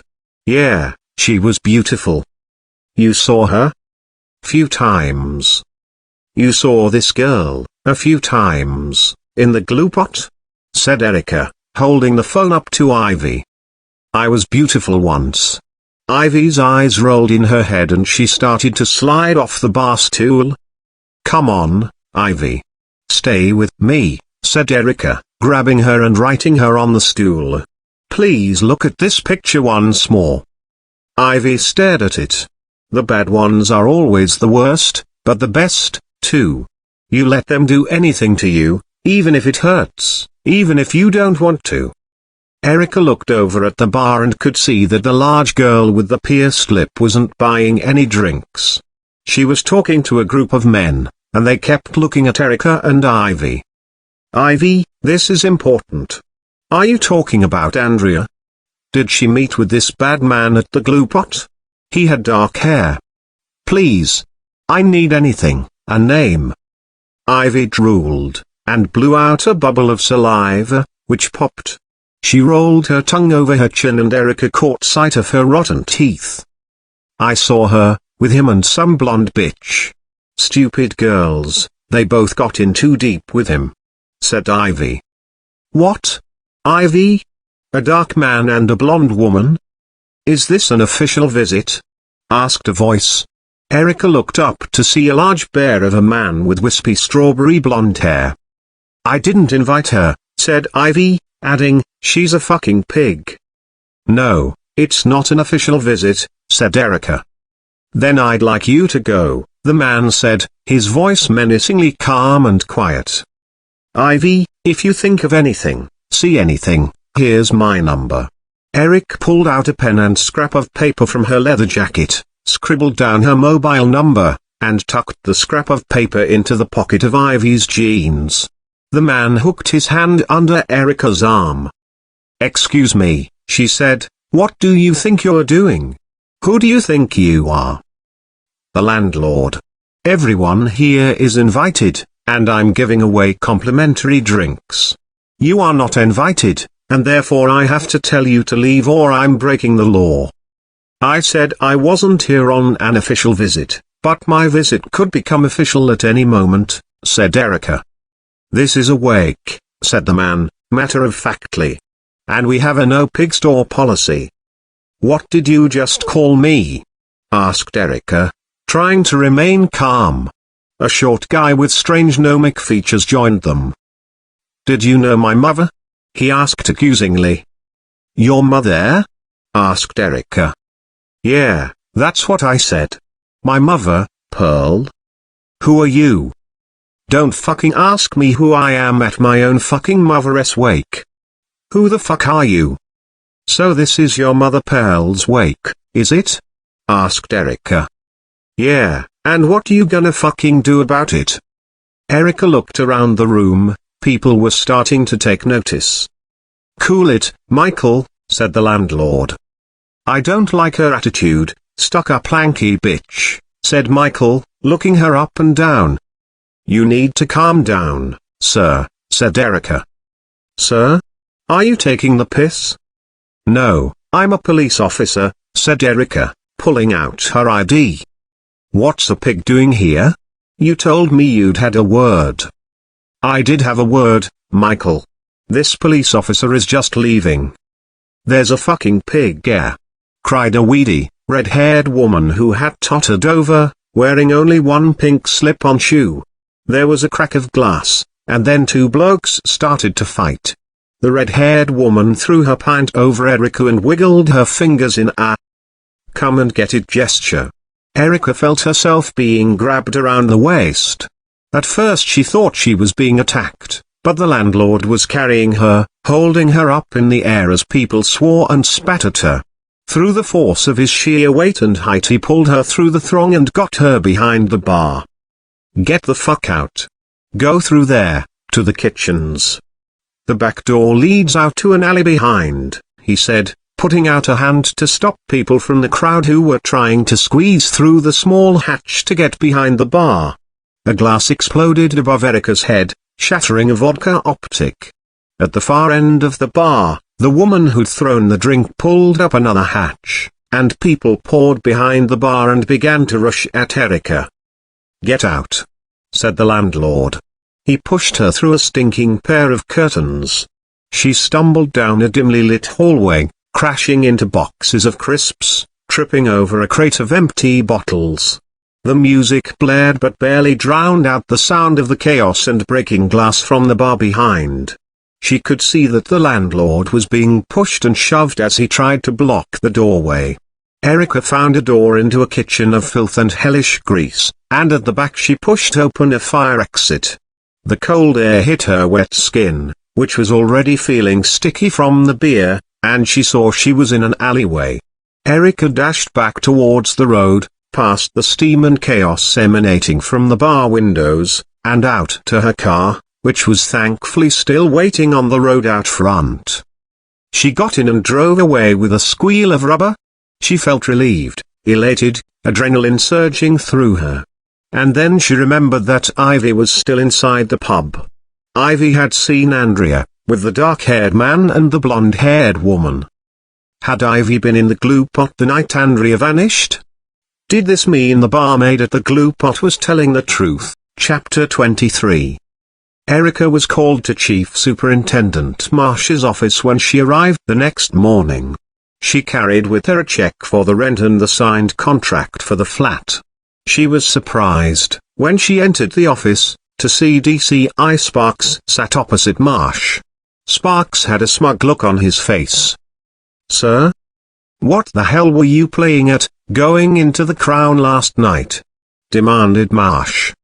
Erica looked between Sparks and Marsh. "I stuck to orange juice." "This isn't funny. You crashed the wake for Pearl Gad, and caused no end of chaos. Do you know the Gad family?"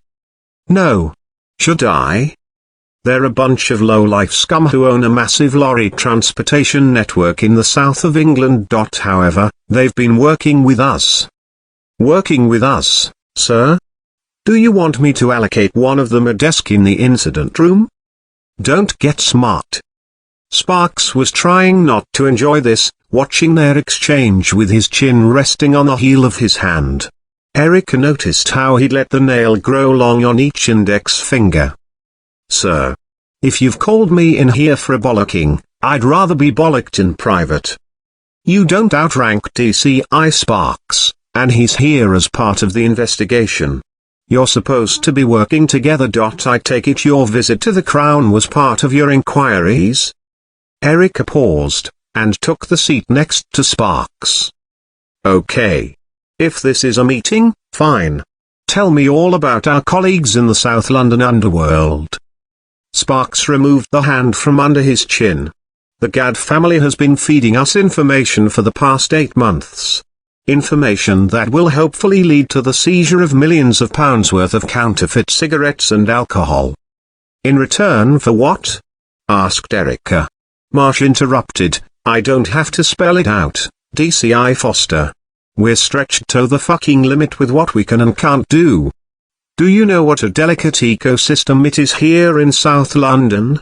In return for this information we've been turning a blind eye to, well, lock-ins and things. Then you barrel in the last night with your ID and your attitude." "They said it was a wake, sir." "It was a fucking wake." "Okay, I'm sorry. It seems you do things a little bit differently here than when we were in Manchester." "Don't do things differently," said Sparks, with an annoying calm. "Although we do thoroughly check our intelligence before we move in." "What did you just say?" said Erica. "I'm talking about last night." "You're sure about that?" "That's enough," shouted Marsh, slamming his fist on the table. Erica swallowed down her anger, and her hatred for Sparks. "Sir, my visit to the Crown had a purpose.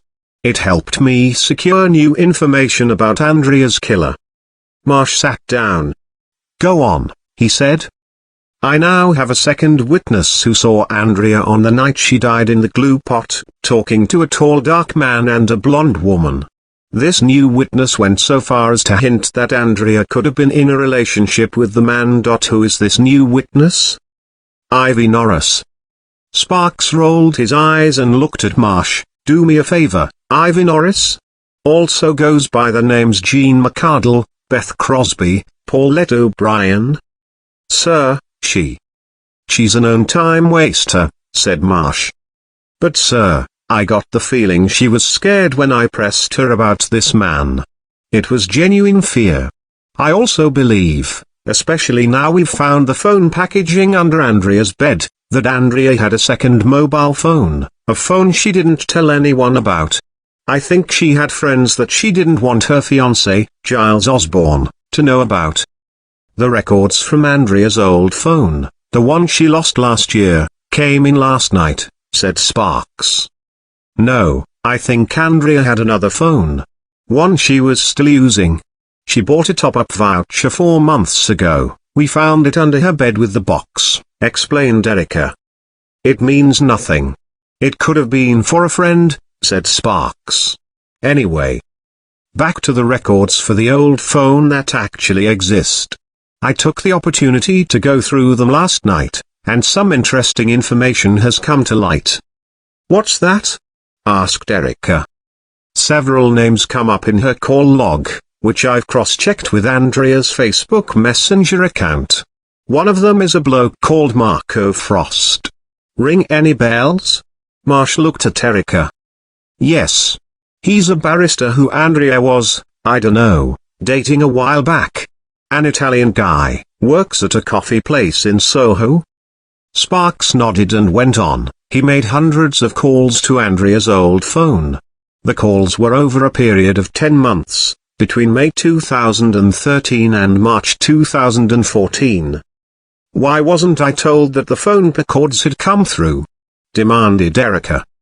It was late last night.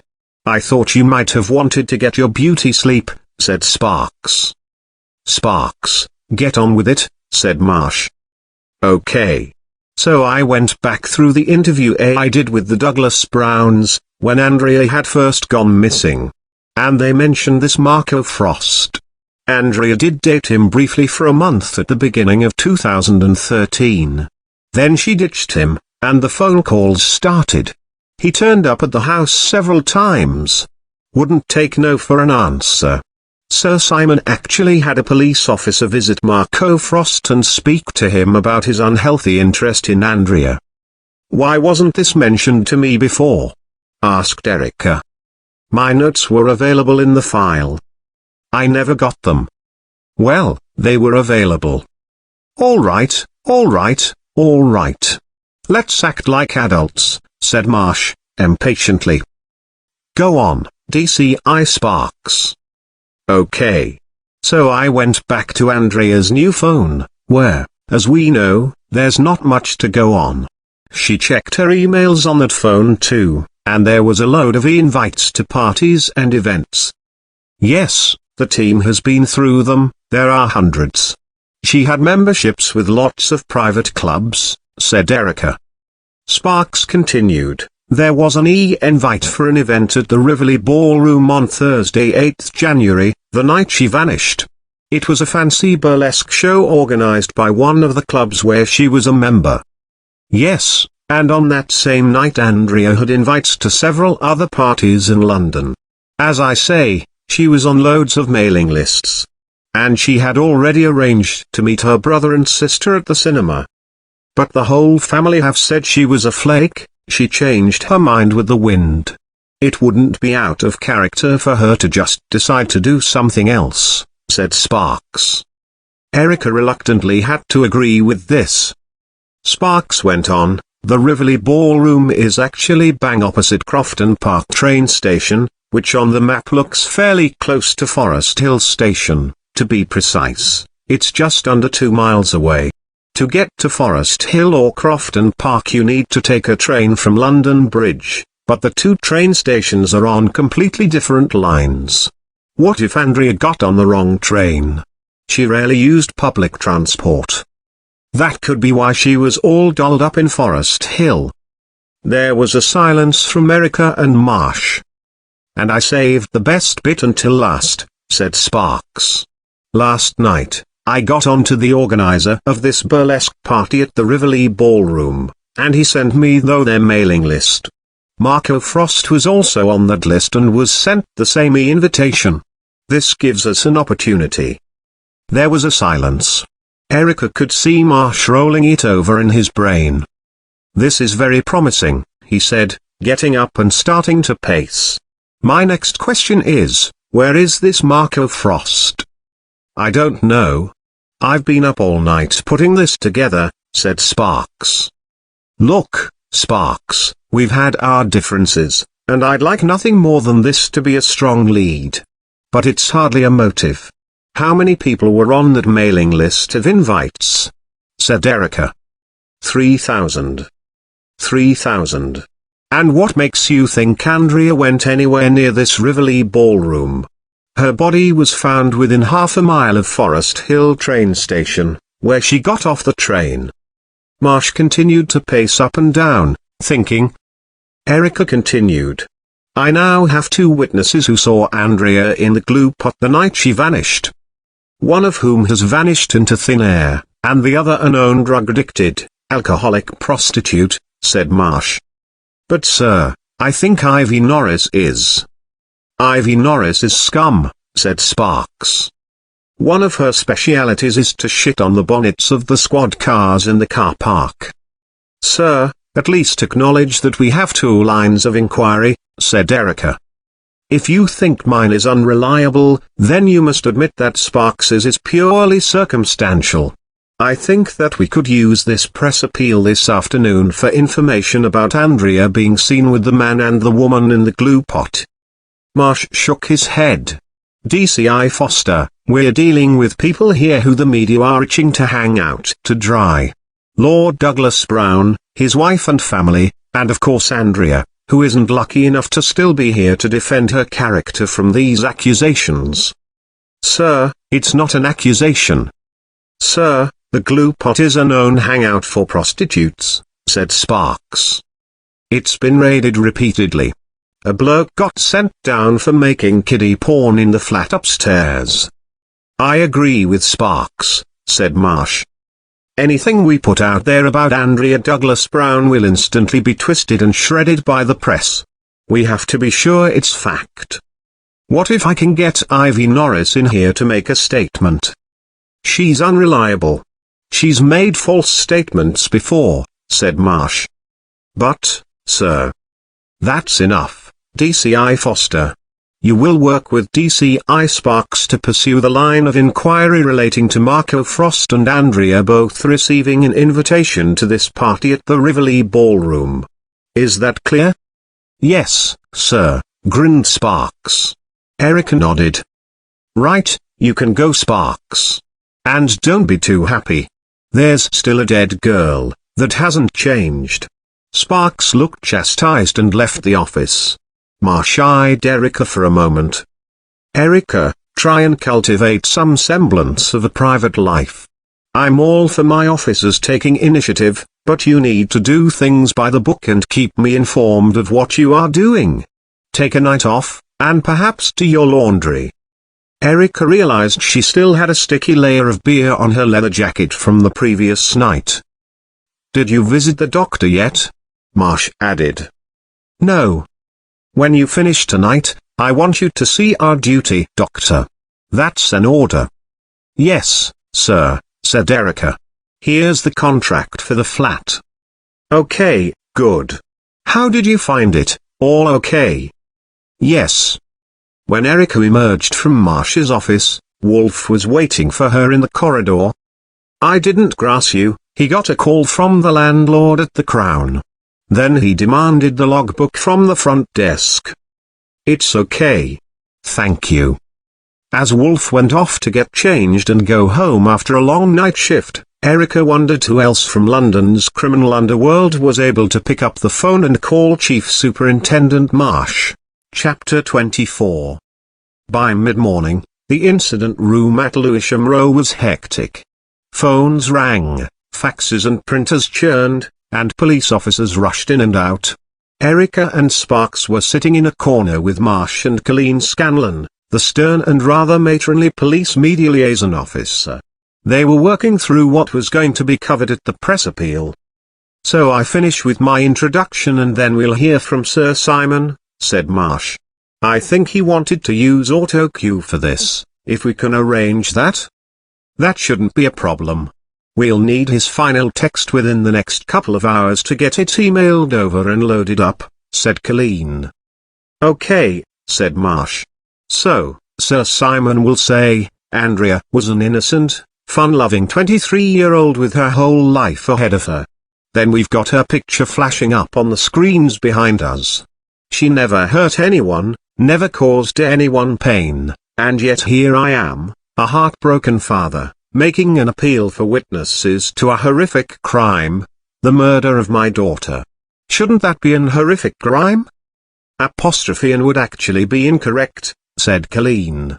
Although it's a common misconception. You only use it as an indefinite article when the following word begins with a vowel sound. We want this press conference to be an open, down-to-earth line of communication to the public, snapped Erica. Let's not waste time debating the correct bloody grammar. Okay, so, a horrific crime, said Marsh. It pained Erica that the press conference was being built around evidence she felt was circumstantial, and that the team who she thought she'd bonded with had seized upon Sparks's weak theory with such zeal. She had to admit that to an outsider, the Rivoli ballroom theory had more credence.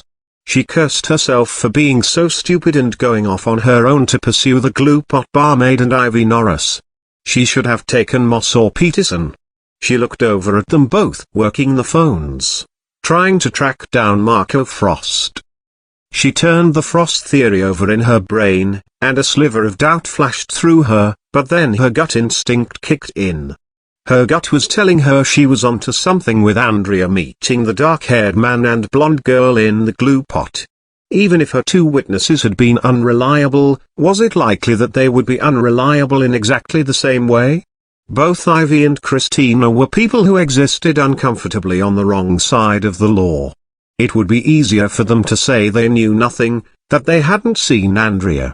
Erica suddenly realized that Marsh was talking to her. DCI Foster, what do you think? Should we mention the Tina Turner video? Colleen thinks yes. What? The Rivoli Ballroom. It's a very famous old venue, and Colleen thinks a fact like that will stick in the public's memory, make them remember the appeal, and it could lead to increased word of mouth. Erica still looked nonplussed. Tina Turner filmed her private dancer video at the Rivoli Ballroom back in 1984, said Colleen. She did? Asked Erica.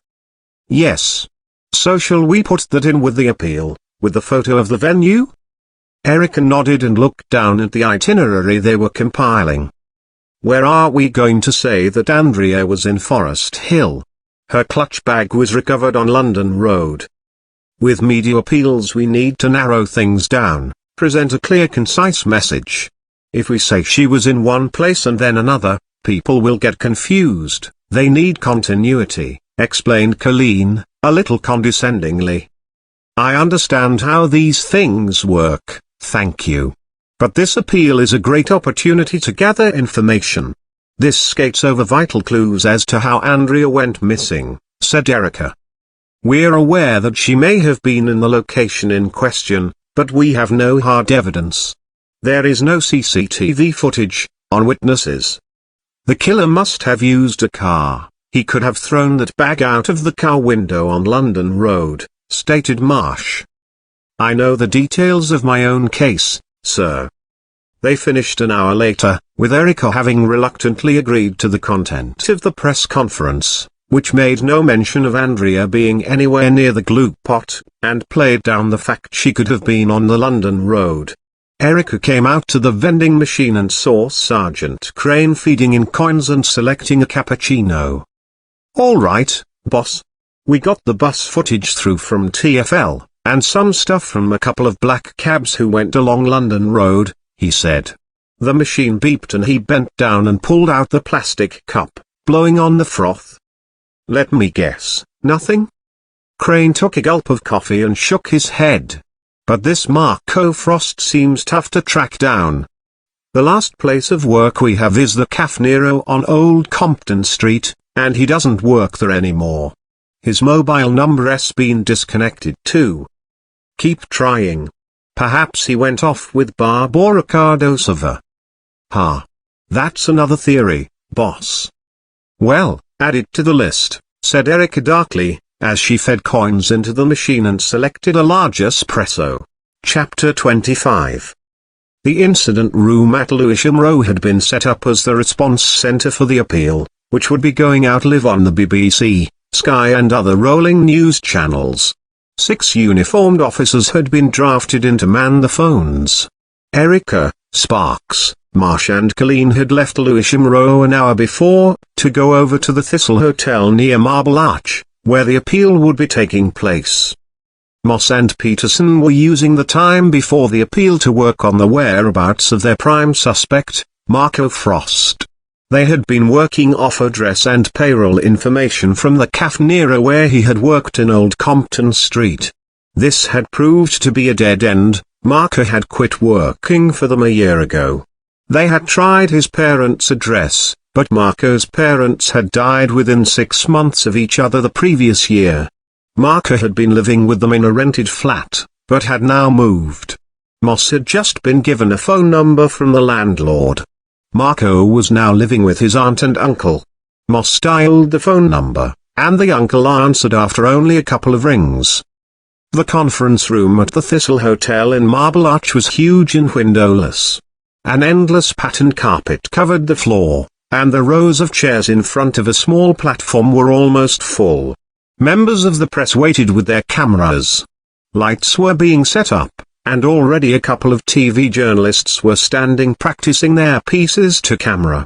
Two large flat-screen televisions were on stands at the side of the room, and they showed live feeds from the BBC News Channel and Sky News.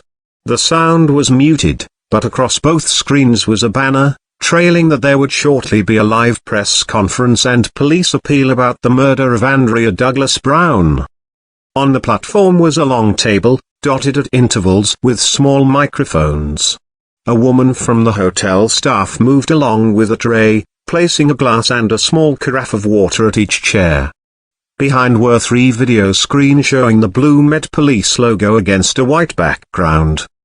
It never failed to make Erica feel uncomfortable, the relationship the police had with the media, one day pushing them away, accusing them of intruding and twisting the facts, and the next inviting them to a press conference which had all the hallmarks of a theatrical performance.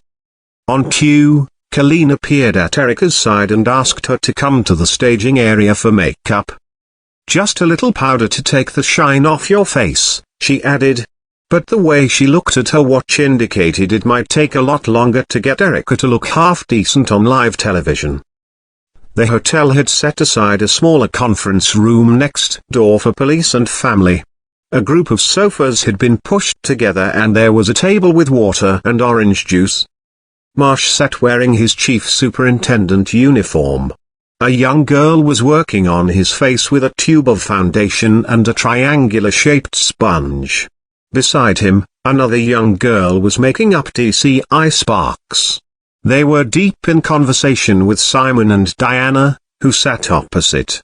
Again, Andrea's parents were both clad in black, and whilst Simon did most of the talking, Diana held onto his hand, nodding and dabbing at her eyes. They looked across and Erica nodded respectfully. Diana nodded back, but Simon ignored her and turned back to Marsh and Sparks. "They shouldn't be a moment, then it's your turn," said Colleen.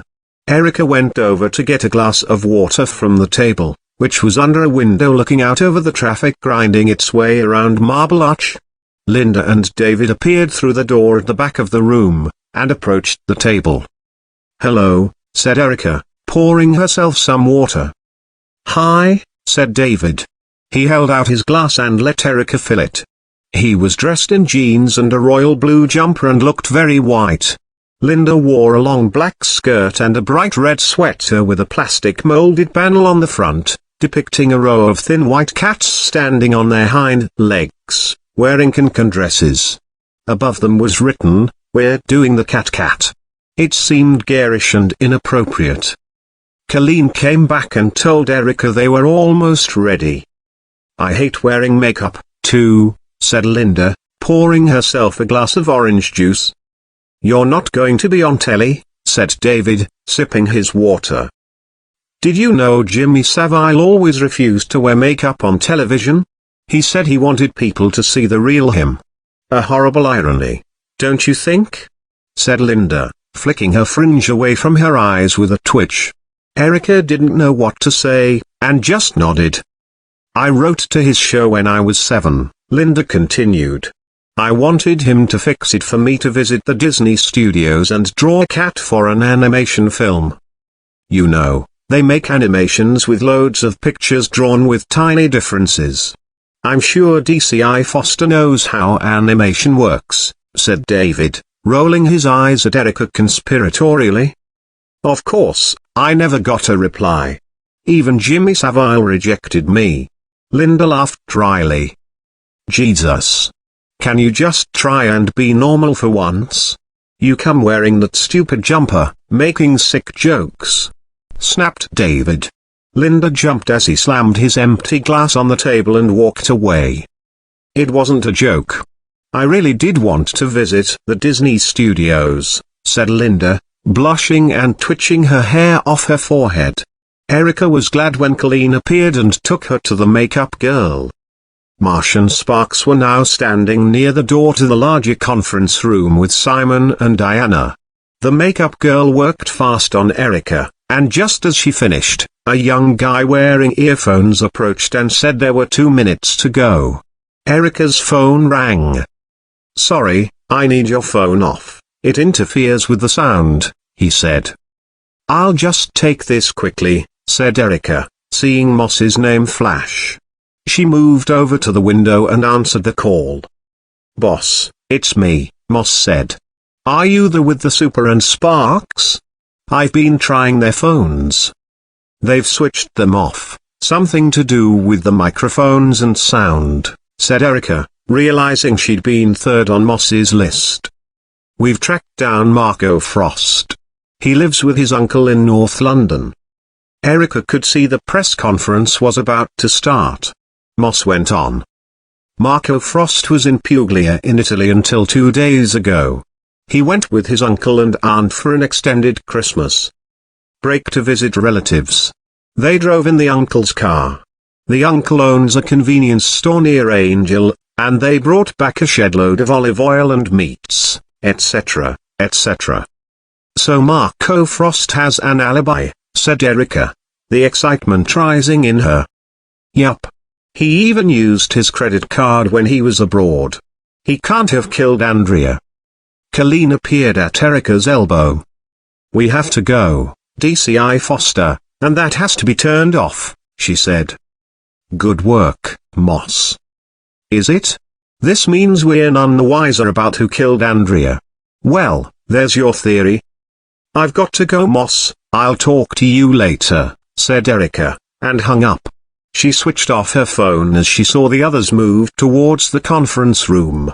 Simon went first, followed by Marsh, then Sparks. "So Marco Frost didn't kill Andrea," thought Erica.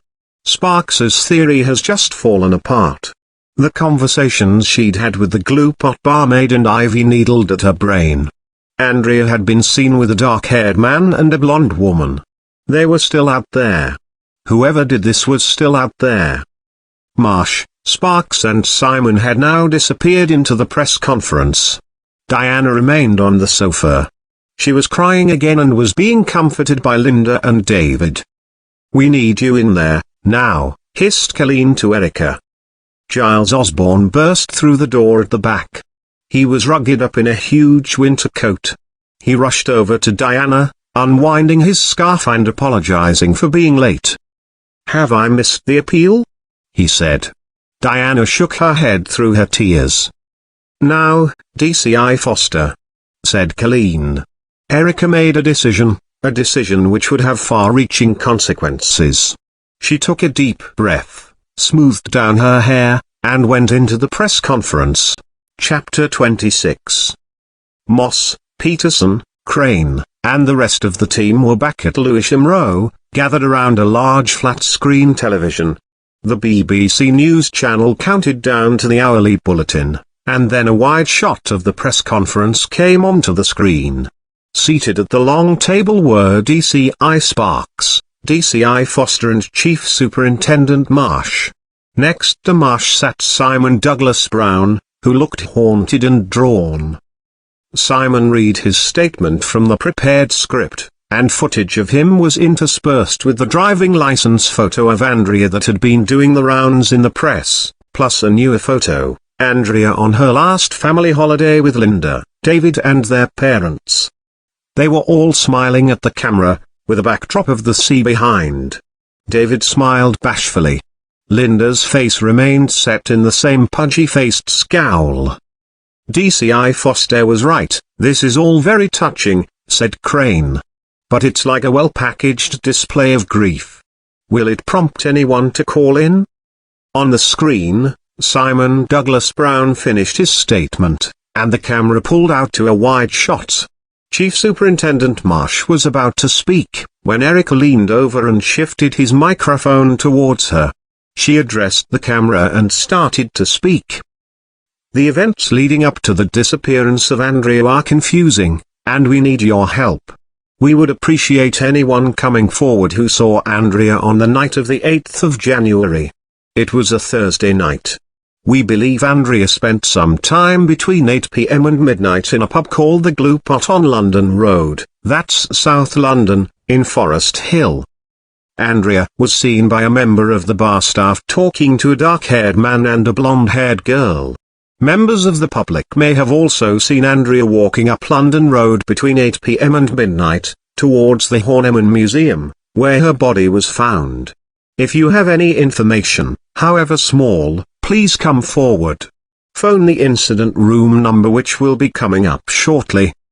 Was that planned? Asked Peterson, back in the incident room. Nope, said Moss. On screen there was a moment where Chief Superintendent Marsh couldn't find his place, or what to say next. He shot Erica a look and pulled back the microphone. We'd like to, add that this is, it's a lead that Andrea was seen. We also believe that Andrea could have been on her way to a party at the Rivoli Ballroom, which is close to Forest Hill Station, where she alighted on the night of the 8th of January, countered Marsh, more forcefully. There was a moment of silence. The camera cut again to a wide shot of the press conference. Geez, he's making a mess of it. It's like he's making it up, not Foster, said Moss. The cameras flicked between wide shots of the conference room and the gathered press, which added to the confusion, before settling back onto Chief Superintendent Marsh, who finally got back on track and finished the scripted appeal. He ended with, "We have officers standing by now to answer your calls and emails. Thank you." The camera then cut away from the press conference to the anchor in the BBC News studio. The screen behind her was filled with the contact number and email address for the incident room. She read out the details, asking again for anyone who had information, and repeating the name of both the Glue Pot and the Rivoli Ballroom, apologizing that they only had a photo of the Rivoli Ballroom. The officers back in the incident room at Lewisham Row looked at each other uneasily, and then the phones started to ring. Chapter 27. The moment the press conference disbanded and the live camera feed was off, Erica stood up. Her heart was pounding. The journalists and photographers were crowding towards the exits.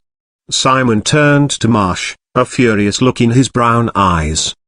"What were you lot fucking playing at?" he hissed. "I thought we were clear about this and how it would work." He looked out, almost despairingly, at the press leaving. Marsh and Sparks stood up. "DCI Foster, a word, now," said Marsh. Erica took a deep breath and left the platform, ignoring their voices behind her as she crossed the carpet, speeding up towards the doors at the back of the conference room.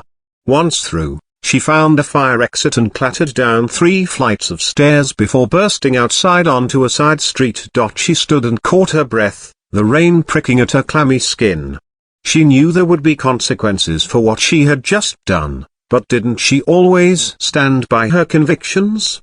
Her convictions had told her this was the right thing to do.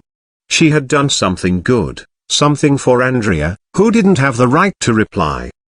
She started to walk, not noticing the rain, and joined the bumping and jostling of the crowds on Oxford Street, lost in a cocoon of thoughts.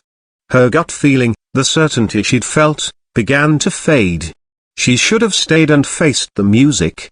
In her absence, they would be discussing what she had done, reaching conclusions.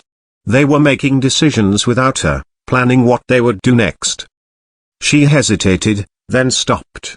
The rain pounded down on the pavements, and people streamed around her, their heads down, hoods and umbrellas up. They tutted and cursed as their smooth passage to the bus or tube was blocked. It was now the peak of rush hour. Erica needed to think, to plan what she would do next. If she went back, it would look weak. She set off again, moving with the crowd. Behind her, a few people back, followed a figure. The same figure that had watched Erica smoking at her window. This time, the figure wasn't completely clad in black, but easily blended in amongst the crowd with their hoods and umbrellas. The crowd seemed to swell and slow as they approached Marble Arch Tube Station, the figure shadowing Erica with a gap of just 2 people between them. Erica was one of the few people on the street without a hood, and was walking with her head down, the collar of her leather jacket up. She is, indeed, a worry to me. She's been to that fucking pub and talked to people. She knows a great deal more than I thought. Has it been an act, all that angst and despair? Until that press conference I thought she was damaged goods. The burnt-out wreck of a once brilliant cop. The figure was close to Erica now. All that separated them was a burly businessman in a pale raincoat mottled with drips of water. Erica pulled her collar closer, so that it touched the blonde hair at the nape of her neck. She's single and alone. Grieving. She could be suicidal. So many people are. I'd love to pay her a call, the scrawny bitch, surprise her in bed.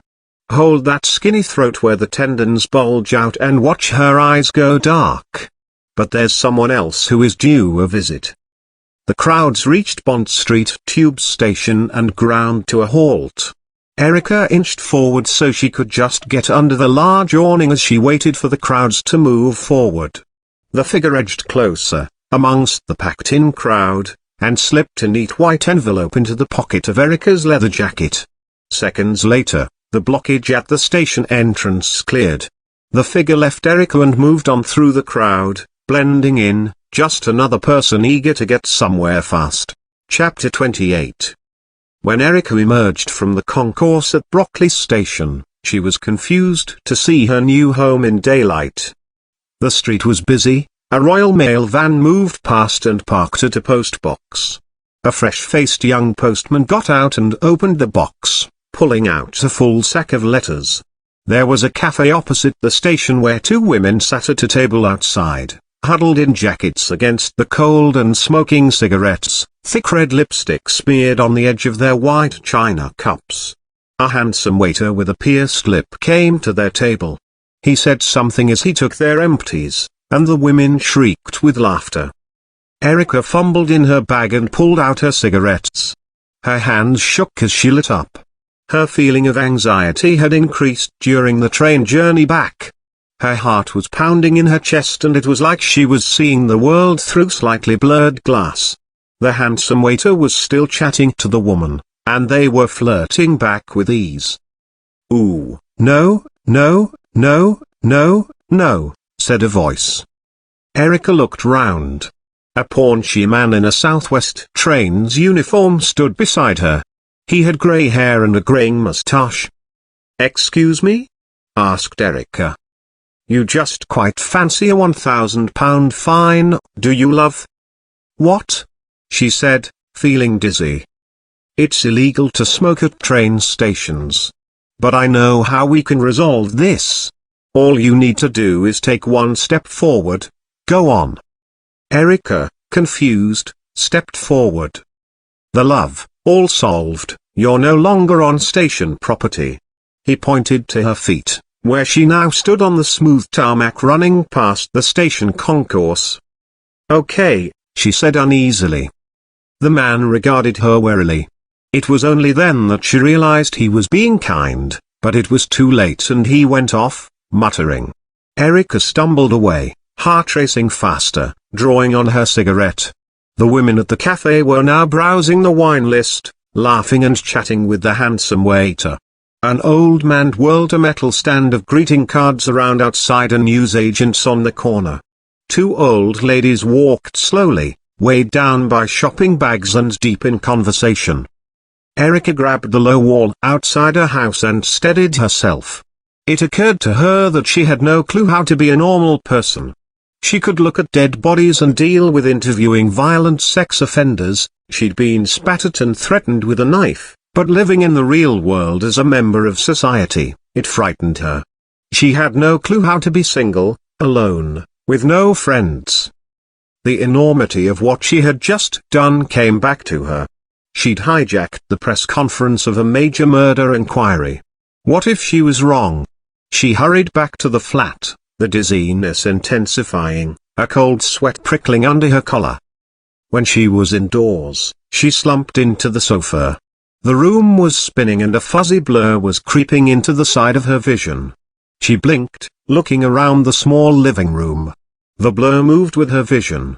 She felt her stomach contract and she ran to the bathroom. Only just making it as she threw up in the toilet. She kneeled and retched, and threw up again. She flushed and washed her mouth out in the sink, having to hold on to its sides as the floor seemed to lurch and sway underneath. The reflection staring back at her was gruesome, sunken eyes. Her skin tinged white-green. The blurry patches were growing, spreading in the center of her vision. Her face was now a blur in the mirror. What was happening to her? She staggered back through to the living room, holding onto the wall, the door frame, then making a dash for the edge of the sofa. The center of her vision was now flooded with a blur. She tilted her head, having to use her peripheral vision to locate her leather jacket, half hanging over the armrest. She found her phone in one of the pockets, and tilting her head, she saw it was still switched off from the press conference. Blood roared in her head and nausea and panic rose in her. She was dying. She was going to die alone. She found the button on the top of her phone and switched it on, but a spinning disk on the screen told her it was booting up. She slumped forward, face on the sofa. She was terrified. A powerful headache was forming at the back of her skull. She realized that this could be the start of a migraine, just as the room seemed to give an almighty spin and then everything went black. Chapter 29. Erica felt she was moving through darkness, fumbling towards a far-off ringing. It seemed to move closer, and then her ears popped and it was close to her head. The side of her face was pressed against something soft with a faint smell of fried food and cigarettes. Her knees were against a hard wooden floor. She sat back on her heels, and lifted her head, realizing she was in her new flat. Her phone was ringing. It dark outside and the street light was shining through the bare window. The phone glowed and vibrated on the coffee table and fell silent. Her mouth was dry, and she had a terrible headache. She pulled herself up unsteadily and went to the sink and drank a large glass of water. She put the glass down and it all came flooding back. One glimmer of help was that her vision had returned to normal.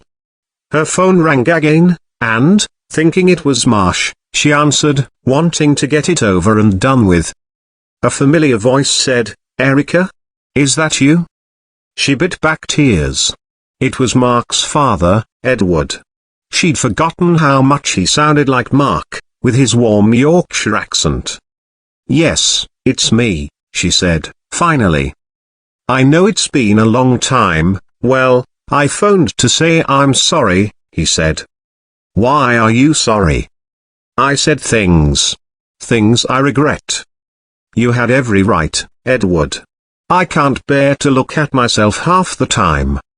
Her diaphragm lurched and she was sobbing, hiccuping, the words coming out in a jumble as she tried to tell the man who she loved like another father how sorry she was, that she had failed to protect his son. "Erica, love, it wasn't your fault. I read a copy of the transcript from the hearing," he said. "How?" "I requested it. Freedom of Information Act. They hauled you across the coals. I deserved it. I should have dug deeper, could have triple-checked things." She started. "You can't live your life by should and could, Erica. I will never forgive myself. If only I could go back again, if only. I would never," she said, wiping hot tears away with the heel of her hand. "Now, that's enough of that. I don't want to hear another word, or there'll be hell to pay," he joked. The joke felt forced. There was a silence. "How are you?" Erica asked. Stupid question, she thought. "Oh. I'm keeping busy. I'm playing bowls now. Never thought I would, but, well, you have to keep busy. I'm a mean bowler for an old duffer." He trailed off again. "Erica love. There's now a gravestone. I've had the stone put in for Mark. It looks grand." "It does?" said Erica. She closed her eyes. She thought of Mark underground, and morbidly wanted to know what he looked like. Just bones, bones, in a nice suit. And you are welcome to come and see it. You're welcome anytime, love. When do you think you'll be coming home? Home. He called it home. Erica had no clue where home was anymore. I'm back at work, I'm in London, said Erica. Oh. Right. I will come. But right now I have to work. That's good, love. What work are you doing? He asked. Erica felt she couldn't tell him she was hunting a brutal killer. She wondered if he had seen the press conference on the news. I'm with the Met Police, a new team. That's good, lass. Keep yourself busy. When you get some holiday, I'd love to see you. I'd like that. I go past your house a lot. There's a young couple renting it. They seem nice, although I haven't been and knocked on the door or nothing. Not sure how I'd explain who I was. Edward, everything is in storage. I didn't throw anything away. We should go through the boxes. I'm sure there are things. Let's take it one step at a time, said Edward. How did you get my new number? Asked Erica, realizing she was on her new phone. I phoned your sister. She said you'd been kipping on her sofa. She gave me your number. I hope that's okay? Of course it is. Sorry. It's just the copper in me, always wanting to work things out. I just want you to know, Erica, that you're not alone. I know people weren't kind up here, and you can't blame most of them, but you lost him too. Edward's voice cracked. He went on, I just hate to think of you being alone. You've got me, love, for what it's worth. Thank you, said Erica softly. Well, this will be costing me a fortune, ringing up London, so I'll be off. It's good to hear your voice, Erica. Don't be a stranger. You too, I mean, no, I won't. There was a click and a beep, and he was gone. Erica put her hand on her chest and took a deep breath. A rush of warmth flooded through her and she had to blink back the tears. Her phone rang again in her hand. She saw it was Moss. Boss. Where are you? She said. Home. You're not gonna believe this. Another body has been discovered. This time in the water at Brockwell Park. Is there an ID on the victim? Asked Erica. Yes. It's Ivy Norris. Chapter 30. The Brockwell Park and Lido in Dulwich was less than 3 miles from the Horniman Museum, where they discovered Andrea's body. Erica hurtled past the clock tower, which was lit up and showing it was 10:15. Large drops of rain burst on the windscreen and rapidly became a downpour. Erica flicked on the wipers and leaned forward to see through the whirling water. 2 uniformed officers swam into view, standing beside a cordon at the Lido entrance. Erica came to a lurching stop, and emerged into the rain, which was roaring as it hit the surrounding parked cars. DCI Foster, shouted Erica above the noise and holding up her ID. The officers lifted the tape and she passed through. The park and Lido were popular in the summer for swimming and picnics, but in the darkness of a rain-lashed January night they were bleak and depressing. Moss and Peterson were waved through the police tape just behind Erica, bringing a powerful torch, its beam illuminating their way along a series of concrete paths, past a boarded-up ice cream hut and a pavilion with its paint peeling away. They emerged into a clearing, unable to make out anything. Thunder rumbled in the distance and lightning lit up the vast open-air swimming pond. Up ahead was the glowing outline of a large white forensics tent. A path of polythene had been marked out along the muddy water's edge. 3 crime scene assistants in white overalls were kneeling in the mud, working fast to take an impression of a set of footprints. A crime scene officer met them at the tent, and they quickly suited up as the rain continued to roar on the canvas. A bright halogen light shone down on the still form of Ivy Norris. She lay on her back in the mud, amongst a churned-up mess of brown, smearing her clothes and body. Please stand on the boxes, said a CSI, indicating where a series of platforms had been placed around the body to preserve evidence in the mud underneath. They approached Ivy's body, moving from platform to platform until they were at her side. Her greasy hair was pulled back from her yellowing face and her face was frozen in the same wide-eyed fear as Andrea.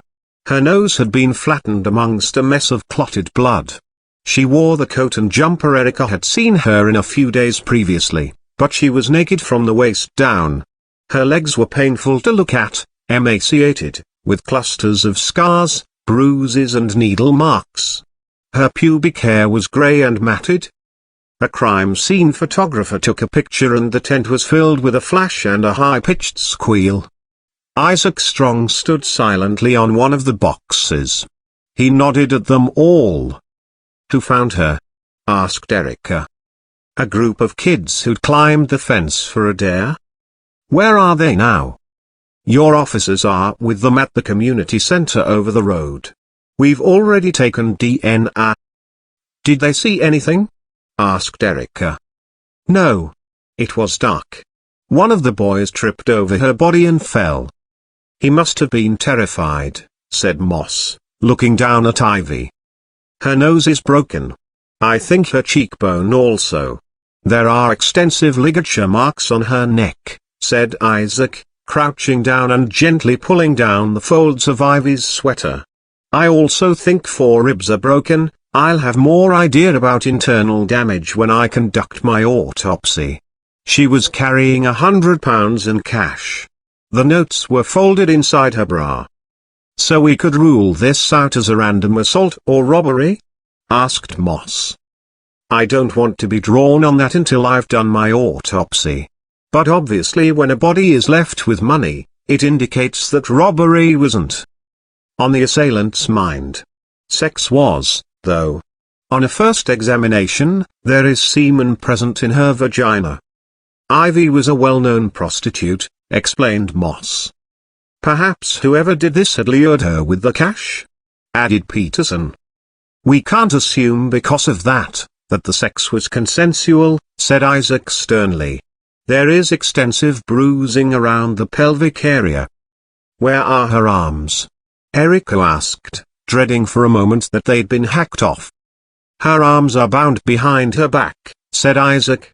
One of his assistants approached and carefully lifted Ivy from the mud. Both arms had been pulled tight under her body. They were slick with mud and stones. Isaac wiped at her wrists with a gloved finger. See? They've been bound using a plastic tie, often used in industry or product packaging. What about her shoes? Asked Erica, seeing Ivy's feet, which were mud-splattered and swollen with a map of broken veins and long dirty toenails. We found them in the mud, said Isaac. There are also patches of hair missing from each temple. They look to have been pulled out at the root. He tilted Ivy's head and indicated large angry pink patches dotted with dried blood. The photographer crouched in and took her photo. As the flash illuminated her skin, it appeared almost translucent, with threads of blue veins on her forehead. Andrea's hair was pulled out, said Erica, softly. Time of death? Asked Peterson. Internal body temperature leads me to say she hasn't been dead for very long, but the body has been exposed to the freezing temperatures and rain, so I'll need to clarify this. We've got officers doing a door-to-door and searching the area, said Peterson. They watched as the photographer worked, taking pictures of Ivy from every angle. A young woman assisting Isaac gently placed plastic bags over Ivy's hands to preserve any DNA evidence.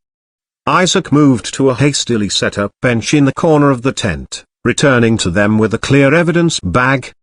This is what we found on her: a bunch of keys, 6 condoms, £100 in cash, a credit card in the name of Matthew Stevens, and a phone number on a scrap of paper. That's your number, said Moss, shooting Erica a look. I was talking to Ivy the other night in connection to Andrea's murder. She had given me some information, but I think she was scared. I said she could call me. Erica's voice tailed off with the realization that the information had ended with Ivy. "Did she try to call you?" asked Peterson. "I don't know. I'll need to check my phone." She hadn't checked her messages since before the press conference. She excused herself and went back through the partition and to the doorway of the tent. A figure was working its way along the bank. When it came closer, Erica saw it was DCI Sparks. "What are you doing here?" asked Erica. "You're not in the first response unit." "I've been asked by Chief Superintendent Marsh to take over as Senior Investigating Officer," said Sparks. Despite the gravity of the situation, his glee was bubbling under the surface. "What? At 11 p.m. at the scene of a murder?" asked Erica. "You should answer your phone. The super has been trying to call you," said Sparks. "I haven't finished here. I can discuss this with Marsh tomorrow," said Erica. "I have clear instructions. I've been made CIO and I would like you to leave the scene." "You'd like me to leave?" "No. I'm ordering you to leave." "DCI Sparks. I have just been to the crime scene and there are things," started Erica. "I said, I'm now in control of this crime scene and I'm ordering you to step aside," shouted Sparks, losing it. "I think you'll find, if you have any knowledge of crime scene procedure, that the forensic pathologist has ultimate control over the crime scene, and therefore gives the orders," said Isaac, appearing behind Erica with Moss and Peterson. "DCI Foster entered the crime scene as CIO and I will finish my briefing and examination of the crime scene with her present as CIO. Now, DCI Sparks, you are in danger of contaminating the crime scene. If you wish to continue to observe, I'll ask that you follow proper procedure, suit up and shut up." DCI Sparks opened his mouth to say something, but Isaac looked down at him and raised an impeccably shaped eyebrow, daring him to contradict.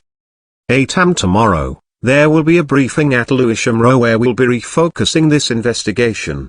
Be sure you attend promptly," said Sparks to Moss and Peterson. They nodded. Sparks gave Erica a long, hard look and then stomped away, accompanied by one of the uniformed officers. "Thank you," said Erica to Isaac. "I didn't do it to be thanked. I'm not interested in police politics. All I'm interested in is preserving a scene so you can do your job and find who did this," said Isaac. Erica removed her crime scene overalls, which were bagged up to go to the lab. She found shelter from the pouring rain under the peeling facade of the pavilion, lit a cigarette, and listened to her voicemails. There were 4 from Marsh, all growing increasingly angry. Simon and Diana Douglas Brown had apparently been horrified when Erica had hijacked the press appeal for her own agenda, and Marsh was in agreement. He was ordering her to report to him immediately in the morning. The message finished with him saying, "Ignoring my calls will be seen as a further act of insubordination and a direct challenge to my authority." When she reached the final message in her mailbox, it began with lots of distortion. She heard a voice swearing and then the sound of coins dropping into a payphone. "Yeah, it's Ivy. Ivy Norris. If you can give me some money, I'll tell you what you need to know. I need £100. There were 3 fast pips, more swearing and then the line went dead. Erica listened to the message again. It was timed 7 hours ago. Erica put in a call to Sergeant Crane, who answered wearily. "Hi Crane, it's DCI Foster, are you still at the NIC?" "Yes, boss," he said wearily. "What was the response like to the appeal?" "We've had 25 calls, boss. They've died off over the last few hours. We're just waiting to see if they run the number again on the evening news." "Tell me we've got something useful?" asked Erica hopefully. 14 of them are known nutters and time wasters. They tend to admit to every television crime appeal. One of these guys still maintains that he killed Princess Diana. We still have to go through and eliminate them all, which is taking time. Another 10 calls have been from journalists, phishing, basically. I make that 24. The last one was from Ivy Norris. She called a couple of hours after the appeal went out. We've traced the call to a payphone at the Crown Public House. She was fairly incoherent, but left her name, and said she wanted to talk to you personally. Did you check your messages? I tried to call you, but there was no answer? Yes, and she tried to call me too. We've just discovered her body. Shit, said Crane. Yes. Shit indeed. Look, I'll be in first thing tomorrow, let me know if you get anything more. Boss. What? I've been told to give all new info to DCI Sparks. Okay, but the Ivy thing, it's kind of personal too. Course, boss. Erica came off the phone as Moss and Peterson approached. She told them about the message from Ivy. She's cried wolf so many times before, said Moss. And it was only a matter of time before she turned up dead. They're about to move the body. The team needs to close down the site for forensics as fast as they can. They're going to have to work fast in this rain, said Peterson. I take it we report to DCI Sparks. Yes, it seems so, said Erica. There was a moment of silence. Peterson and Moss seemed disappointed. Well, I'll see you both soon, then, said Erica. When she got back to her car she sat inside in the darkness, the rain pummeling on the roof. Moss and Peterson drove past, illuminating the inside of her car before plunging her back into darkness. The death of Ivy felt nasty. She pulled her hand out of her coat and flicked on the light above the mirror. The teeth marks were now fading, the scabs healing fast. What had Ivy been doing? Was she lured out to the Brockwell Lido? Did she go willingly? And what would happen to her grandchildren now she was gone? Erica started her car and pulled out into the rain. Chapter 31. The figure leant forward, yanking off the thick balaclava, and threw up violently. The vomit hit the inky water with a nasty, high-pitched splatter, even louder than the rain, which was falling onto the surface of the pond in torrents. It was normal to purge after a kill. The figure then collapsed onto the wet earth, enjoying the sensation of the rain. It had been easy, tracking down Ivy Norris. At her age she was a creature of habit, and had been lurking under a street light at the bottom of Catford High Street.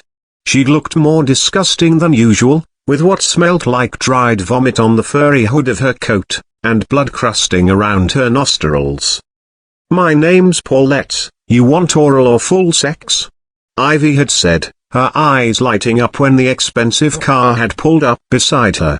She only saw the figure properly when she climbed into the passenger side, and the central locking was activated. Hello, Ivy. I'm looking for something from you, the figure had said in a smooth voice. Ivy had started to plead and panic, apologizing, saying it wouldn't happen again, the words tumbling out, spittle flying onto the dashboard of the expensive car. I'm telling you, I had to speak to that copper. She threatened me. She threatened to take me kids away. All she knows is that Andrea girl was with a bloke with dark hair and a girl with blonde hair. And I ain't gonna say no more. The figure had then held out a gloved hand, offering Ivy two £50 notes. What do you want me to do? Ivy had asked, uncertainly. I don't know if she was just so beaten down by life, or if she thought there was a chance I would let her go afterwards, but she took the money. Ivy hadn't questioned the remoteness of the location, and when they had got there, she had allowed her hands to be tied behind her back. She hadn't even suggested a safe word. Just not me face, she'd said. I know I'm not much to look at, but it makes life easier if it's not me face. It was then that I snapped, and punched her in the face.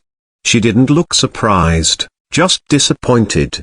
When I did it again, harder, she looked consigned to her fate. Another disappointment to add to her collection. I ripped handfuls of her hair out. Broke her nose. She only looked surprised when my hands had been on her throat for longer than a minute. It was then that she realized she was going to die. Far away, across the grass of Peckham Rye Common, a police car streaked past, sirens blazing out. The figure lay deep in the undergrowth next to a pond, enjoying the sensation of being cleansed by the rain. My car is a few blocks away, but I can't go back for it yet. Not yet. When it gets light. When I'm clean. Chapter 32. Erica didn't sleep for a long time. She lay awake, listening to the rain pounding relentlessly against the window. She couldn't get the image of Ivy out of her mind. Of her blank eyes wide with horror, as if still seeing her killer's face. Erica wondered what that face looked like. Was it old or young? Dark or fair? Was the killer physically threatening, or an everyman who just blended in? She didn't remember drifting off to sleep. She opened her eyes and the light was filtering softly through the curtains in her bedroom.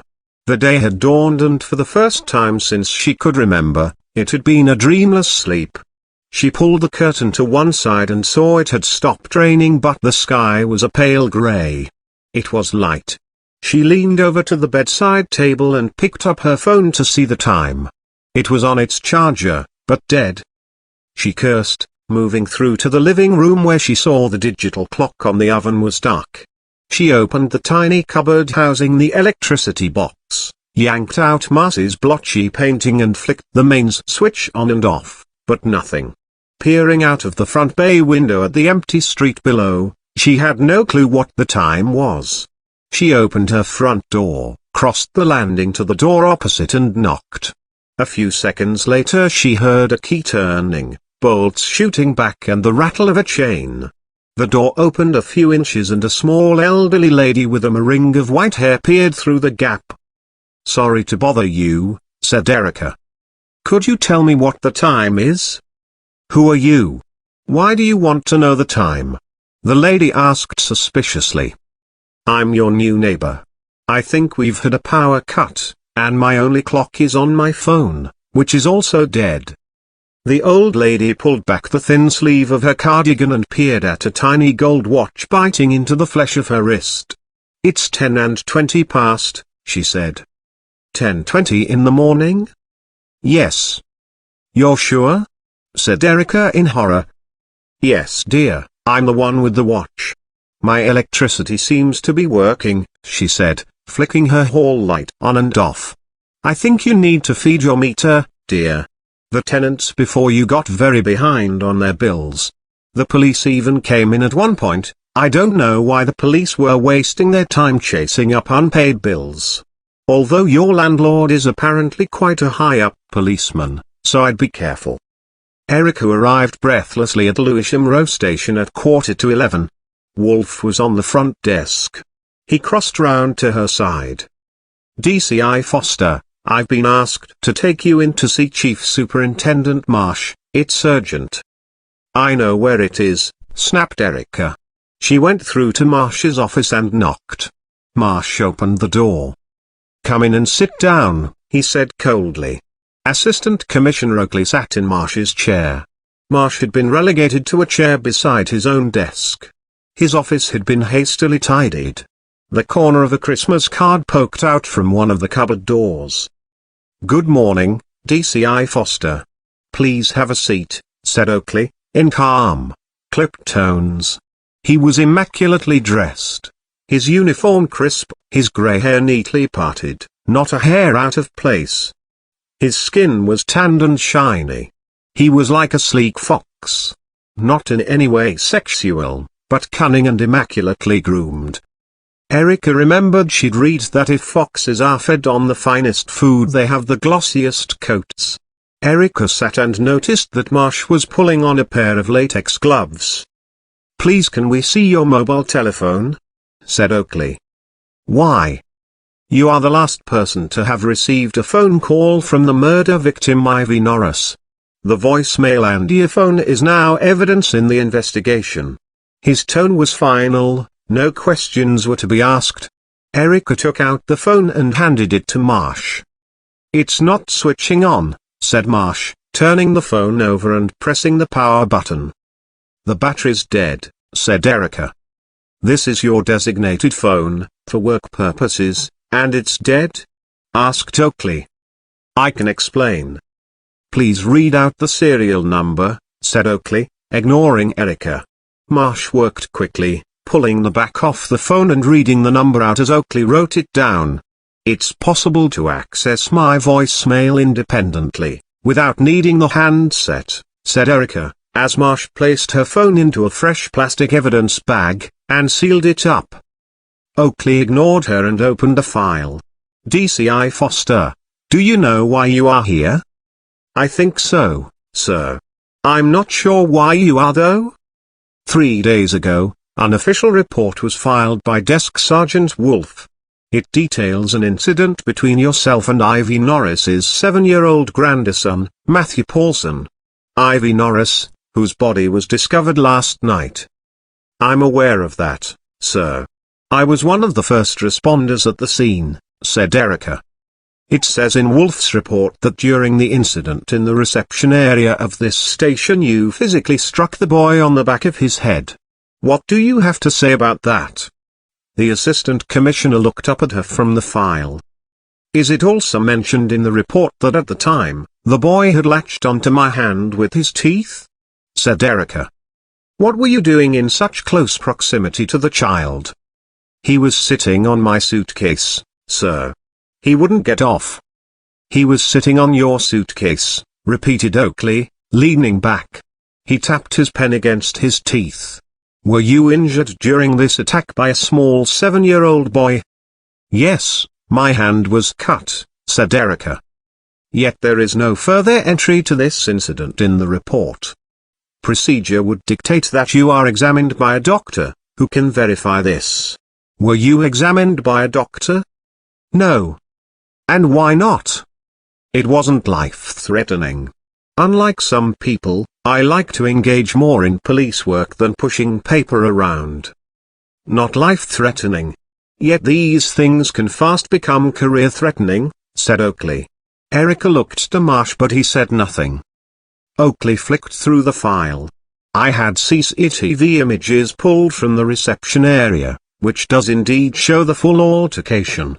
Ivy Norris threatened you with a knife, and the situation was diffused by the desk sergeant.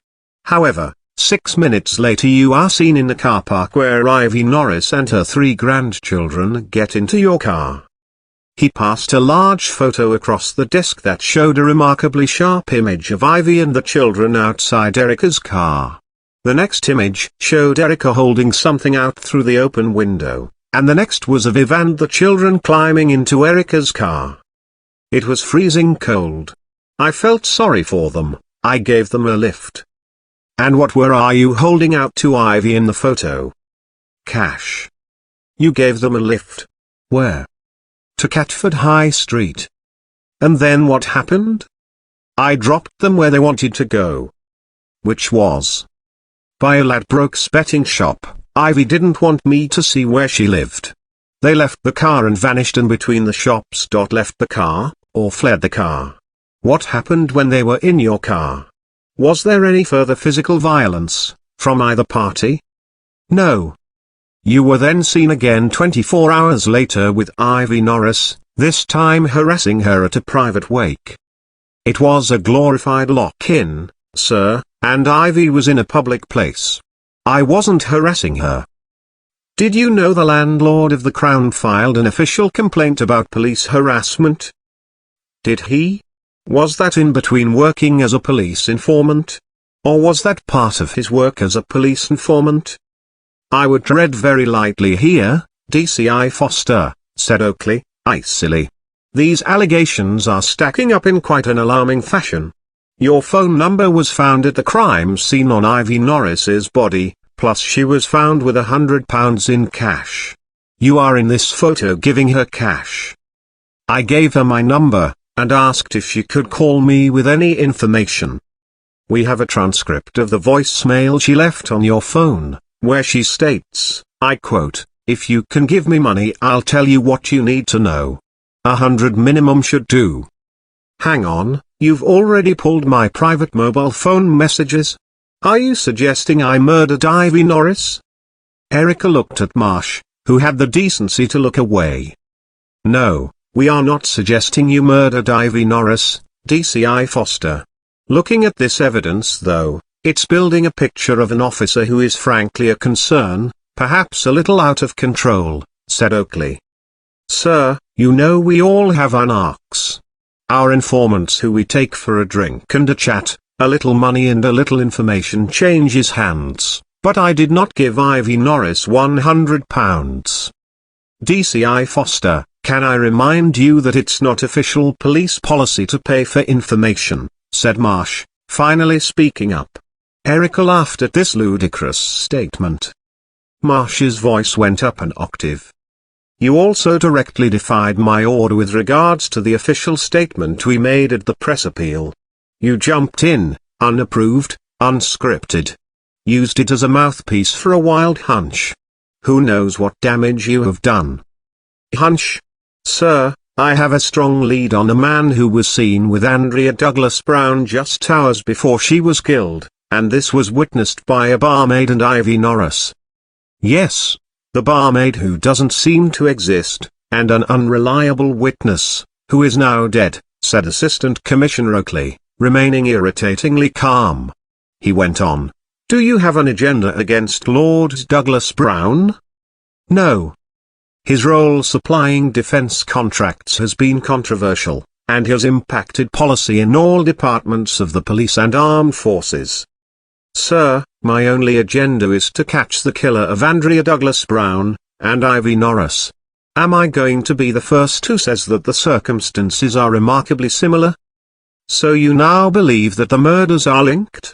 Said Assistant Commissioner.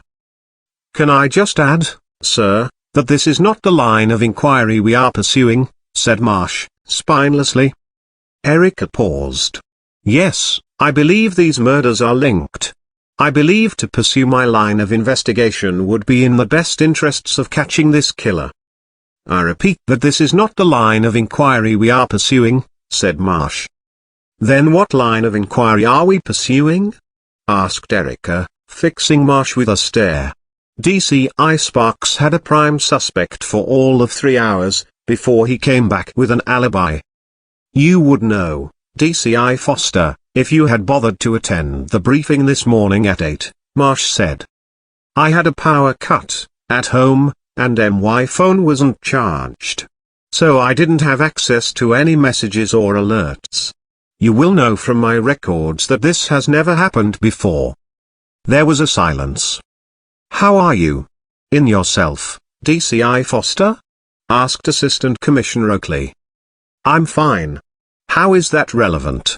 Asked Erica. The past few months you experienced would have been stressful for anyone. You lead a team of 12 officers on a drug raid in Rochdale, only 7 of you came back. I don't need you to read my own file back to me, said Erica.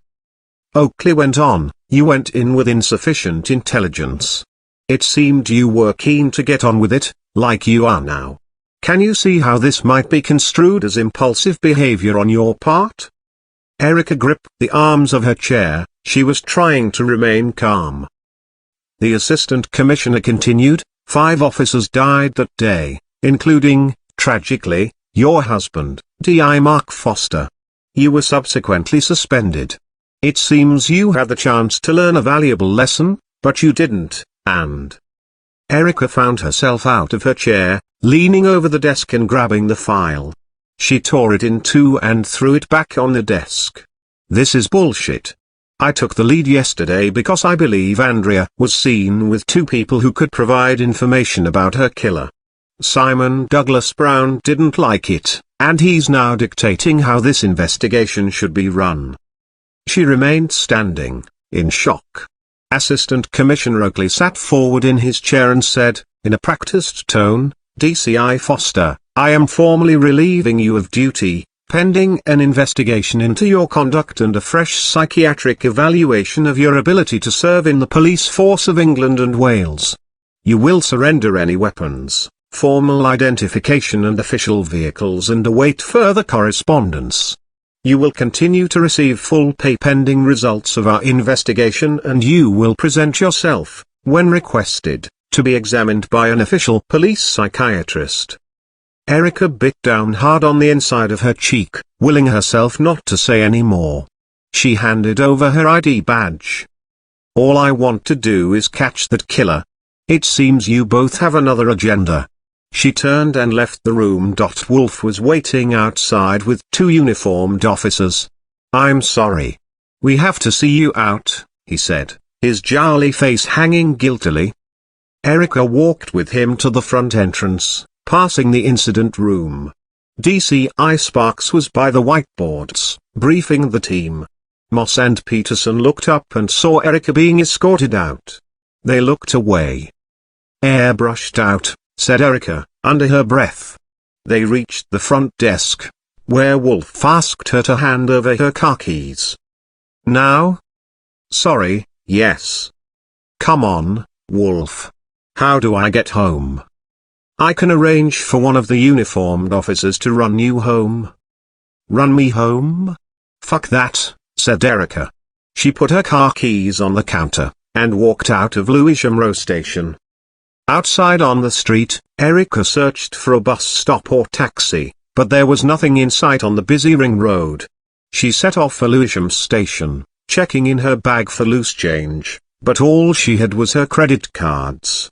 She was searching through the old tissues and rubbish in the deep pockets of her leather jacket, when her hand felt something small, square and rigid.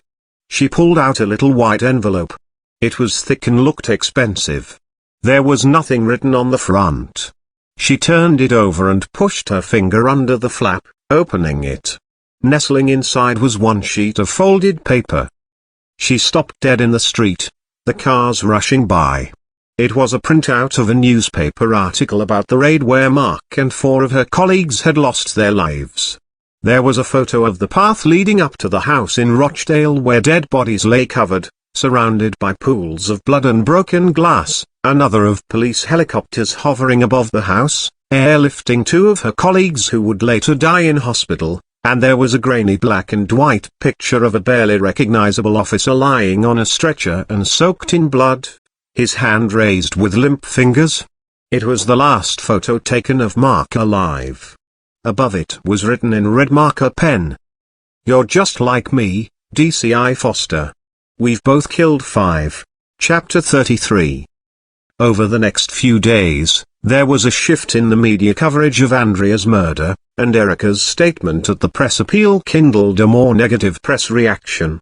It smoked, at first, with hints of Andrea's past relationships, then slowly sputtered to life with fiery revelations of Andrea's many lovers, and the suggestion that she'd enjoyed both male and female partners.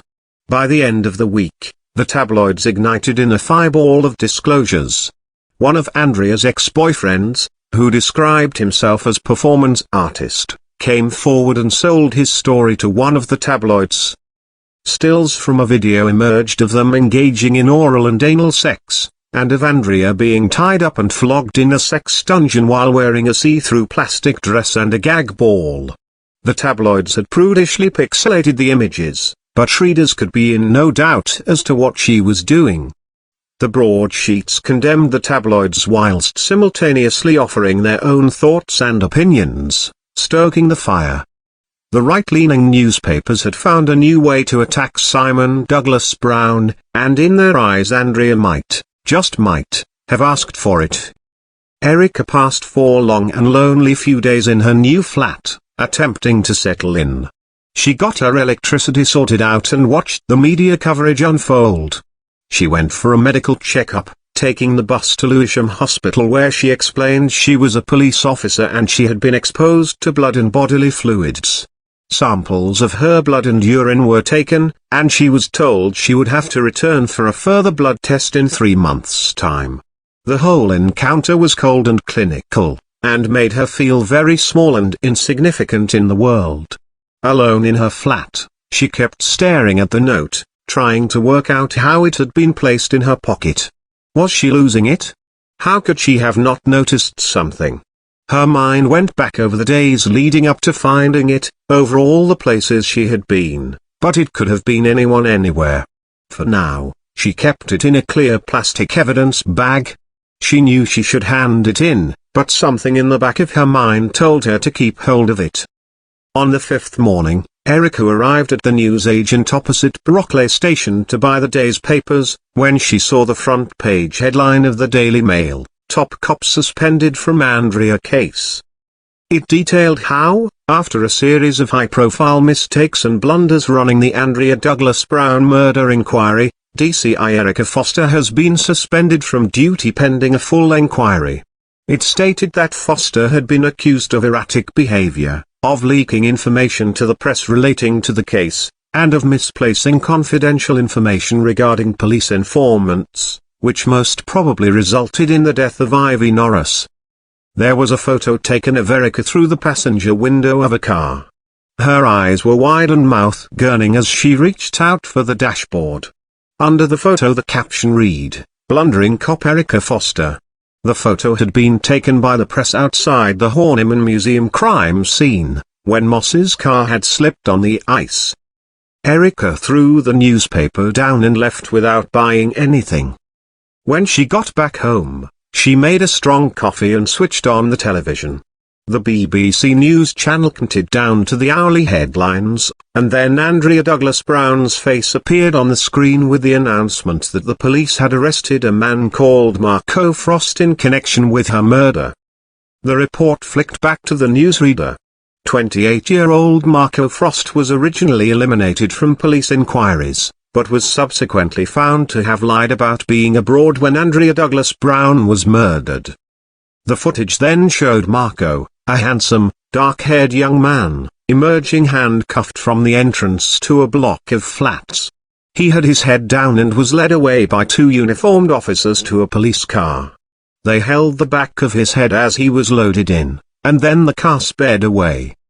The camera cut to Simon Douglas Brown and Giles Osborne, standing with Marsh outside the revolving Scotland Yard sign. This morning, police raided the home of Marco Frost and discovered material of a disturbing nature related to the victim. It is believed the suspect had developed an unhealthy obsession with Andrea Douglas Brown in the months leading up to her abduction and murder, said Marsh. Simon then stood forward, his face pained, his hands twitching at his suit jacket pockets. "I would like to thank the Metropolitan Police for their diligence and continued efforts in what has been a problematic investigation. I would like to say that I have full confidence in the new investigative team and I thank them for their continued efforts in tracking down Andrea's killer. We will, of course, continue to work closely with the police. Thank you." The report flicked back to the newsreader and moved on to another story. Erica grabbed the new prepaid phone she'd bought the previous day and called Lewisham Row. Wolf answered. "It's Foster, can you put me through to Sergeant Crane?" "Boss, I'm not supposed to." "Please. It's important." There was a beep and then Crane answered. "Surely there isn't enough on this Marco Frost to make an arrest," said Erica, getting straight to the point. "Give me your number and I'll call you back," said Crane. He hung up and 10 minutes went by. Erica was just thinking he had given her the brush off when her phone rang. "Sorry, boss, I need to be quick 'cause I'm on my mobile freezing my tits off in the car park. Marco Frost lied about being in Italy. We only found out after trawling through hours of CCTV from London Bridge Station on the night Andrea vanished. He boarded a train on the Forest Hill line 20 minutes after Andrea. Course, there's no CCTV evidence to put him at the scene, but he's damned himself by lying about his whereabouts and getting his aunt and uncle to give him a false alibi. It could have been an unlucky coincidence, said Erica. His girlfriend, who lives out in Kent, has given him another alibi, but now he's lied. We have a motive. We're holding him for the next 3 days. What about the murder of Ivy Norris? It's been taken over by Vice, said Crane. Look, boss. It's not looking good for your theory. Oh, theory now, is it? Said Erica. Crane did not respond. Erica could hear the cars whooshing past the station car park. "Are you okay, boss?" "I'm fine. And please spread the word on that. I'm sure everyone has seen the papers. I didn't know about your other half. Sorry." "Thanks. Anything I can do?" "You can keep me in the loop. Even if it does mean freezing your tits off in the car park." Crane laughed. "I'll keep you in the loop as much as I can, boss, okay?" "Thanks, Crane," said Erica. As she hung up, she reached for her coat. It was time to pay Isaac Strong a visit. Chapter 34. It was early evening, and Isaac Strong was in his office adjacent to the morgue. Shirley Bassey's performance album was playing, and he was preparing to write his report on the Ivy Norris autopsy. He relished this calm time. His favorite music, the lights low in his office. It was in stark contrast to the violence of slicing open a body, weighing its organs, analyzing the contents of bowel and stomach, swabbing and scraping for DNA evidence, and piecing together the acts of violence inflicted on the corpse to form a narrative, the story of its demise. A cup of peppermint tea steamed lightly by his computer monitor, the delicate leaf of mint still twirling in the freshly poured cup. There was a faint beeping sound, and a window popped up on his computer screen. It was a blue-gray CCTV image of DCI Erica Foster standing in the hallway outside the lab. She looked up at the camera. His hand hesitated, and then he buzzed her in. "Is this an official visit?" asked Isaac when he met her at the door of the lab. "No," she said, hitching her bag up her shoulder. She wore jeans and a jumper. Her tired face was free of makeup. She looked around at all the freshly scrubbed steel. "Officially, you have no authority to be here. You've been removed from the case." "Yep. No ID, no car. I'm just Joe Public." Isaac paused, regarding her for a moment. "How about a cup of tea then?" he said. He took her through to his office. The Girl from Tiger Bay was playing softly, and Erica chose a comfy armchair next to his desk. Isaac went to a kettle on a table in one corner. His neat office was crammed with bookshelves. An iPod glowed in a Bose sound system. The shelf next to the sound system differed from the others, which were filled with medical reference books. This shelf contained fiction, mainly crime thrillers. "Surely you don't read police procedurals in your spare time?" asked Erica. Isaac turned from switching on the kettle and laughed wryly. "No. They're complimentary copies, sent from the publisher. I was an advisor on a couple of the DCI Bartholomew books. How does peppermint tea grab you? I'm afraid I try to avoid caffeine." "Sounds good. I should have avoided caffeine today," she says, 4 coffees later. There was a small tree of mint by a tiny high window. Isaac twisted the pot round and selected a couple of leaves. "My ex-partner is Stephen Linley, author of the DCI Bartholomew books," he said. "Oh, I'm gay, or oh, how odd to be with someone who writes crime thrillers." "Oh, to neither." Isaac dropped the leaf into the cup and waited for the kettle to boil. "Actually, that is a bit odd, that you dated someone who writes crime thrillers," said Erica. The kettle came to the boil and Isaac poured in water. "He based one of his forensic psychologists on me. Then killed the character off when our relationship ended." "How?" "Gay bashed and dumped in the Thames." "Sadly the pen is mightier than the sword," said Erica, taking the steaming cup. Isaac took a seat at his desk and twirled the chair round to face her. Ivy Norris had 2 types of semen inside her vagina. Her arms were bound, and she was strangled. Our attacker had not long departed. She'd been dead less than an hour. "Anything from the DNA database?" "We've run both samples of semen, but nothing has come up." Erica nodded, and almost subconsciously looked at the back of her hand. "Is that a bite mark?" asked Isaac. "Yes. It was Ivy's grandson." Ivy's blood work came back. She was a heroin addict and HIV positive. It's feasible she passed it on to her grandson. When he bit me, he broke the skin," said Erica, sipping her tea. "Then I'd advise an HIV test." Isaac wrote a number on a piece of paper and handed it to her. "Here, it's the drop-in clinic I use when I get tested. It's fast, clean and anonymous. It can take up to 6 or 9 months for the virus to show itself, so to speak. You'll have to get tested again." "Thank you." "What are you going to do?" "I have to attend a formal hearing. Psychiatric evaluation. A medical, no doubt. If you are diagnosed with HIV, I'll deal with that if it happens. Right now fear of dying is well down my list." The album had finished and there was a comfortable silence in the room. Isaac looked at her, debating whether or not to say anything. "Don't give up on this case," said Isaac. "I think the case has given up on me," said Erica. "I've been back through my records. There were 3 cases, autopsies I conducted, where the victims were Eastern European girls, all suspected of having been trafficked to the UK. All 3 were found raped and strangled, hands bound, dumped in water around London, hair pulled out, no clothes below the waist." "What? When?" asked Erica. "The first was March 2013, the second was November of that year and the third was February 2014. Just under a year ago." "What? Why was this never flagged?" asked Erica, sitting forward. "Circumstance often overrides putting the evidence together. Sadly the 3 girls were all prostitutes, whether they'd had a choice in the matter or not.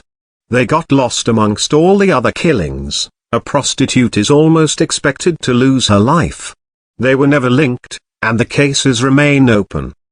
Dead poor Eastern European prostitute found strangled. Oh well, shit happens. Young daughter of titled millionaire found strangled." "Yes, it reads rather differently, doesn't it?" agreed Isaac. "Why didn't you mention it before?" asked Erica.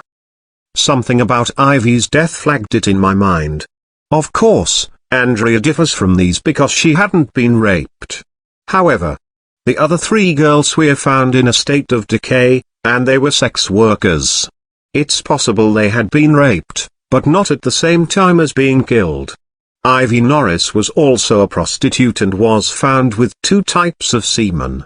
It's possible that her killer didn't rape her, either." "Jesus," said Erica, standing up. "This is a major breakthrough. We now have 4 deaths linked with Andrea. And I did, of course, pass this information across to DCI Sparks as soon as I made the discovery." "When?" "Yesterday morning." "And what did he say?" "I haven't heard anything. I think he's concentrating on his prime suspect, the Italian lad. He should at least be running these dates, checking where Marco Frost was when these murders happened." "Jesus. Can I see the file?" "No." "No? I thought about telling you. And I wasn't going to. And then you show up, and, well, I have a good instinct for people." His eyes traveled up to the shelf of crime thrillers. "Well, a good instinct for everyone except lovers. Please, can I see the files?" "No. I'm sorry. I think it's grossly unfair, what's happened to you in the press, but you do need to cool down. You need to think tactically. Can't one of your colleagues furnish you with the information?" "Possibly. And you're really not going to tell me anymore?" He reached for a pad of paper. "I'll give you their names and date of birth. But this will not come back to me. Do you hear?" "I promise," said Erica. Isaac watched Erica through the CCTV monitor as she hurried off down the corridor, clutching the list of names, and hoped that she would remain true to her promise. Chapter 35. Erica went straight to the coffee shop when she got back to Brockley Station. She ordered a coffee, booted up her laptop and started to search the internet. Armed with names and dates, facts, it didn't take her long to find details of the girls. The first victim was 19-year-old Tatiana Ivanova from Slovakia. A lone swimmer at Hampstead Heath Ponds found her body in March 2013. It had been a warm start to spring, and her body was badly decayed. The press used a photo of Tatiana at a dance competition. She was dressed in a black leotard with sparkly silver fringing, striking a pose, hand on hip. She must have been part of a dance troupe, but the other girls had been cropped out. She was dark-haired, very beautiful, and looked younger than her years. The second victim was Mirka Bratova, aged 18. She was originally from the Czech Republic, and was found 8 months after her disappearance, in November 2013.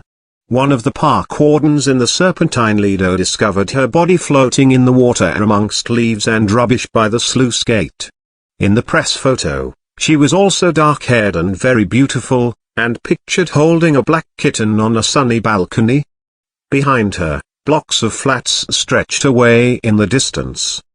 The third victim was Karolina Todorova, again aged just 18. Her body was discovered in February 2014. A man was out walking early in the morning and his dog found her body by the edge of one of the lakes in Regent's Park. Karolina was originally from Bulgaria. The press had used a photo taken in an automatic photo booth. She was dressed up for a night out, in a white low-cut top, and she had a streak of pink in her dark hair. Another girl was hugging her in the picture, presumably a friend, but her face had been blurred out. It frustrated Erica that she couldn't see more. Details were sketchy and almost dismissive in the press reports of the deaths. One other thing mentioned about all the girls was that they had come to England to work as au pairs, and that they had then fallen into prostitution. Erica wondered if it had been that gradual. Had the girls been lured to the UK on the pretense of a better life, of a good job? The chance to learn English? Erica looked up from where she sat in the window of the cafe.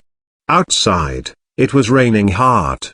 It hammered on the awning out front, where several people had gathered to shelter. She took a sip of her coffee, but it was cold. Erica had left Slovakia when she was just 18, for the same reason, to be an au pair. She'd left the bus station in Bratislava on a bleak November morning, traveling to Manchester in England with little knowledge of English. The family she'd worked for had been okay. The kids had been sweet, but the mother had a cold attitude towards Erica, as if somehow Eastern Europeans were worth a bit less as human beings. Erica had found the suburban street where they lived to be sinister, and the atmosphere in the house was always tense between husband and wife. They'd refused to let her return home early that first Christmas, when Erica's mother had fallen ill with cirrhosis of the liver, and 18 months later, when they had decided they no longer needed an au pair, they had given Erica 3 days' notice to leave. They hadn't asked if she had anywhere to go. Erica realized she was lucky, though, and blessed in comparison. Had Tatiana, Mirka, and Karolina said goodbye to family just like she had? Erica remembered the crumbling bus terminal in Bratislava, rows and rows of bus platforms. Each platform had rusting metal poles holding up an enormous long shelter, and it had been so damp. She had wondered if it was damp from the tears of all those teenagers who had to say goodbye, to leave a beautiful country where the only way to succeed is to get out. Did the parents of the 3 dead girls cry? They had not known that their girls would never return. And what had happened when the girls arrived in London? How had they ended up working as prostitutes? Tears rolled down Erica's face, and when the waiter came to take her coffee cup, she turned her head away and angrily dried her eyes. She had cried enough tears to last a lifetime. Now it was time for action. Chapter 36. The next afternoon, Erica felt like she had exhausted all the options she could take as a civilian. She was making another cup of coffee and weighing up her options, when she heard a bell ringing. It took her a few moments to realize it was the front door. She left her flat and went down to the communal front entrance. When she opened the door, Moss was waiting on the front step, her face giving nothing away. Are you making home visits? Asked Erica. You make me sound like a bloody Avon lady, said Moss with a wry grin. Erica stood aside to let her in. She hadn't expected to ever receive visitors in the flat, and had to clear off the sofa for Moss. She grabbed several days' dirty plates off the coffee table, and the teacup overflowing with cigarette butts. Moss didn't comment and sat down, shrugging off a backpack she was carrying. Do you want some tea? Asked Erica. Yes please, boss. I'm not your boss anymore. Call me Erica, she said, tipping the dirty plates into the sink. Let's stick with boss. First names would be weird. I wouldn't want you to call me Kate. Erica stopped, her hand hovering over a box of tea bags. Your name is Kate Moss? She turned to see if she was joking, but Moss nodded ruefully. Your mother called you Kate Moss? When I was given the name Kate, the other, slightly thinner. Slightly, laughed Erica, despite herself. Yes, the slightly thinner Kate Moss wasn't a famous supermodel. Milk, said Erica, grinning. Yes, and 2 sugars. She finished making the tea whilst Moss busied herself pulling paperwork from her backpack. Erica came over with mugs and biscuits. That's a good cup, said Moss, taking a sip. How did you learn to make such a good tea? Not in Slovakia?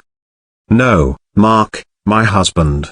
He ingrained in me the tea ritual, and so did my father-in-law. Moss looked uncomfortable that she'd led the conversation down this path. Shit, sorry, boss. Look, none of the team at the station enjoyed reading about, well, you know. And we didn't know about Mark. I've got to start talking about him sometime. When you lose someone, not only are they gone, but everyone around you doesn't want to talk about them. It drove me slightly crazy. It was like he'd been deleted. Anyway, why are you here, Moss? I think you're onto something, boss. Isaac Strong sent some case files over. DCI Sparks is refusing to see the link, but there were 3 young girls killed in similar circumstances to Andrea and Ivy. All 3 found in water with their hands bound, hair missing from their scalp. They'd been strangled. There was evidence of rape, but there were sex workers. Yeah, I know about those, said Erica. Okay, well, there's more. The phone box we found under Andrea's bed. Crane requested a trace on the IMEI number written on the box. It matches the IMEI number of Andrea's old iPhone, the one she reported missing. Crane then got in contact with network providers and gave them the IMEI number. They've confirmed that the handset is still active. I knew it. So Andrea reported the phone missing, but kept it and bought a new SIM card, said Erica, triumphantly. Yes. A signal was last traced for that handset near to London Road on the 12th of January, said Moss. Someone's nicked it and they're using it? No, said Moss, pulling out a large Ordnance Survey map and starting to unfold it. The signal came from a storm drain running 20 feet below ground. It runs off London Road, beside the train track to Forest Hill Station, and then on towards the next station on the line, Honor Oak Park. Eric appeared at the map. The storm drain is a major tributary, Moss went on, and over the past few days an enormous amount of meltwater from the snow and rain has seeped into the ground and will have rushed through the storm drain, pushing anything with it, including a phone, finished Erica. Yeah? So the phone battery is now dead, obviously? Nothing has been detected. It's an iPhone 5S, and the network tells us that it will still broadcast its location to phone masts for 5 days after the battery has discharged. Of course, that's now past. Erica looked at the map. She saw Moss had drawn a red line from London Road along to Honor Oak Park. It covered just over 1.5 miles. So, what?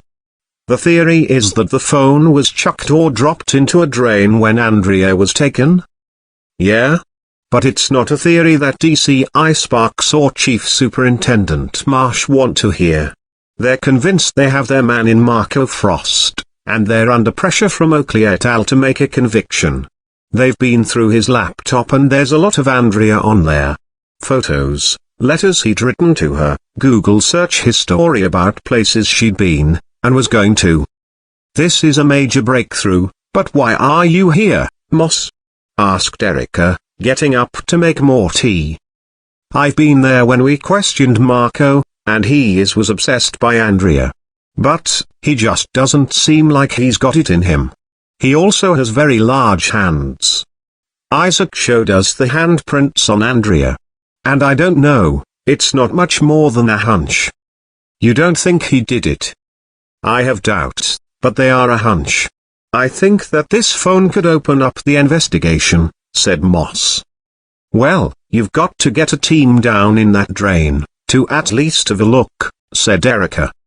Yeah, but under whose authority, boss? I haven't got any. Your hands are tied. It would cost a huge amount, plus the manpower involved. Who would sign off on either of those right now? The team is now focusing resources towards the prosecution of Marco Frost. Erica thought. Does anyone else share your doubts about Marco Frost? Moss nodded. Peterson? Crane? And others. We've made copies of the files on Tatiana Ivanova, Mirka Brativa and Karolina Todorova. She handed them to Erica, who flicked through, looking at the photos of the girls, all lying on their backs, naked from the waist down, their wet hair plastered to their pale faces. Fear in their eyes. Do you think he deliberately leaves their eyes open? Asked Erica. Possibly. If it is the same killer, how the hell does Andrea fit in with this? Whoever it was ventured out of their comfort zone. She's a different kind of girl, said Moss. Only because she was rich. The girls are all similar. Dark, beautiful, good figures. Do you think Andrea was working as a prostitute? Did you see the stuff in the papers? She didn't need the money. I think first and foremost she saw sex as a thrill, said Erica. The thrill of the chase, finished Moss. What if Andrea had fallen for the man who is doing this? She's attracted to dark, handsome men. But what about Ivy Norris? Her death bore hallmarks of the previous killings, but she doesn't fit the pattern. She wasn't young or attractive like the rest of these girls. Maybe it wasn't about that? She shares the common thread that she was a prostitute. What if she saw Andrea with the killer, in the pub? And she was killed to shut her up? Moss had no reply to this. Erica became aware that they were sitting in the dark. The sun had set. Erica went to the kitchen drawer and took out the note she'd received. She came back and placed it in front of Moss on the coffee table. Shit. Where did you get this? Moss asked. I found it in my pocket. When? Just after I was suspended. Why didn't you hand it in?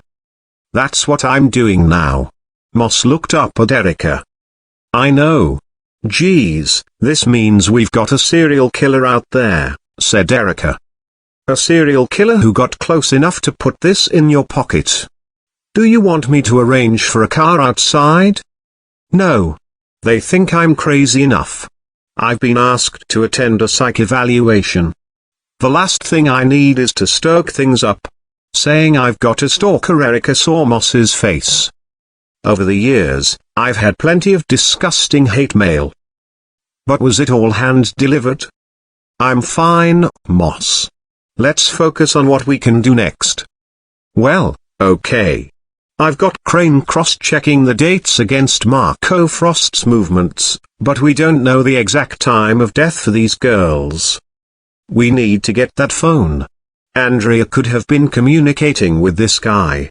That could be his number, voicemails, and his email. Even pictures on the phone itself. That phone is the key, said Erica. We need the resources to retrieve it, said Moss. I'll have a crack at Marsh, said Erica. You sure? Isn't that a bit risky? Asked Moss. I've known him a long time. He was an ex? God, no. I trained with him, and I introduced him to his wife. That's got to count for something, said Erica. And if it doesn't, well, what have I got to lose? Chapter 37. Chief Superintendent Marsh was forcing himself to eat his second creme brulee. He was already full, but they were just so good. He gripped the ramekin and plunged his spoon through the crisp caramel with a satisfying crunch.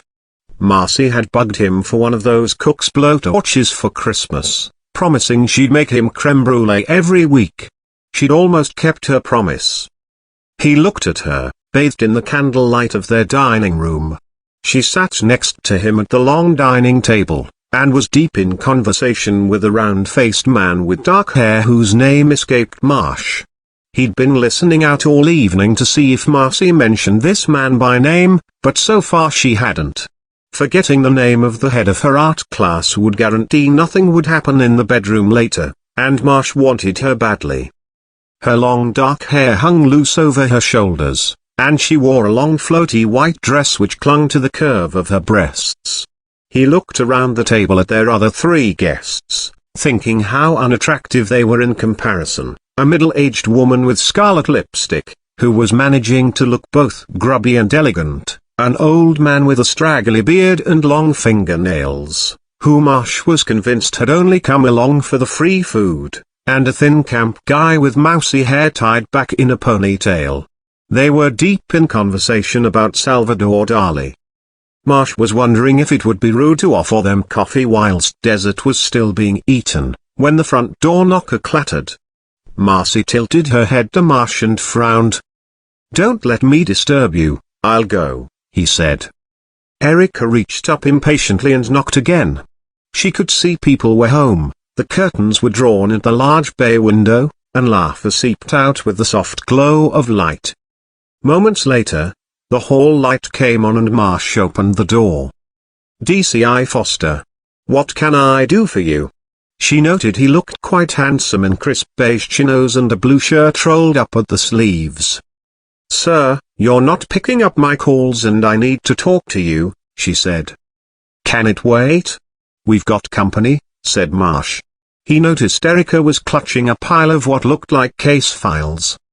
"Sir, I believe the murders of Andrea Douglas Brown and Ivy Norris are linked to 3 other murders. Young girls found in the same circumstances as Andrea.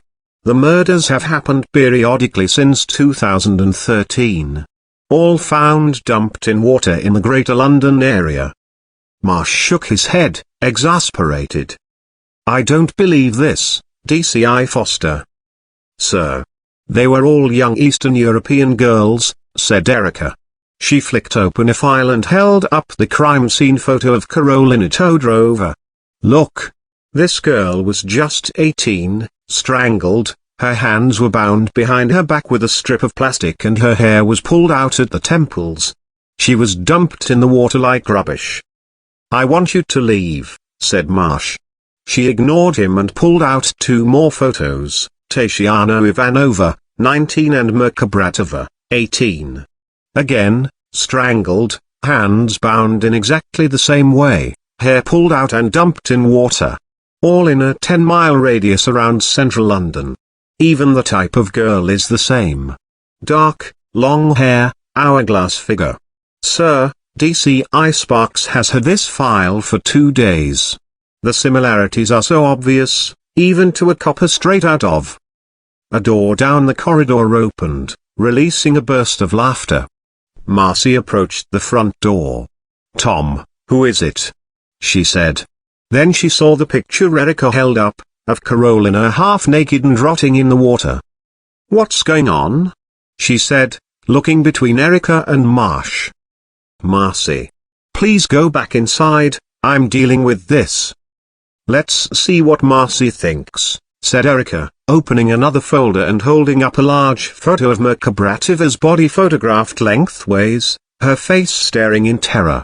Leaves and vegetation clung to her pale flesh, her pubic hair was matted with blood. "How dare you? This is my home!" cried Marcy, putting her hand over her mouth. Erica refused to close the file. "This girl was just 18, Marcy. 18. She came to England thinking she had work as an au pair, but she was forced into prostitution, no doubt raped regularly, and picked up and brutally strangled. Time goes so fast, doesn't it? How old are your two little girls now? They'll be 18 before you know it. Why is she here? Why aren't you dealing with this at work? Cried Marcy. That's enough, Erica, shouted Marsh. He's not dealing with it at work, said Erica. Please, sir. I know that there has been a trace on a phone belonging to Andrea Douglas Brown. Give me the resources to find that phone. There's stuff on that phone about Andrea's life. Stuff she kept secret. I believe that information could lead us to catch who killed her and these girls. Look at their photos again. Look at them. What is this, Tom? Asked Marcy. Marcy, go back inside.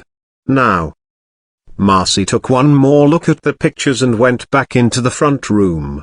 There was a moment of loud laughter and then it was snuffed out as she shut the door again. How dare you, Erica? No, sir, how dare we? This isn't about me.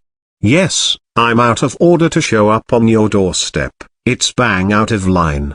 But I can live with being a cunt. What I can't live with is what happened to these girls. Can you really sleep tonight not knowing we tried? Think back to when we first joined the force. We had no power. You can make this decision now, sir. You.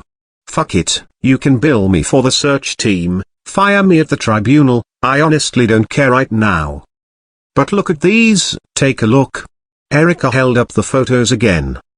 That's enough, shouted Marsh. He slammed the front door and Erica heard the locks shoot home. Well, at least I tried, she said to the photos. She closed the file, placed it gently back in her bag and walked back onto the street. Chapter 38. The figure had materialized in the alleyway opposite Erica's flat when darkness fell, just before Di Moss had come out of the front door and driven away in her car. What was the fat little leser doing there? This is a new development. Watching DCI Foster's movements had become almost addictive. Coupled with the torrential rain, it had been easy to follow her with a hood up, head down and 3 different waterproof jackets in a backpack. The secret of blending in, is don't try to. Everyone is so fucking self-obsessed. The figure's eyes were drawn upwards to Erica, who was staring out of the window, smoking. What is she thinking? What was that other cop, Moss, doing there? DCI Foster is supposed to be off the case. Abruptly, Erica got up and closed the blinds. Moments later, she came out of her front door. She was carrying her bag and headed towards the station. The figure retreated and sprinted back down the alleyway to a car, and then drove out onto the main road, trying to keep slow, be normal, blend in. Erica was just turning into Brockley Station when the figure turned the car into the station approach. Another car started to pull out of a space in front, and the figure used the opportunity to stop, watching Erica as she passed over the footbridge to the opposite platform. The driver in front finished pulling away from the space, and waved a hand in thanks. The figure grinned and waved in return, then sped back down Erica's road, past her dark flat, and parked a few streets away. When the car engine fell silent, the figure took a moment to visualize the back of DCI Foster's building. A high wall curled round the back of the property with an alleyway running along one side. When it had been converted from a big house into flats, the back had been left a mess of old and new windows, downpipes, and guttering. The figure climbed out of the car and took a backpack from the boot. I wasn't going to do this now, but it seems things have accelerated. Watching from outside is no longer giving me enough. On the way back to DCI Foster's flat, a couple of commuters walked past, deep in conversation, oblivious. Once outside Erica's flat, the figure climbed up onto the surrounding wall, having thought carefully about how to get up to the top floor. Inch along the wall to the back of the building, step onto the windowsill, grab the downpipe, Hook one leg up to a higher windowsill and climb up, using the pipe. The windowsills were smooth stone and the figure, breathless from the exertion, stopped for a moment. It had worked so far. Use the lighting rod, a thick gutter pipe for leverage, and then there are 3 more windows, staggered in a line. Tick, tack, toe. The figure reached Erica's bathroom windowsill, drenched in sweat from the exertion. The window was closed, and this was expected. However, there was a small extractor fan beside the window. It was conveniently cheap and had been poorly fitted. Covering the square plastic grill vent with a gloved palm, the figure gripped the edges and pulled off. There was a crack and it came away, exposing a silver-lined ventilation pipe. The figure pushed an arm inside, feeling leather-clad knuckles come into contact with the back of the ventilator's plastic housing on the inside wall. A swift punch and it was knocked out. It rattled and scraped against the bathroom wall as it swung loose from its wire. The figure pulled a length of coat hanger wire from a side pocket of the backpack and inserted it through the ventilation pipe. It took a few fumbling attempts, but the wire finally hooked over the handle of the window inside and it popped open with a click. The figure moved quickly, crawling through headfirst, hands out, and connecting with the toilet seat. I'm in. It was exhilarating after so long watching DCI Foster from afar. The bathroom was small and functional. Opening the bathroom cabinet, the figure saw it was filled with a box of tampons, thrush cream, and a dusty packet of waxing strips. The expiry date had passed. How heartbreaking. She carries a packet of old waxing strips with her. The figure gathered up the contents of the bathroom cabinet and moved through to the sparse bedroom. It smelt neutral. The smell of women could sometimes be interesting and exotic. The smell of others could repel. All I get is stale cigarettes. Fried food. A hint of cheap perfume. The figure pulled back the bed covers, neatly laid out the contents of the bathroom cabinet on the mattress, and replaced the covers, before moving through to the living room. It was dark, save for the orange glow of a street light. Strewn on the coffee table, amongst dirty cups and an ashtray, were copies of police files. The figure lifted one with a gloved hand, rage surging.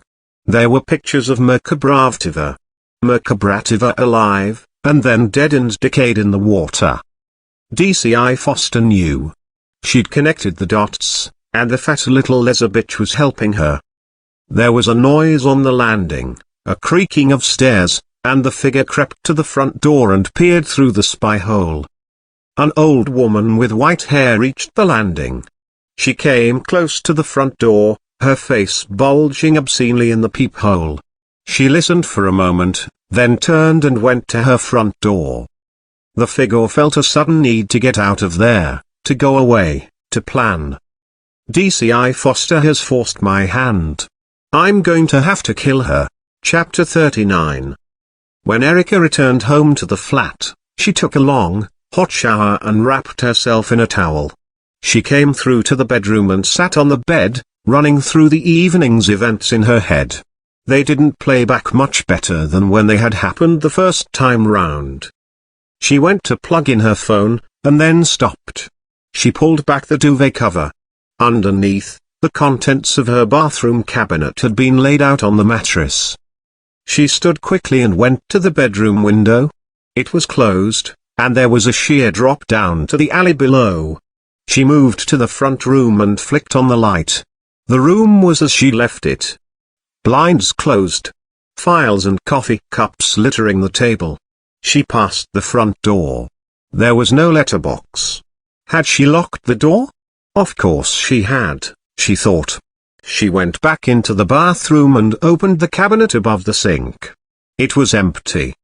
The window had been closed when she'd taken her shower, and she hadn't opened it.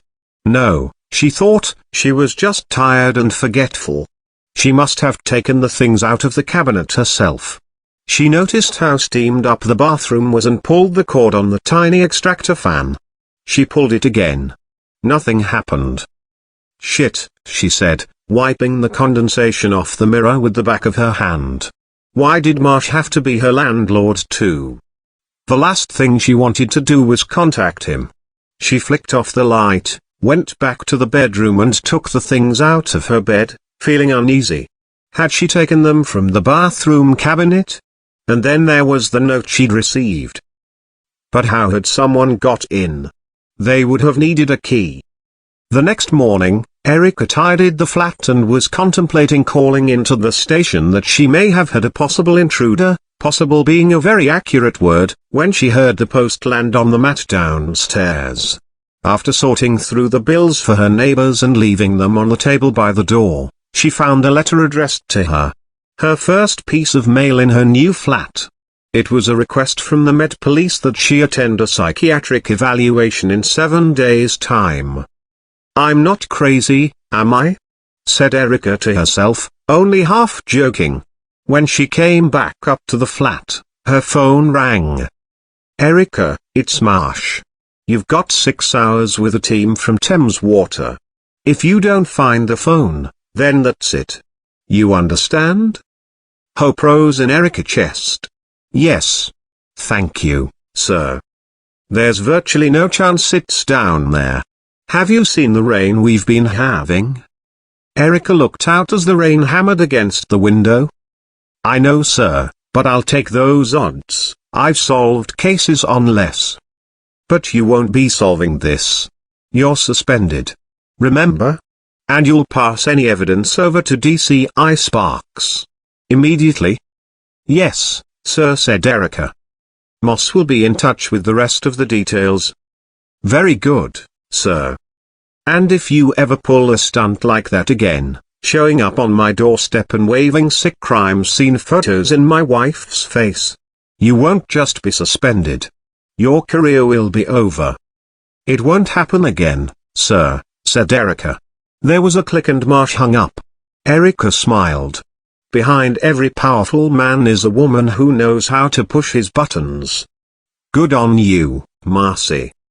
Erica walked over to meet Moss and Peterson.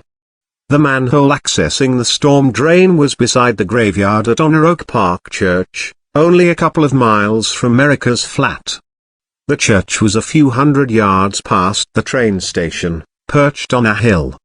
The rain had stopped, and there was a slight break in the clouds when Erica met Moss by a large van bearing the Thames Water logo. Peterson had a tray of takeaway coffees and was handing them out to a group of guys wearing overalls. "This is Mike. His team will be coordinating the search," said Moss, introducing them. "I'm Erica Foster," she said, leaning over to shake hands. The guys didn't mess about. They gulped down their coffee and within minutes they were levering up the giant manhole cover and rolling it to one side with a clink. "Good to see you, boss," said Peterson, handing her a coffee with a grin. Mike took them into the tiny van. It was equipped with a bank of monitors, a small shower, and radio comms for all the men going down into the drain. On one of the monitors, a satellite weather map continually refreshed, showing streaks and bulges of charcoal grey across a map of Greater London. "That's the difference between life and death," said Mike, tapping a biro against the screen. "The sewers below combine storm water and wastewater. A sudden downpour of rain can flood the sewers, and very quickly you have a tidal wave of water making its way towards the Thames." "What did you do before all this technology?" asked Peterson, pointing at the television screens and satellite weather maps. "Good old-fashioned noise," said Mike. "If a storm came, we'd lift one of the nearest manhole covers 6 inches and let it crash back down. The clanking sound would echo down the tunnels and hopefully give the blokes down there enough of a warning to get the fuck out." "Is it just blokes who work down there?" asked Moss. "Why?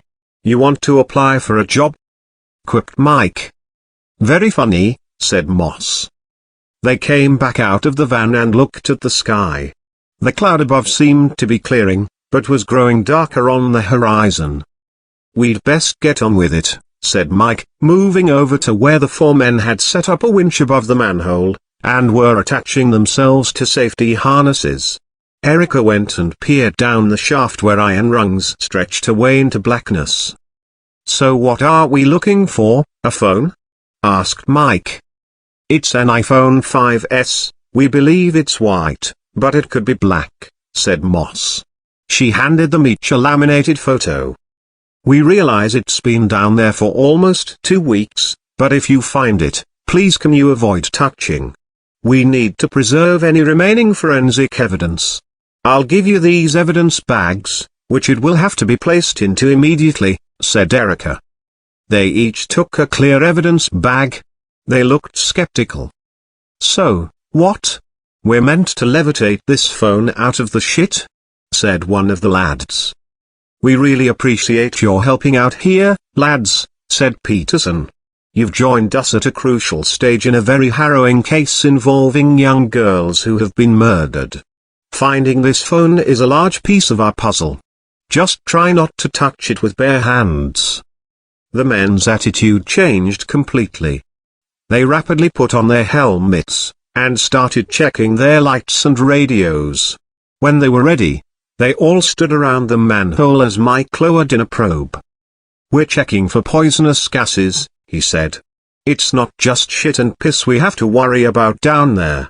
There's carbonic acid, which miners used to call choked amp, carburetted hydrogen, which explodes, and sulfurated hydrogen, the product of putrid decomposition. You've all got your chemical detectors in your suits, lads?" They all nodded. "Geez, wouldn't you all rather work in a supermarket?" asked Moss. "This pays much better," said the youngest of the lads as he went first and was slowly winched down into the manhole. They watched as the remaining men were lowered down into the darkness, their lights illuminating the brown grimy interior of the storm drain. Erica looked across at Moss and Peterson as they leaned over. They exchanged tense glances. "Like looking for a needle in a haystack," said Peterson. Slowly, the torchlight below began to fade and they were left in silence. Mike went into the van to watch their progress. An hour later there was nothing to report, and they were stamping their feet in the cold. Then a call came through on the police radio. There was an incident at a supermarket in Sydenham.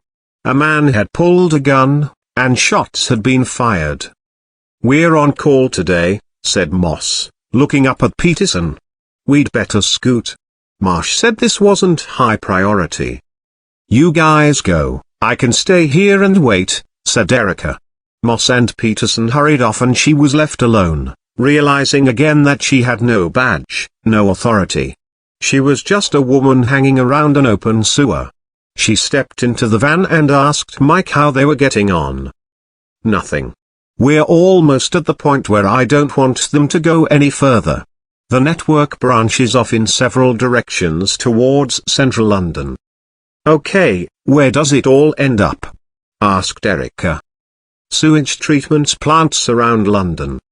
So the chances of a tiny little phone showing up are slim," he said.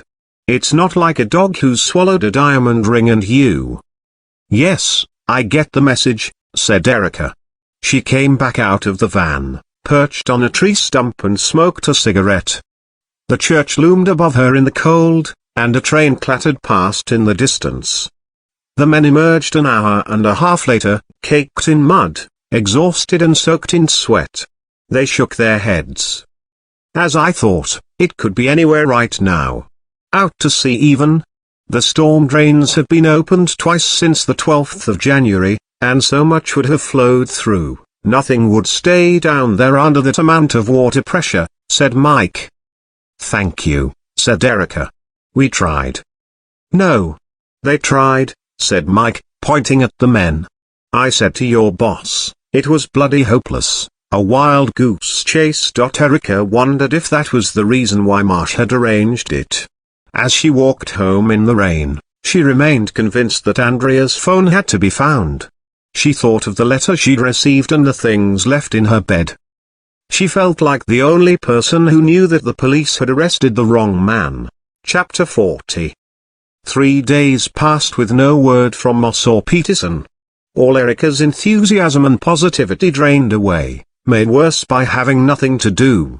On the third day, she was poised to call Edward and face up to visiting Mark's headstone, when her phone rang in her hand. "Boss, you're not going to believe this," said Moss. "Andrea's phone has just shown up." "What? In the sewer?" asked Erica, gripping the pen. "No. A second-hand mobile phone shop in Annerley." "That's only a few miles away," said Erica. "Yeah?" Crane circulated the IMEI number around local second-hand phone dealers, saying that if a handset with this number came into their shop they were to contact the incident room urgently. And they did. He also said they'd be paid the value of a new unlocked iPhone 5S, which must have sweetened the deal. "How did it show up in Annerley?" asked Erica. "A woman found it. The huge amount of rain and meltwater last week caused the drains to overflow on the lower end of Forest Hill Road. The drains were so overloaded that high-pressure water was forced up through the sewage system, tearing through the tarmac. We figured the phone came with it. She saw it, and even in the state it was in, thought she could get a few bob for it." "And it's okay? It works?" "No, and the screen is badly cracked, but we've whisked it over to the cyber team who've put it at the top of their work queue. They're trying to get everything they can off the internal memory." "Moss, I'll come in." "No, boss, stay put. If you're going to come down here, wait until you have a reason to storm in and read them the riot act." Erica started to protest. "Seriously, boss. I promise I'll phone you the second I know anything." Moss hung up. 6 long, tense hours later, Moss called to say that the cybercrime unit had pulled a substantial amount of data from Andrea's phone. Erica took a cab to the address Moss had given her, and met her outside the Central London Cybercrime Unit, which was based in a nondescript block of offices near Tower Bridge. They took the lift up to the top floor and merged into a huge open-plan office. Every desk was busy. Sitting at each was a weary officer poring over computer screens, beside them a phone or laptop in pieces, or a mess of wires and circuit boards. On the far back wall was a row of what looked like viewing suites with tinted windows. Erica shuddered to think of the things these officers had to watch behind those screens. A short, handsome man wearing a threadbare woolly jumper met them at the water cooler. He introduced himself as Lee Graham. They followed him through the office to a large storage room with racks and racks of computers, phones, and tablet computers, all bagged up and sealed. They passed one low shelf where a laptop was wrapped in plastic and encrusted with dried blood. He took them over to a messy desk in the far corner where Andrea's phone lay, battered and cracked. The back was off and it was hooked up to a large PC with twin screens. "We got a lot off this phone," said Lee, sitting and adjusting one of the screens. The hard drive was in good condition. Moss pulled over a couple of chairs and they sat beside Lee. "There are 312 photos," Lee continued, 16 videos, and hundreds of text messages going back from May 2012 to June 2014. "I've run all the photos through our facial recognition software. This crunches through the National Criminal Database and uses facial recognition to look for any matches. It flagged up one name." Erica and Moss looked at each other, excited. "What was his name?" asked Erica, keenly. Lee tapped away at his keyboard. "It wasn't a he, it was a she," he said. "What?" said Erica and Moss in unison. Lee swiped his way through a series of thumbnail images, then clicked on one, a familiar face. "Linda Douglas Brown is in the police database?" asked Moss, in surprise. In the picture, Linda and Andrea sat at a table in a bar. Andrea stared confidently down the lens and looked immaculate in a cream blouse. The buttons were open, displaying a dark, full cleavage with a silver necklace nestling between her breasts. Linda, in comparison, was ruddy-faced with unkempt hair. She was wearing a roll-neck black jumper, which rode high enough to nestle just under her double chin. The jumper was embroidered with images of small poodles cavorting across the fabric, A large gold crucifix hung around her neck. Her hand was slung around Andrea's and her face wore a drunken grin. Is the victim's mother?" asked Lee. "No, the victim's sister, there's 4 years between them," said Erica. They let that hang for a moment. "Okay. Well, I've pulled her criminal record, it's just printing off for you now," said Lee. Chapter 41.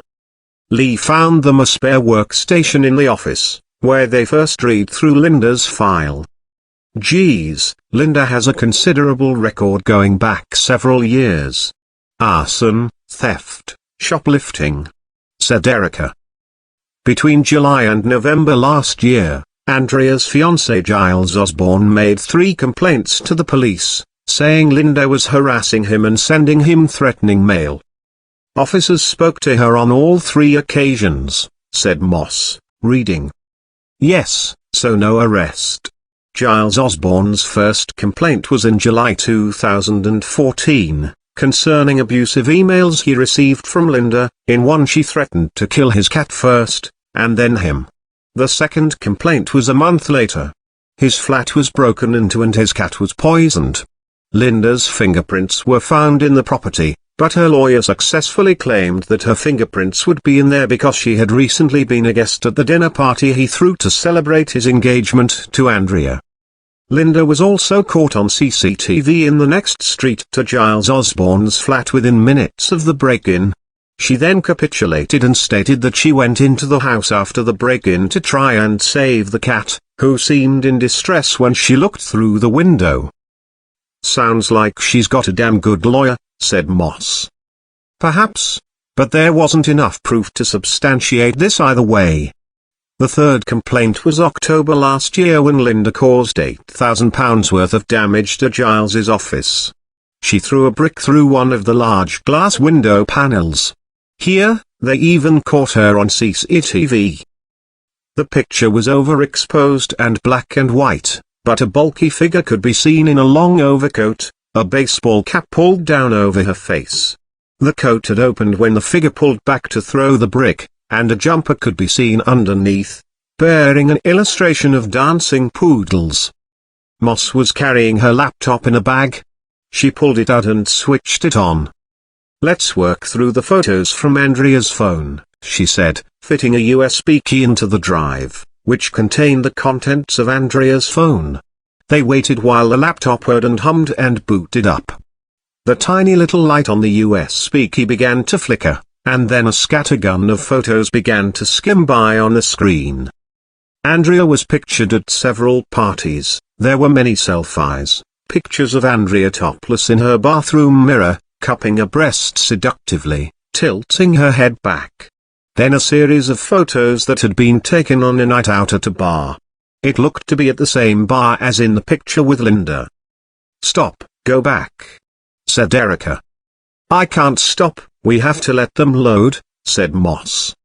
"Come on," said Erica, impatiently, as the laptop paused on the blurred photo of blackness, obviously taken in error. Then the photos began to load again and finished.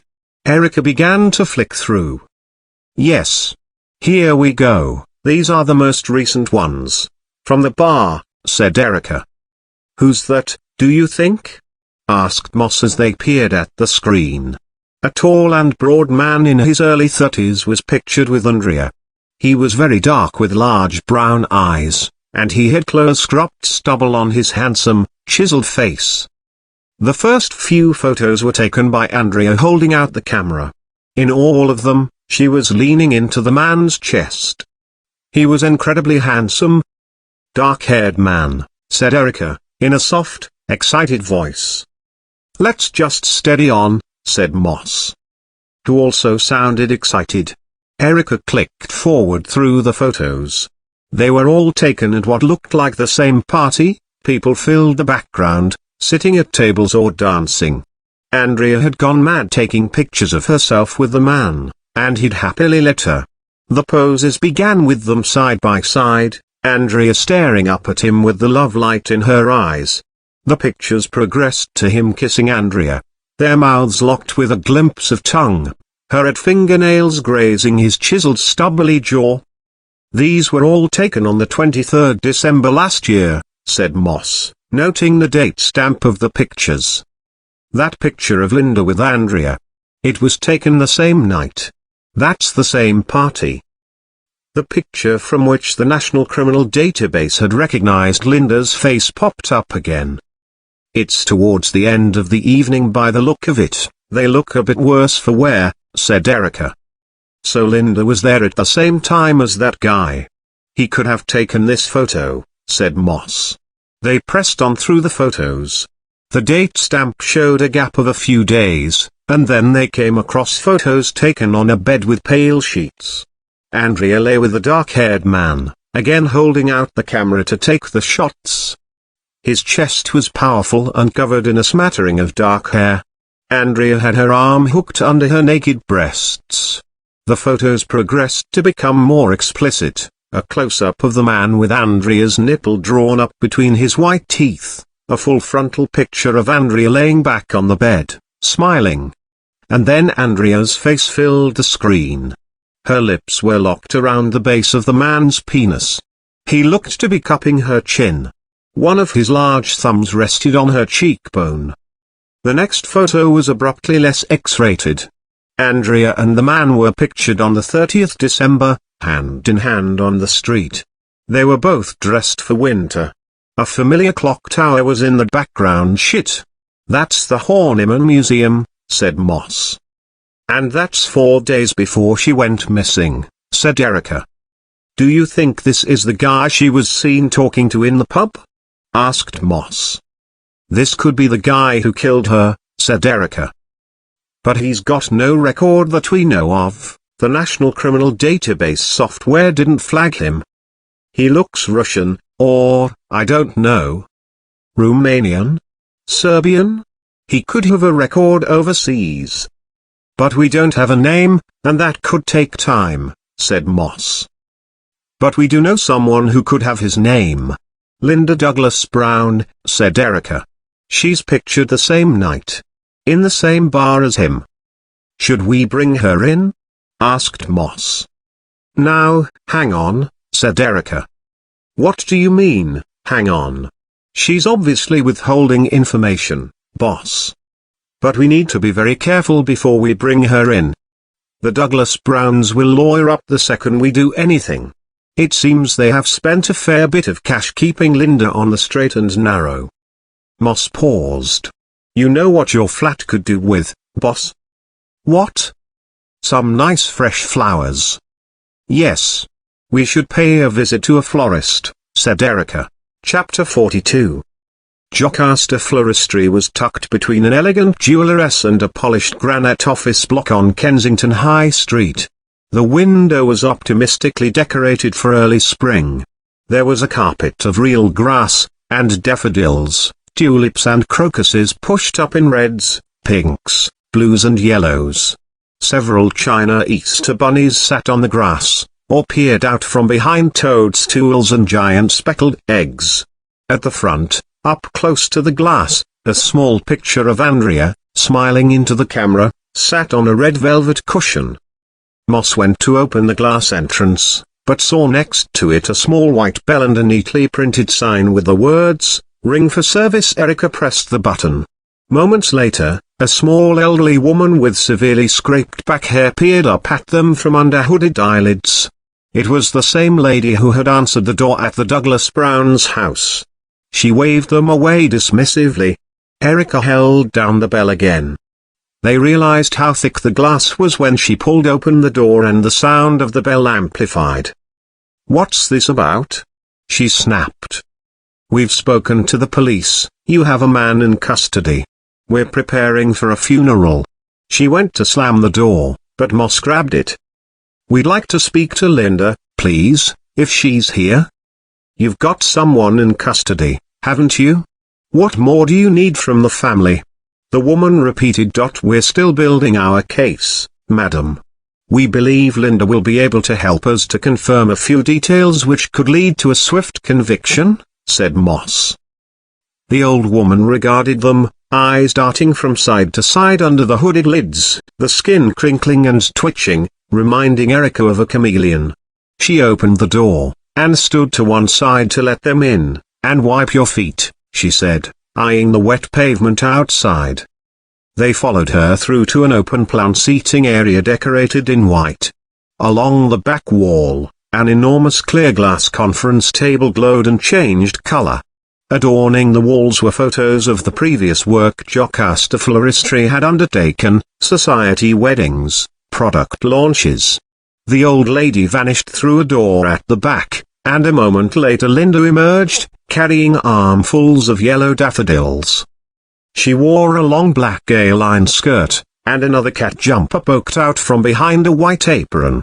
This time it was a giant tabby cat with languid eyes. "My mother isn't here. She's taken to her bed," she said. Her tone of voice seemed to suggest that her mother was slacking off. She crossed to the large table, laid the daffodils on the glass and began to sort them into bunches. Eric and Moss joined her at the table. "What are you doing here, DCI Foster? I thought you'd been taken off the case." "Surely you of all people should know not to believe everything you read in the press," said Erica. "Yes. Journalists. They're all beasts. One of the tabloids described me as a moon-faced spinster apostrophe." "I'm sorry to hear that, Linda." "Are you?" snapped Linda, fixing them with a stare. Erica took a deep breath. "When we spoke to you before, we asked if you had any information that could help us with our inquiries. You failed to mention to us that Andrea had a second phone," said Erica. Linda went back to bunching daffodils. "Well?" said Moss. "You didn't ask me a question. You made a statement," said Linda. "Okay. Did Andrea have a second phone?" asked Erica. "No. I wasn't aware she did," said Linda. "She reported it stolen in June 2014, but kept the handset and bought a pay-as-you-go SIM card," said Moss. "So, what? You're here on behalf of the insurance company to investigate insurance fraud? We found your criminal record, Linda. You have quite the rap sheet: assault, shoplifting, credit card fraud, vandalism," said Erica. Linda stopped bunching the daffodils and looked up at them. "That was the old me. I've found God now," she said. "I'm a different person. If you look close enough, we all have a past we regret." "So when did you find God?" asked Moss. "I beg your pardon?" asked Linda. "Well, you're still on probation, and you caused £8,000 worth of damage to Giles Osborne's offices 4 months ago. Why did you do it?" "I was jealous," said Linda. "Jealous of Andrea, of Giles. She found someone, and as I'm sure you can imagine, I'm still looking." "And what did Andrea and Giles have to say about your harassment?" "I apologized. I said it would never happen again and we all made up." "He forgave you for killing his cat too?" said Moss. I did not kill his cat," cried Linda. "I would never do something like that. Cats are the most beautiful, intelligent creatures. You can stare into their eyes, and I think they know all the answers. If only they could talk." Erica shot Moss a look, not to go too far.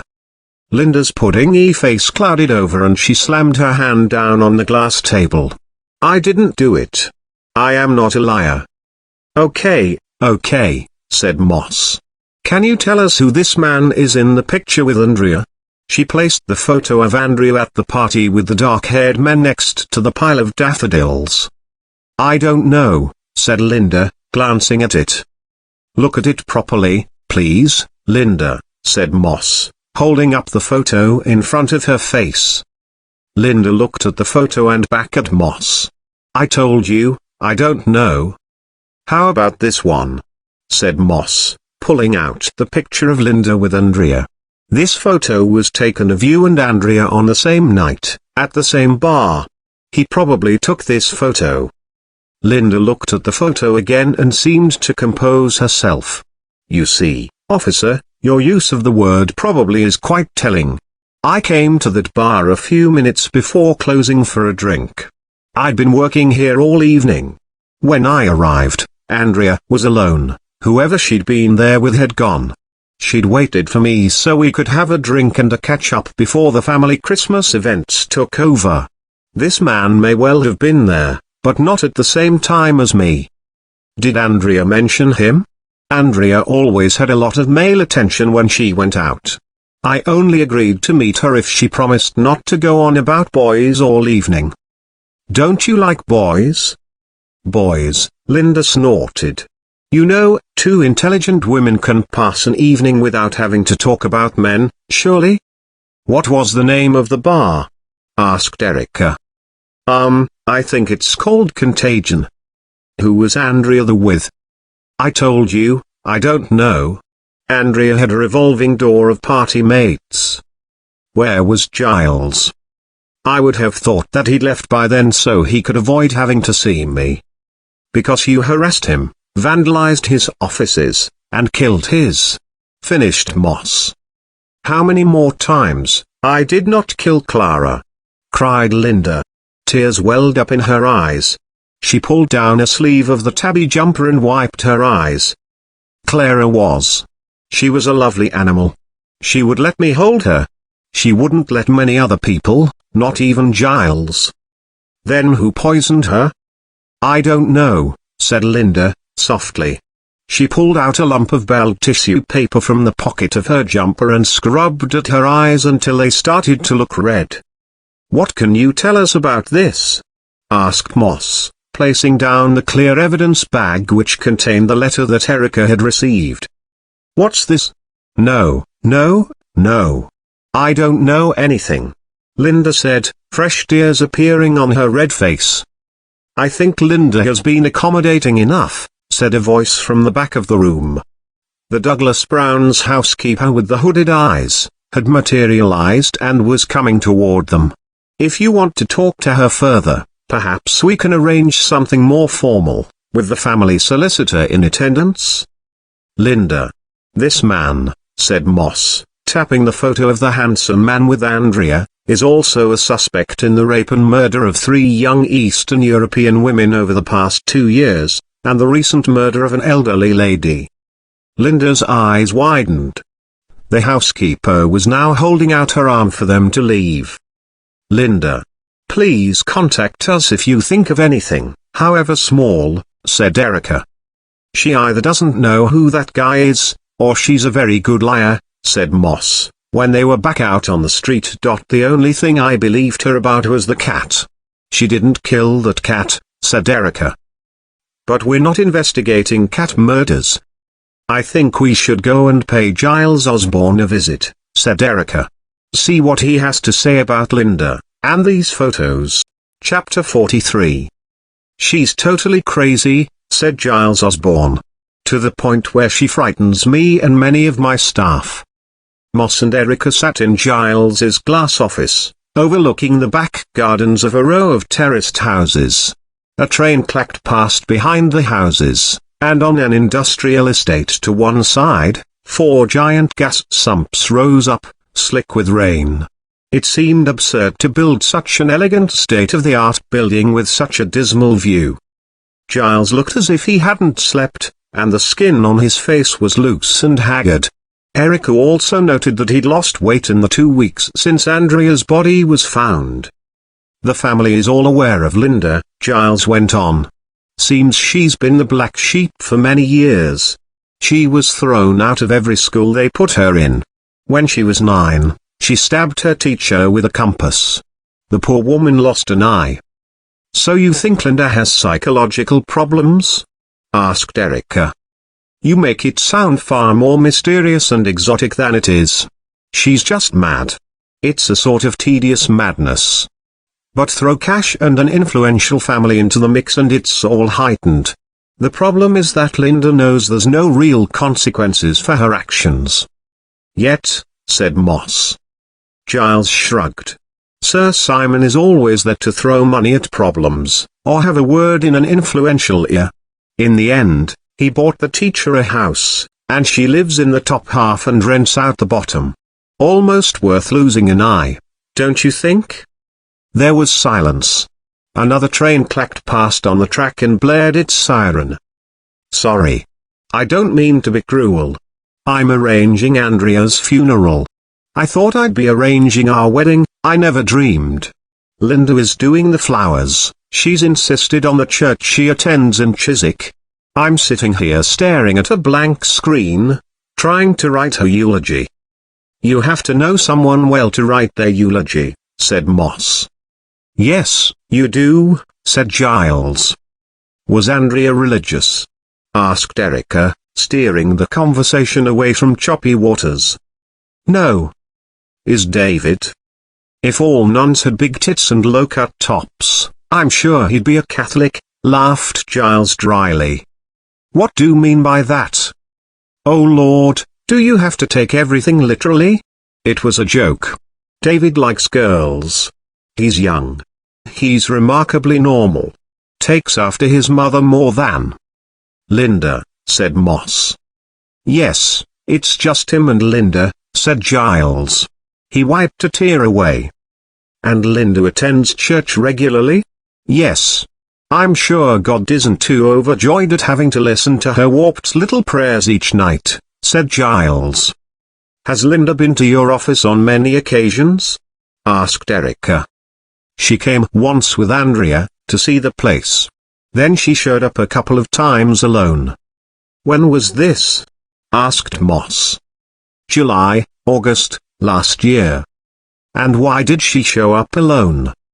She came to see me, and it very quickly became apparent that she wanted to. Well, she wanted to have sex. And how did she indicate this? Asked Moss. How do you bloody think? Said Giles, growing red. He looked around, desperate to be somewhere else. She lifted her sweater and exposed herself. Told me that no one would know. And what did you do? I told her where to go. Even if she wasn't Andrea's sister, she's not exactly. Not exactly? Well, she's not exactly a looker, is she? Moss and Erica remained silent. Giles went on, as far as I'm aware it's not a crime to find someone repulsive? Finished Erica. I wouldn't go quite that far, said Giles. And then things turned nasty. Linda vandalized your office and, according to the records, broke in and poisoned your cat. Yes, and I don't know. You've read the case files, then? Erica and Moss nodded. I found myself with an unfortunate dilemma with Linda. Sir Simon asked me to drop the charges. What could I do? I'm sorry to have to bring this up, Giles, but were you aware that Andrea was seeing other men when you were together? Asked Erica. Giles paused. I am now. And how does that make you feel? How do you bloody think that makes me feel? We were engaged. I thought she was the one. Sure, she liked to flirt and play, and I should have seen it, but I thought she might calm down once we were married, and then we'd get sprogged up. Sprogged up? Asked Erica. You mean, have children? Yes. I had no idea she had several men on the go. She was so stupid to get involved with that hateful creature Marco Frost. He scared Andrea with his obsession. Do you think you have enough evidence to secure a prison sentence? Erica looked at Moss. Mr. Osborne, can I please ask you to take a look at this photo? She placed the picture of Andrea with the dark-haired man on the table. He glanced at it. No. I don't know him. I didn't ask if you knew him. Please take a good look. This was taken just 4 days before Andrea disappeared. Giles looked at the photo again. Well, what am I looking at? He was probably one of the many men who make eyes at her. What about this? Or this? Or this? Asked Erica. She placed the series of photos in front of Giles, Andrea lying in bed with the dark-haired man, naked, her nipple drawn between his teeth, then Andrea with her lips spread wide and his penis in her mouth. What are you people doing? Cried Giles, pushing his chair back and getting up. There were tears in his eyes. How dare you come in here and take advantage of my goodwill? Sir, these are from Andrea's second mobile phone which we recently recovered. We showed these photos to you for a reason. They were taken just a few days before she vanished. Giles stood and went to the glass door. Thank you, officers, but I came into my office today to remember Andrea, and write about her life. I have been asked to speak at her funeral, and you come here and sully my memories of her with hardcore pornographic photos. He opened the door and indicated that they leave. Sir, we believe that the man pictured with Andrea is also involved in the killing of 3 Eastern European girls who worked as prostitutes, and the murder of an elderly lady. We also believe that Andrea was with this man on the night she died, explained Erica. She looked at Moss. Giles saw their exchange. Hang on. What about Marco Frost? I thought he was your man? Chief Superintendent Marsh assured me, and Assistant Commissioner Oakley, said Giles. This is another line of inquiry we are pursuing, said Erica. So you really have no idea who killed Andrea? Yet you come over here hassling me, on a hunch? Andrea was a flawed human being, and she had secrets. But all she did was love, all she wanted was to love. Giles broke down, heaving and sobbing. He put his hand to his mouth. I just can't take this much longer. Please, leave. Erica and Moss went back to the table, gathered up the photos and left, leaving Giles to sob. Oh fuck, said Moss, when they came back to the car parked a few roads away. I said it, not you, said Erica. Boss, I have to go and report this all to DCI Sparks, and Marsh. I know. And that's fine.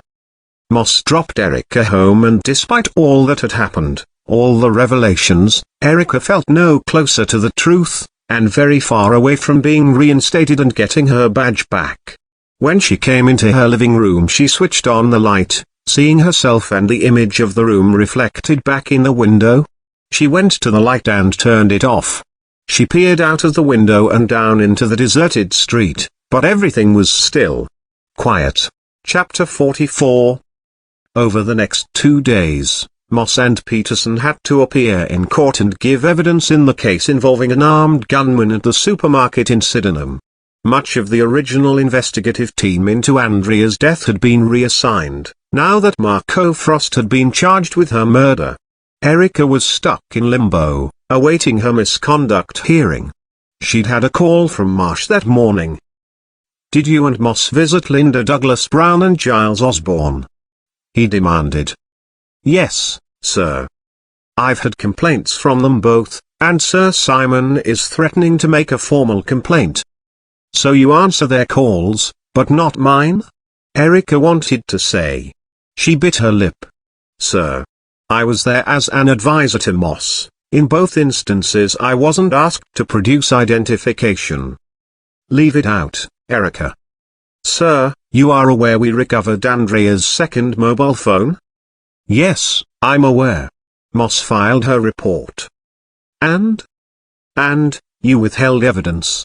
The note you received. But the note, sir. The note could have come from several places. Think back to your colleagues in Manchester. There's still a great deal of anger towards you. Marsh tailed off. I'm sorry. That was unfair. I think, Erica, that you need to let this go. What? Sir, have you seen the pictures? Yes, I've seen the pictures, and I've read Moss's report very carefully.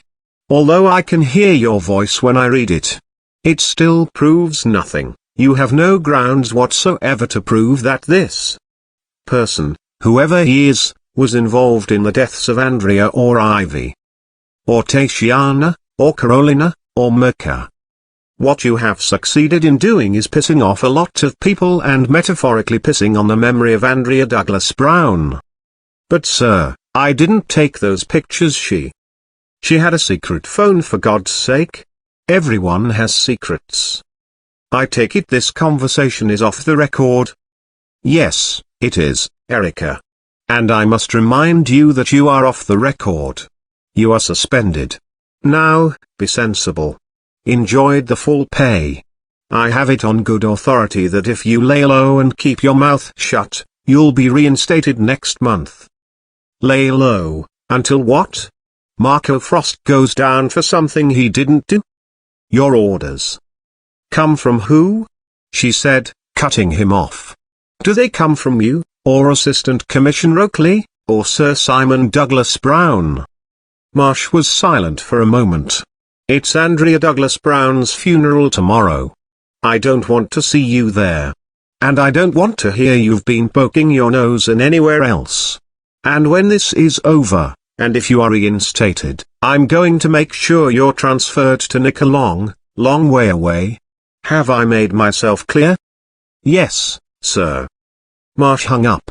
Erica sat back on the sofa, fuming. She cursed Marsh, and then herself.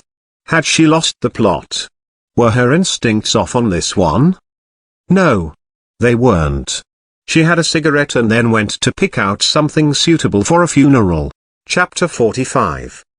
Eric awoke before it was light, and sat smoking and drinking coffee by the front window.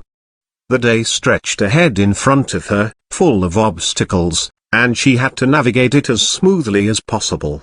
She took a shower, and when she emerged just after 9, the sky still had a grey-blue tinge. Erica felt it wasn't right to be going to the funeral of someone so young. Perhaps the day was protesting, refusing to begin. She'd searched through her suitcase for something suitable to wear to Andrea's funeral, only to realize that most of her wardrobe was suitable for a funeral. At the bottom, she found the elegant black dress she'd worn over a year ago to a Christmas party organized by the Manchester Met Police. She remembered that night so clearly, the lazy afternoon beforehand when she and Mark had made love, and then he'd run her a bath, pouring her favorite sandalwood oil into the steaming water. He'd sat on the side of the bath and they'd chatted and drunk wine as she'd wallowed in the water. When it came to put on the dress, it had felt snug, and she'd protested she was fat. Mark had slipped his arm around her waist and pulled her into him, telling her she was perfect. She'd gone to the party, proud to be on his arm. The warm feeling of being loved, of having someone special. Now, as she pulled the dress on in front of the tiny mirror in the bare, damp bedroom, it hung loose on her slender frame. She closed her eyes and tried to imagine that feeling of Mark beside her, pulling her into him for a hug. She couldn't conjure it up. She was alone. She opened her eyes and stared at her reflection. I can't do this without you. Life. Everything. She said.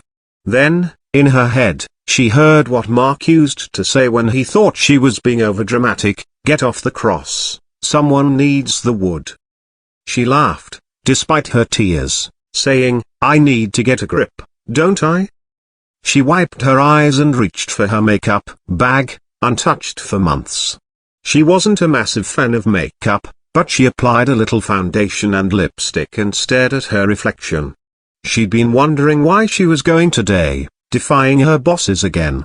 She was doing it for Andrea, for Carolina, Mirka, Tatiana, and for Mark. As with the girls, the person who'd killed him had never been caught. The Church of Our Lady of Grace and St. Edward on Chiswick High Road was a dreary, industrial-looking building.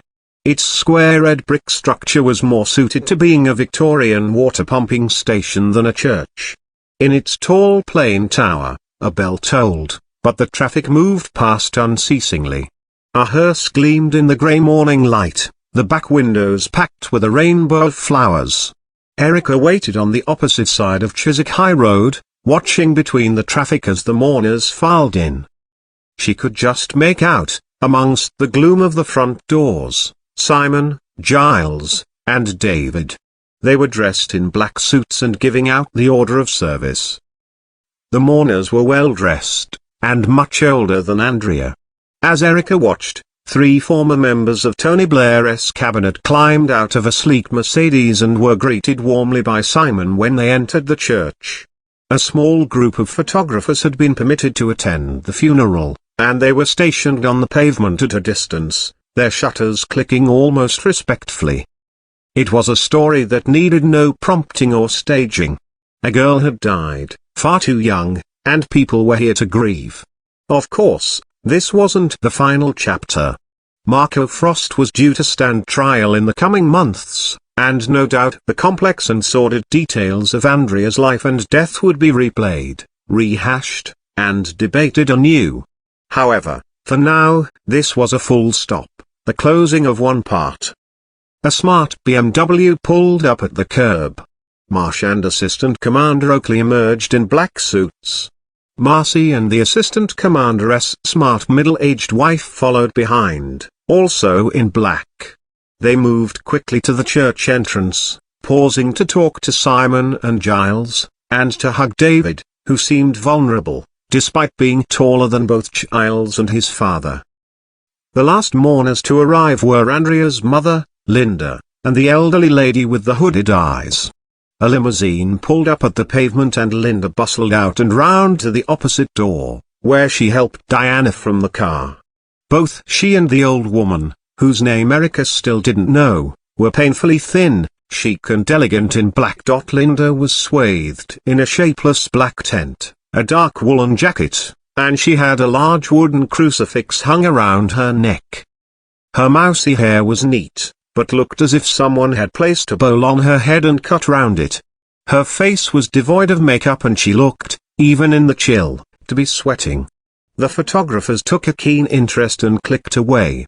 Diana and the old woman bowed their heads, but Linda stared up at the cameras defiantly.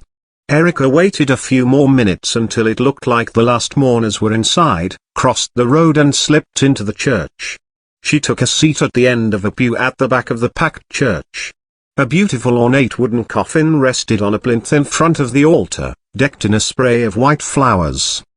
The Douglas Brown family sat on the front pew, and as the church organ petered out, Erica noticed Diana looking frantically around as the church hushed.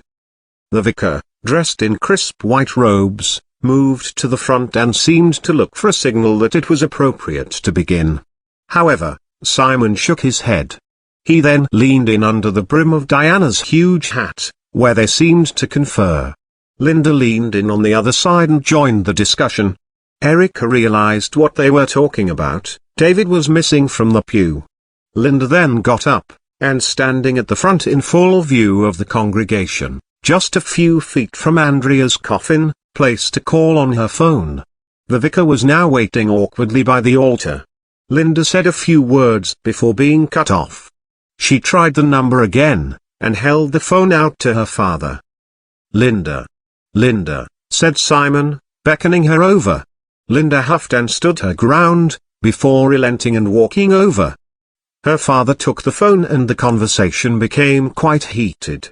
Erica couldn't make out what was being said, but his angry tone reverberated around the church. The congregation was now shifting uneasily. The scene juxtaposed uncomfortably with the polished, flower-topped coffin. The murmur of Simon's voice stopped abruptly, and Erica shifted in her pew to see what was happening. It was then that she heard, from her seat by the door, the faint sound of a mobile phone ringtone. Simon stood and moved off to the side of the church, a phone to his ear. Erica rose from her seat and slipped out of the church. Houses and shops were heavily built up nearby, leaving the courtyard out front and a thin strip of flagstones along one side of the church, which backed onto a high wall. David stood by the high wall with an unlit cigarette between his teeth. He tucked his phone inside his suit jacket. Erica moved over to him. "Need a light?" she asked, pulling out her cigarettes and lighter. He peered at her for a second and then leaned into her lighter, cupping his hands around the flame, and puffing furiously as the end of the cigarette glowed red. Erica lit one herself and took a drag. "You okay?" she asked, tucking her cigarettes back in her coat pocket. David was painfully thin, with sunken cheeks. His skin was honey-colored, and there was a smattering of acne under his cheekbones. Despite this, his face was still handsome. He had the same brown eyes and full lips as Andrea. He squinted at Erica and shrugged. "Why aren't you in there for the service?" asked Erica. "It's all bullshit. My parents have planned this pretentious tribute, which is nothing to do with who Andrea was. She was a slut, she was loud and crass, and she had the attention span of an insect. But she was so good, so much fun to have around. I hate that phrase, she lit up a room. It's trotted out all the time, but it was true of her. God, why did it have to be Andrea and not Lynn? His voice tailed off and he looked ashamed. Linda? No. I didn't mean that. Although I think Linda is so desperate for attention she'd quite like to be brutally murdered. It would be more interesting to write on her Facebook profile than, I work as a florist and I like cats. David began to cry. Shit, shit, shit, I vowed I wouldn't use these, he said, pulling a little pack of tissues from his pocket. Look. David. You'll regret it if you don't go in there.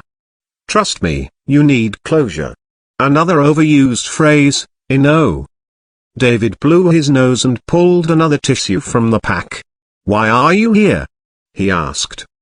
I've come to pay my respects. You know, my parents blame you for the media coverage. And what do you think? I think Andrea was always honest about dating men, about loving sex. What about Giles?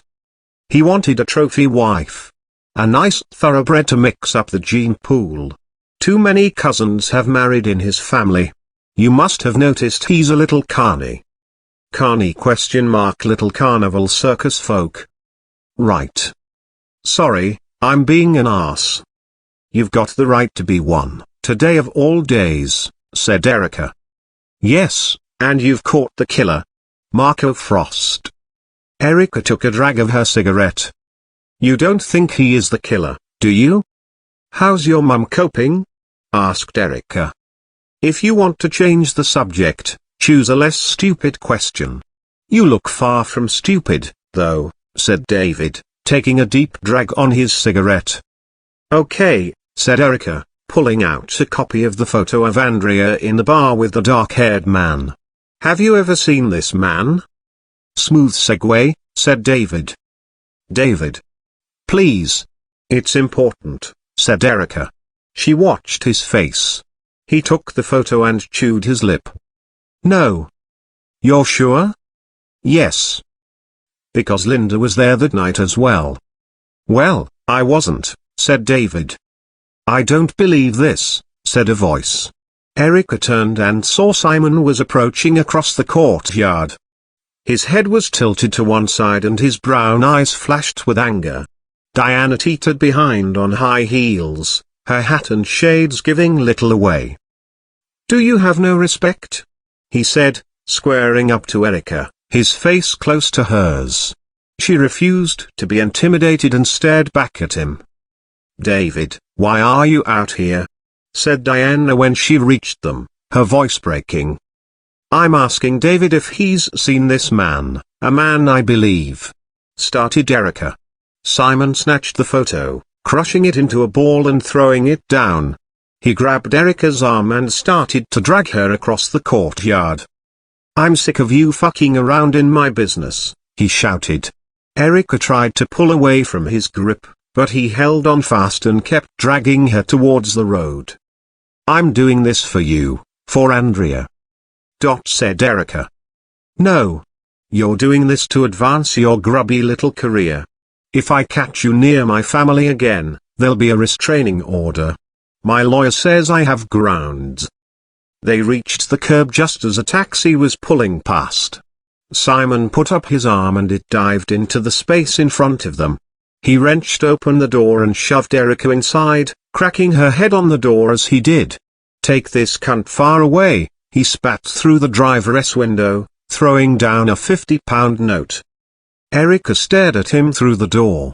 His brown eyes were raging. You all right, love? Said the taxi driver, looking at her through the rear-view mirror. Yes, just go, she said. The taxi pulled out into the traffic and Erica watched Simon Douglas Brown glaring after her from the curb. David was slowly walking back to the church entrance, his mother's arm hooked through his. Erica rubbed her arm through her leather jacket, throbbing from Simon's powerful grip. Chapter 46. Erica arrived at Broccoli Crematorium a few hours later. It was on a small residential street, set back from the main road and within walking distance of her flat. She walked along the winding driveway, past tall evergreen trees, and saw Sergeant Wolf outside the glass double doors of the crematorium. He was dressed in an ill-fitting suit, his jowly cheeks red from the cold. "Thanks for coming, boss," he said. "It was a good idea," she said. She took his arm as they went inside. The chapel was pleasant, if a little institutional. The soft red curtains and carpet were faded, and the rows of wooden seating were a little chipped. At the front was a small cardboard coffin placed on a box with wood paneling, which, on closer inspection, was a conveyor belt. A middle-aged Indian social worker sat in the front row with Ivy's 3 grandchildren. They had been cleaned up, the 2 girls were wearing matching blue dresses, and the little boy was wearing a suit a little large for him. They scowled at Erica and Wolf with the same wariness they reserved for the rest of the world. 3 more mourners sat near the back, the large woman Erica had seen at the pub with Ivy, and another thin, hard-faced woman who had yellow blonde hair topped by 3 inches of black roots. Seated behind them was the landlord of the Crown. His strawberry blonde hair had been combed flat and he was just as big and imposing in a smart suit. He nodded at Erica as they slipped into seats near the door. A priest rose and rattled through a respectful but impersonal service, calling her Ivy Norton throughout. Everyone was encouraged to say the Lord's Prayer, and then Erica was surprised that Wolf got up and squeezed past her. He went to the lectern and put on a pair of reading glasses. He took a deep breath and started to speak. "When I am gone, release me, let me go. I have so many things to see and do. You mustn't tie yourself to me with too many tears. But be thankful we had so many good years. I gave you my love, and you can only guess how much you've given me in happiness. I thank you for the love that you have shown. But now it is time I traveled on alone. So grieve for me a while, if grieve you must. Then let your grief be comforted by trust. It is only for a while that we must part, so treasure the memories within your heart. I won't be far away for life goes on. And if you need me, call and I will come. Though you can't see or touch me, I will be near. And if you listen with your heart, you'll hear all my love around you soft and clear. And then, when you come this way alone, I'll greet you with a smile and a welcome home." When Wolf finished, Erica was tearful and felt almost angry. The reading had been a touching and beautiful thing to do, but she had expected to sit through a sad but inevitable funeral. Wolf's reading had moved her deeply and transported her to a place she didn't want to go. When Wolf came back to his seat, he saw Erica crying, gave her an awkward nod and made for the door. Music then played, and Ivy's coffin rolled towards the curtain, which opened and closed with a whir. Wolf was waiting by a circle of small empty flower beds outside the main entrance when Erica emerged. "All right, boss?" "Yeah, fine. That poem was beautiful," she said. "I just found it on the internet. It's called, 'To Those Whom I Love and Those Who Love Me' by Anon. I thought Ivy deserved something to see her off," he said, embarrassed. "You coming to the wake?" said a voice. They turned to see the landlord from the Crown. "There's a wake?" asked Erica. "Well, a few drinks. Ivy was a regular." Erica's eye was caught by the 2 women, fat and thin. They stood smoking under a tree in the small memorial gardens. "Hang on, I'll be back in a second," she said. She hurried over, pulling out a copy of the photo of Andrea and the dark-haired man from her bag. "You've got a nerve," said the large woman, when Erica reached them. "I need to ask you," started Erica, but the woman tilted her head back and spat in her face. "You've got a nerve to sit there sobbing your crocodile tears when you as good as killed Ivy, you bitch." She stalked away, leaving the ratty blonde to stare at Erica's shock. "Yeah? And we don't know anything?" she said, eyeing the photo before moving off after her large companion. Erica fumbled in her bag for a tissue and wiped her face. When she came back, she saw Wolf had gone, but the landlord was waiting for her. "Your mate got a call and had to go," he said. "You fancy a drink? You really want me back in your pub after last time?" "Oh, I dunno. I seem to be drawn to difficult blondes." He grinned and shrugged. "Come on, you owe me. I got you out of a sticky spot. As tempting as being picked up at a wake is. Sorry, I've got to head off." "Suit yourself," he said. "Is that who you're after? George Mitchell?" Erica stopped in her tracks. "What?" "That picture," he said. "What's George been up to now?" "You know this man?" He laughed. "I know of him. I wouldn't count him as a friend, though." Erica held the photo up. "This man is called George Mitchell?" "Yes. And now you're worrying me. He's not someone you want to fuck around with. This isn't going to come back on me, is it?" "No." "Do you know where he lives?" "No, and that's all I'm gonna say. I don't know anything else. I never spoke to you, okay? I'm serious, okay?" "Yes. Okay," said Erica. All talk of a drink had vanished and she watched him walk out of the crematorium, get in his car and drive away. Erica turned to look back at the low building with its immaculately manicured grounds. A stream of black smoke trailed from a long tall chimney. "Go on, Ivy. Now you are free to fly," said Erica, excitedly. "I think I've just found the bastard who did this to you." Chapter 47. It was shortly after 10 p.m., and Erica had left several messages for Moss, Peterson, Crane and even Wolf. No one had been available when she'd called Lewis Hamrow, and she'd left messages on their mobile phones. She had no clue if they were working still, but guessed that unlike her, they all had social lives outside work. When she'd come back from the funeral, she'd headed for the coffee shop and searched for George Mitchell online. Nothing had come back on the George Mitchell she was interested in finding. She went to the fridge to pour herself another glass of wine, but saw the bottle was empty. She suddenly felt tired. She needed sleep. Erica switched off the light, went to the bathroom and took a long, hot shower. When she climbed out of the shower, the combination of the cold air and whirling steam irritated her. She missed the luxurious bathroom of her house, which was now rented out, and she also missed the house in general. Her furniture, her old bed, the garden.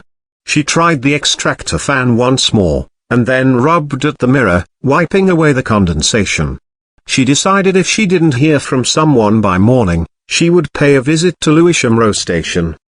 As she climbed into bed, she tried Peterson again and then Moss.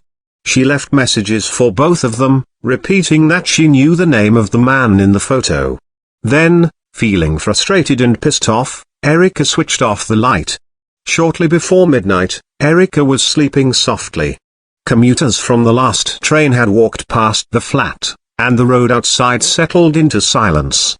A soft glow from the streetlight spread through the living room, falling on the back wall of the bathroom. Erica rolled over in her sleep, shifting her head on the pillow. She didn't hear the sound of the ventilator fan in the bathroom as it popped out of the wall and swung from side to side with a scrape. Erica woke suddenly from a dreamless sleep. It was dark and her bedside clock glowed red, showing 0:13. She shifted her pillow and had turned over to go back to sleep, when she heard a very faint creak. She held her breath. The creak came again.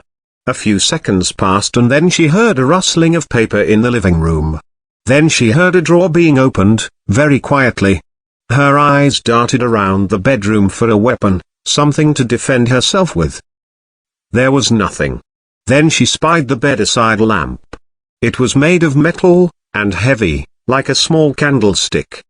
Very slowly and quietly, without taking her eye off the door, She leant down beside the bed and eased out the plug. Holding her breath, she wound the cable round the base of the lamp, and heard a faint creak outside her bedroom door. Bracing the lamp in her hand, she eased herself off the bed. She heard a creak further down the hall, moving away from the door. She stopped and listened. Silence. Erica moved lightly to where her phone was charging on the floor by the wall, and switched it on, wishing she'd had a landline put in. She heard another creak. This time it was coming from outside the bathroom. Part of her just wanted whoever it was to realize that there was nothing worth taking, and then leave. As Erica crept towards the door, taking care to lay her bare feet down evenly and softly on the wooden floor, her phone blared out its start-up tone. It rang through the silence. Shit, what a fucking idiot mistake. Her heart started to race. There was silence, and then the sound of footsteps walking towards the bedroom. It was now a heavy footfall, confident, no creeping about and scared to be heard. It happened suddenly, the door was kicked open, and a figure, head to toe in black, rushed at her and gripped her by the throat with a black leather glove. Eyes glittered through a balaclava. Erica was shocked at the power in the hand and she felt her throat and windpipe crushed. She grappled for the lamp, but it slipped from her grasp onto the bed. The figure pushed her back onto the bed, all the time gripping her throat. Erica kicked, swinging her leg, but the figure twisted deftly to one side, pinning both of her legs down with a hip. She reached up with her hands, trying to grab at the balaclava, but the figure pinned her upper arms down painfully with sharp elbows. The hands tightened around her neck. She couldn't breathe, couldn't do anything. She felt drool from her open mouth, running down her chin. Blood seemed trapped in her face and head, and the hands kept squeezing so hard that she felt her head might explode before she suffocated. The figure was so quiet, so calm, breathing rhythmically, arms trembling from the effort of maintaining the grip on her. The pain was now unbearable, thumbs on her trachea pushing, crushing. She was staring to see black spots in her vision. They spread and grew. And then Erica's doorbell rang. The grip on her throat tightened and the last of her vision began to fail. The bell rang again, longer. There was a bang on the door, and she heard Moss's voice. "Are you there, boss? Sorry to call so late but I need to talk." She was going to die, she knew it. She was overpowered. She flexed her fingers and felt the lamp on the bed beside her. Her vision was flooding with blackness.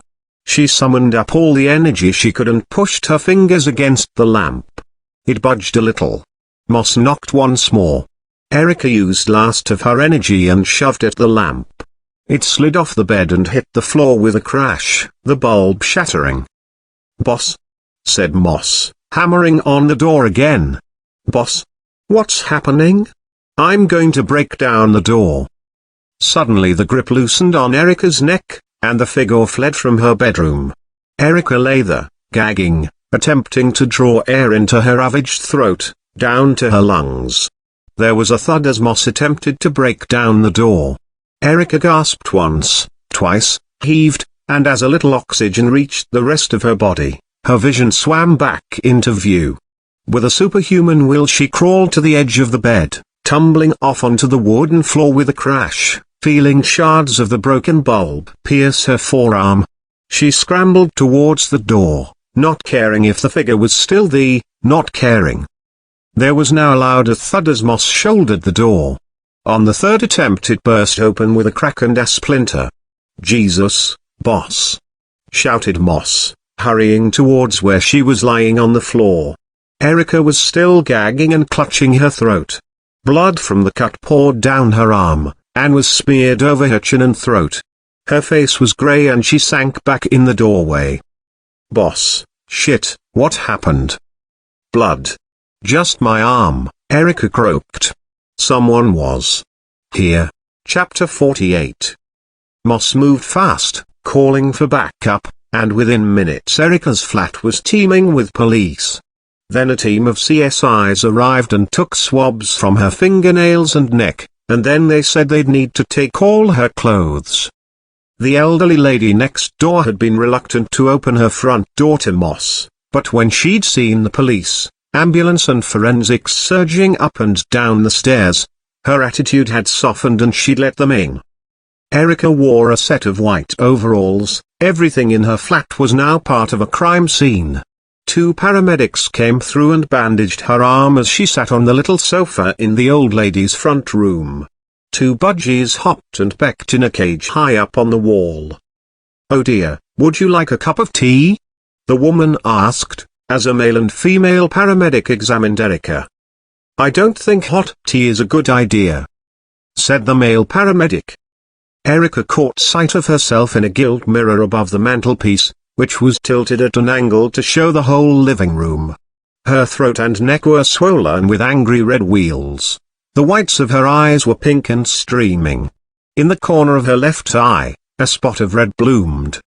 "You've burst a small blood vessel in your left eye," confirmed the paramedic, shining a pen torch into her eyes. "Can you open wide for me? It's going to hurt, but wide as you can manage, please." Erica swallowed painfully and opened her mouth. The paramedic shone the torch into her throat. "Okay, that's good. Now can you keep your mouth open and make a sighing noise?" Erica tried, but began to gag. "Okay, easy does it. I don't see any evidence of laryngeal fracture, or upper airway edema." "That's good, yes?" asked Moss, who had appeared in the doorway. The paramedic nodded. "How about a nice cold drink? I've got some black currant cordial in the fridge," suggested the old lady, who stood by in a long dressing gown, a neat row of blue curlers under her hairnet. "Just a little plain water," said the female paramedic. "Do you have any other injuries? Apart from the arm," she added, turning back. Erica shook her head, wincing. "Just stay put for now, boss. I'm going to talk to the team who are inside your flat," said Moss, leaving. "We'll be downstairs waiting. We'll need to get that arm sewn up," said the female paramedic, who had applied a pressure bandage to the cut. Erica nodded as they clipped up their first aid box and left. The old lady came back in with a small glass of water.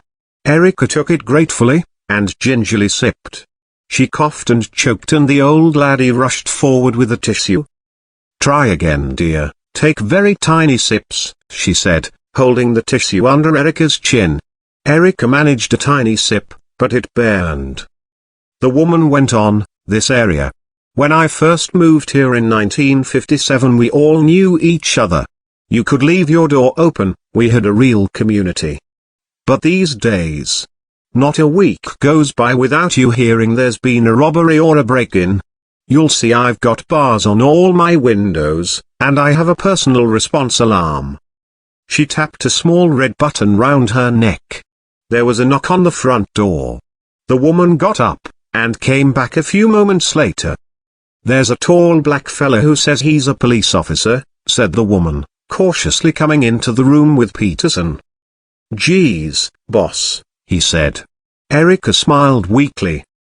"You're his boss?" asked the woman. Erica shrugged, and then nodded.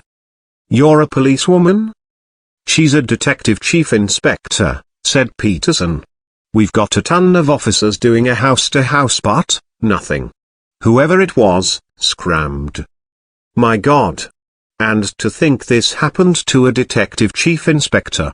What about the rest of us? Whoever did it must have no fear." "What are you?" asked the old lady, of Peterson. "I'm a policeman." "Yes, dear, what rank are you?" "Detective inspector," said Peterson. "You know who you remind me of?" said the woman. "What's that program about the black policeman?" "Luther," said Peterson, trying not to look annoyed. "Oh yes, Luther. He's very good. Has anyone ever told you, you look a bit like him?" Despite everything that had happened, Erica smiled.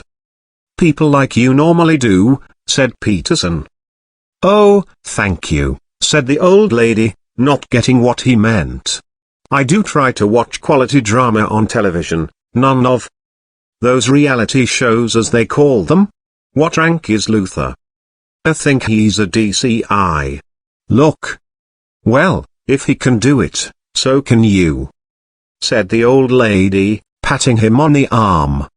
Would you please excuse us for a minute, madam? Asked Peterson. The woman nodded and left. He rolled his eyes. Erica tried to grin, but it hurt. Geez, boss, I'm so sorry.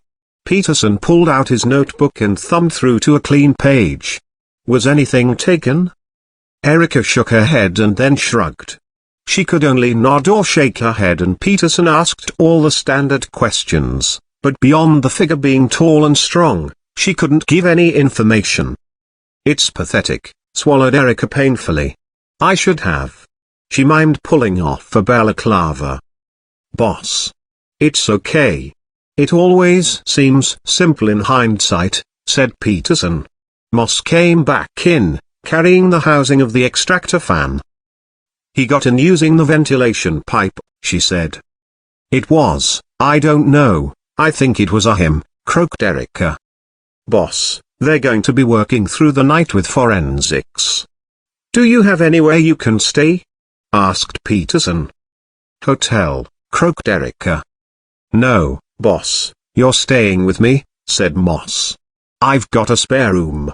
I've also got something you can borrow to wear. You look like you're about to go out clubbing in the late 1990s.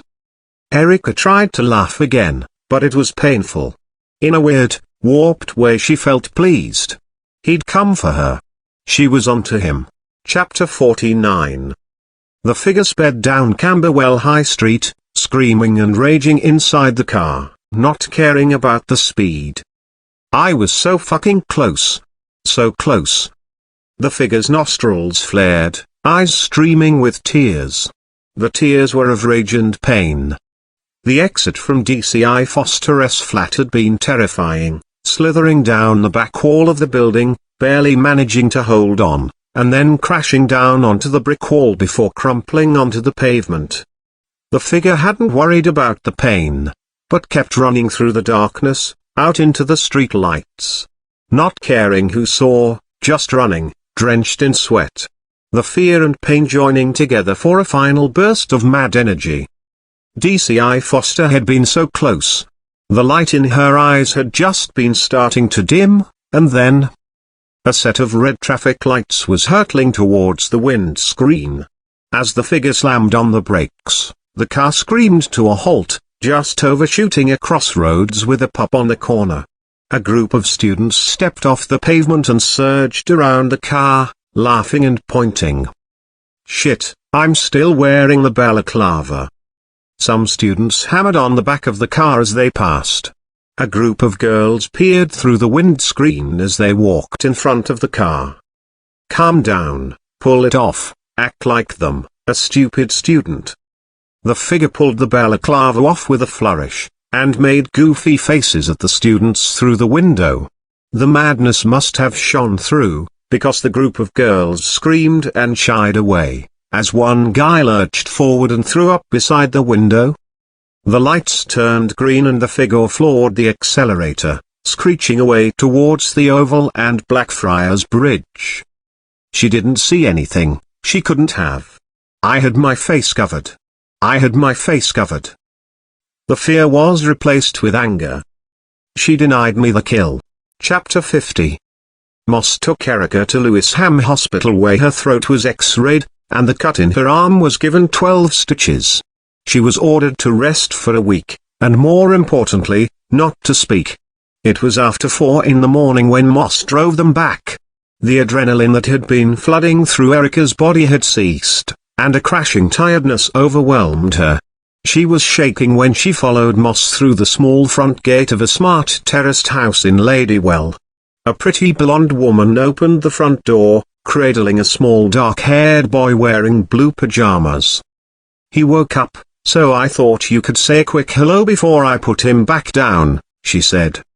Sorry I missed bedtime, said Moss, taking the boy in her arms as they stepped indoors.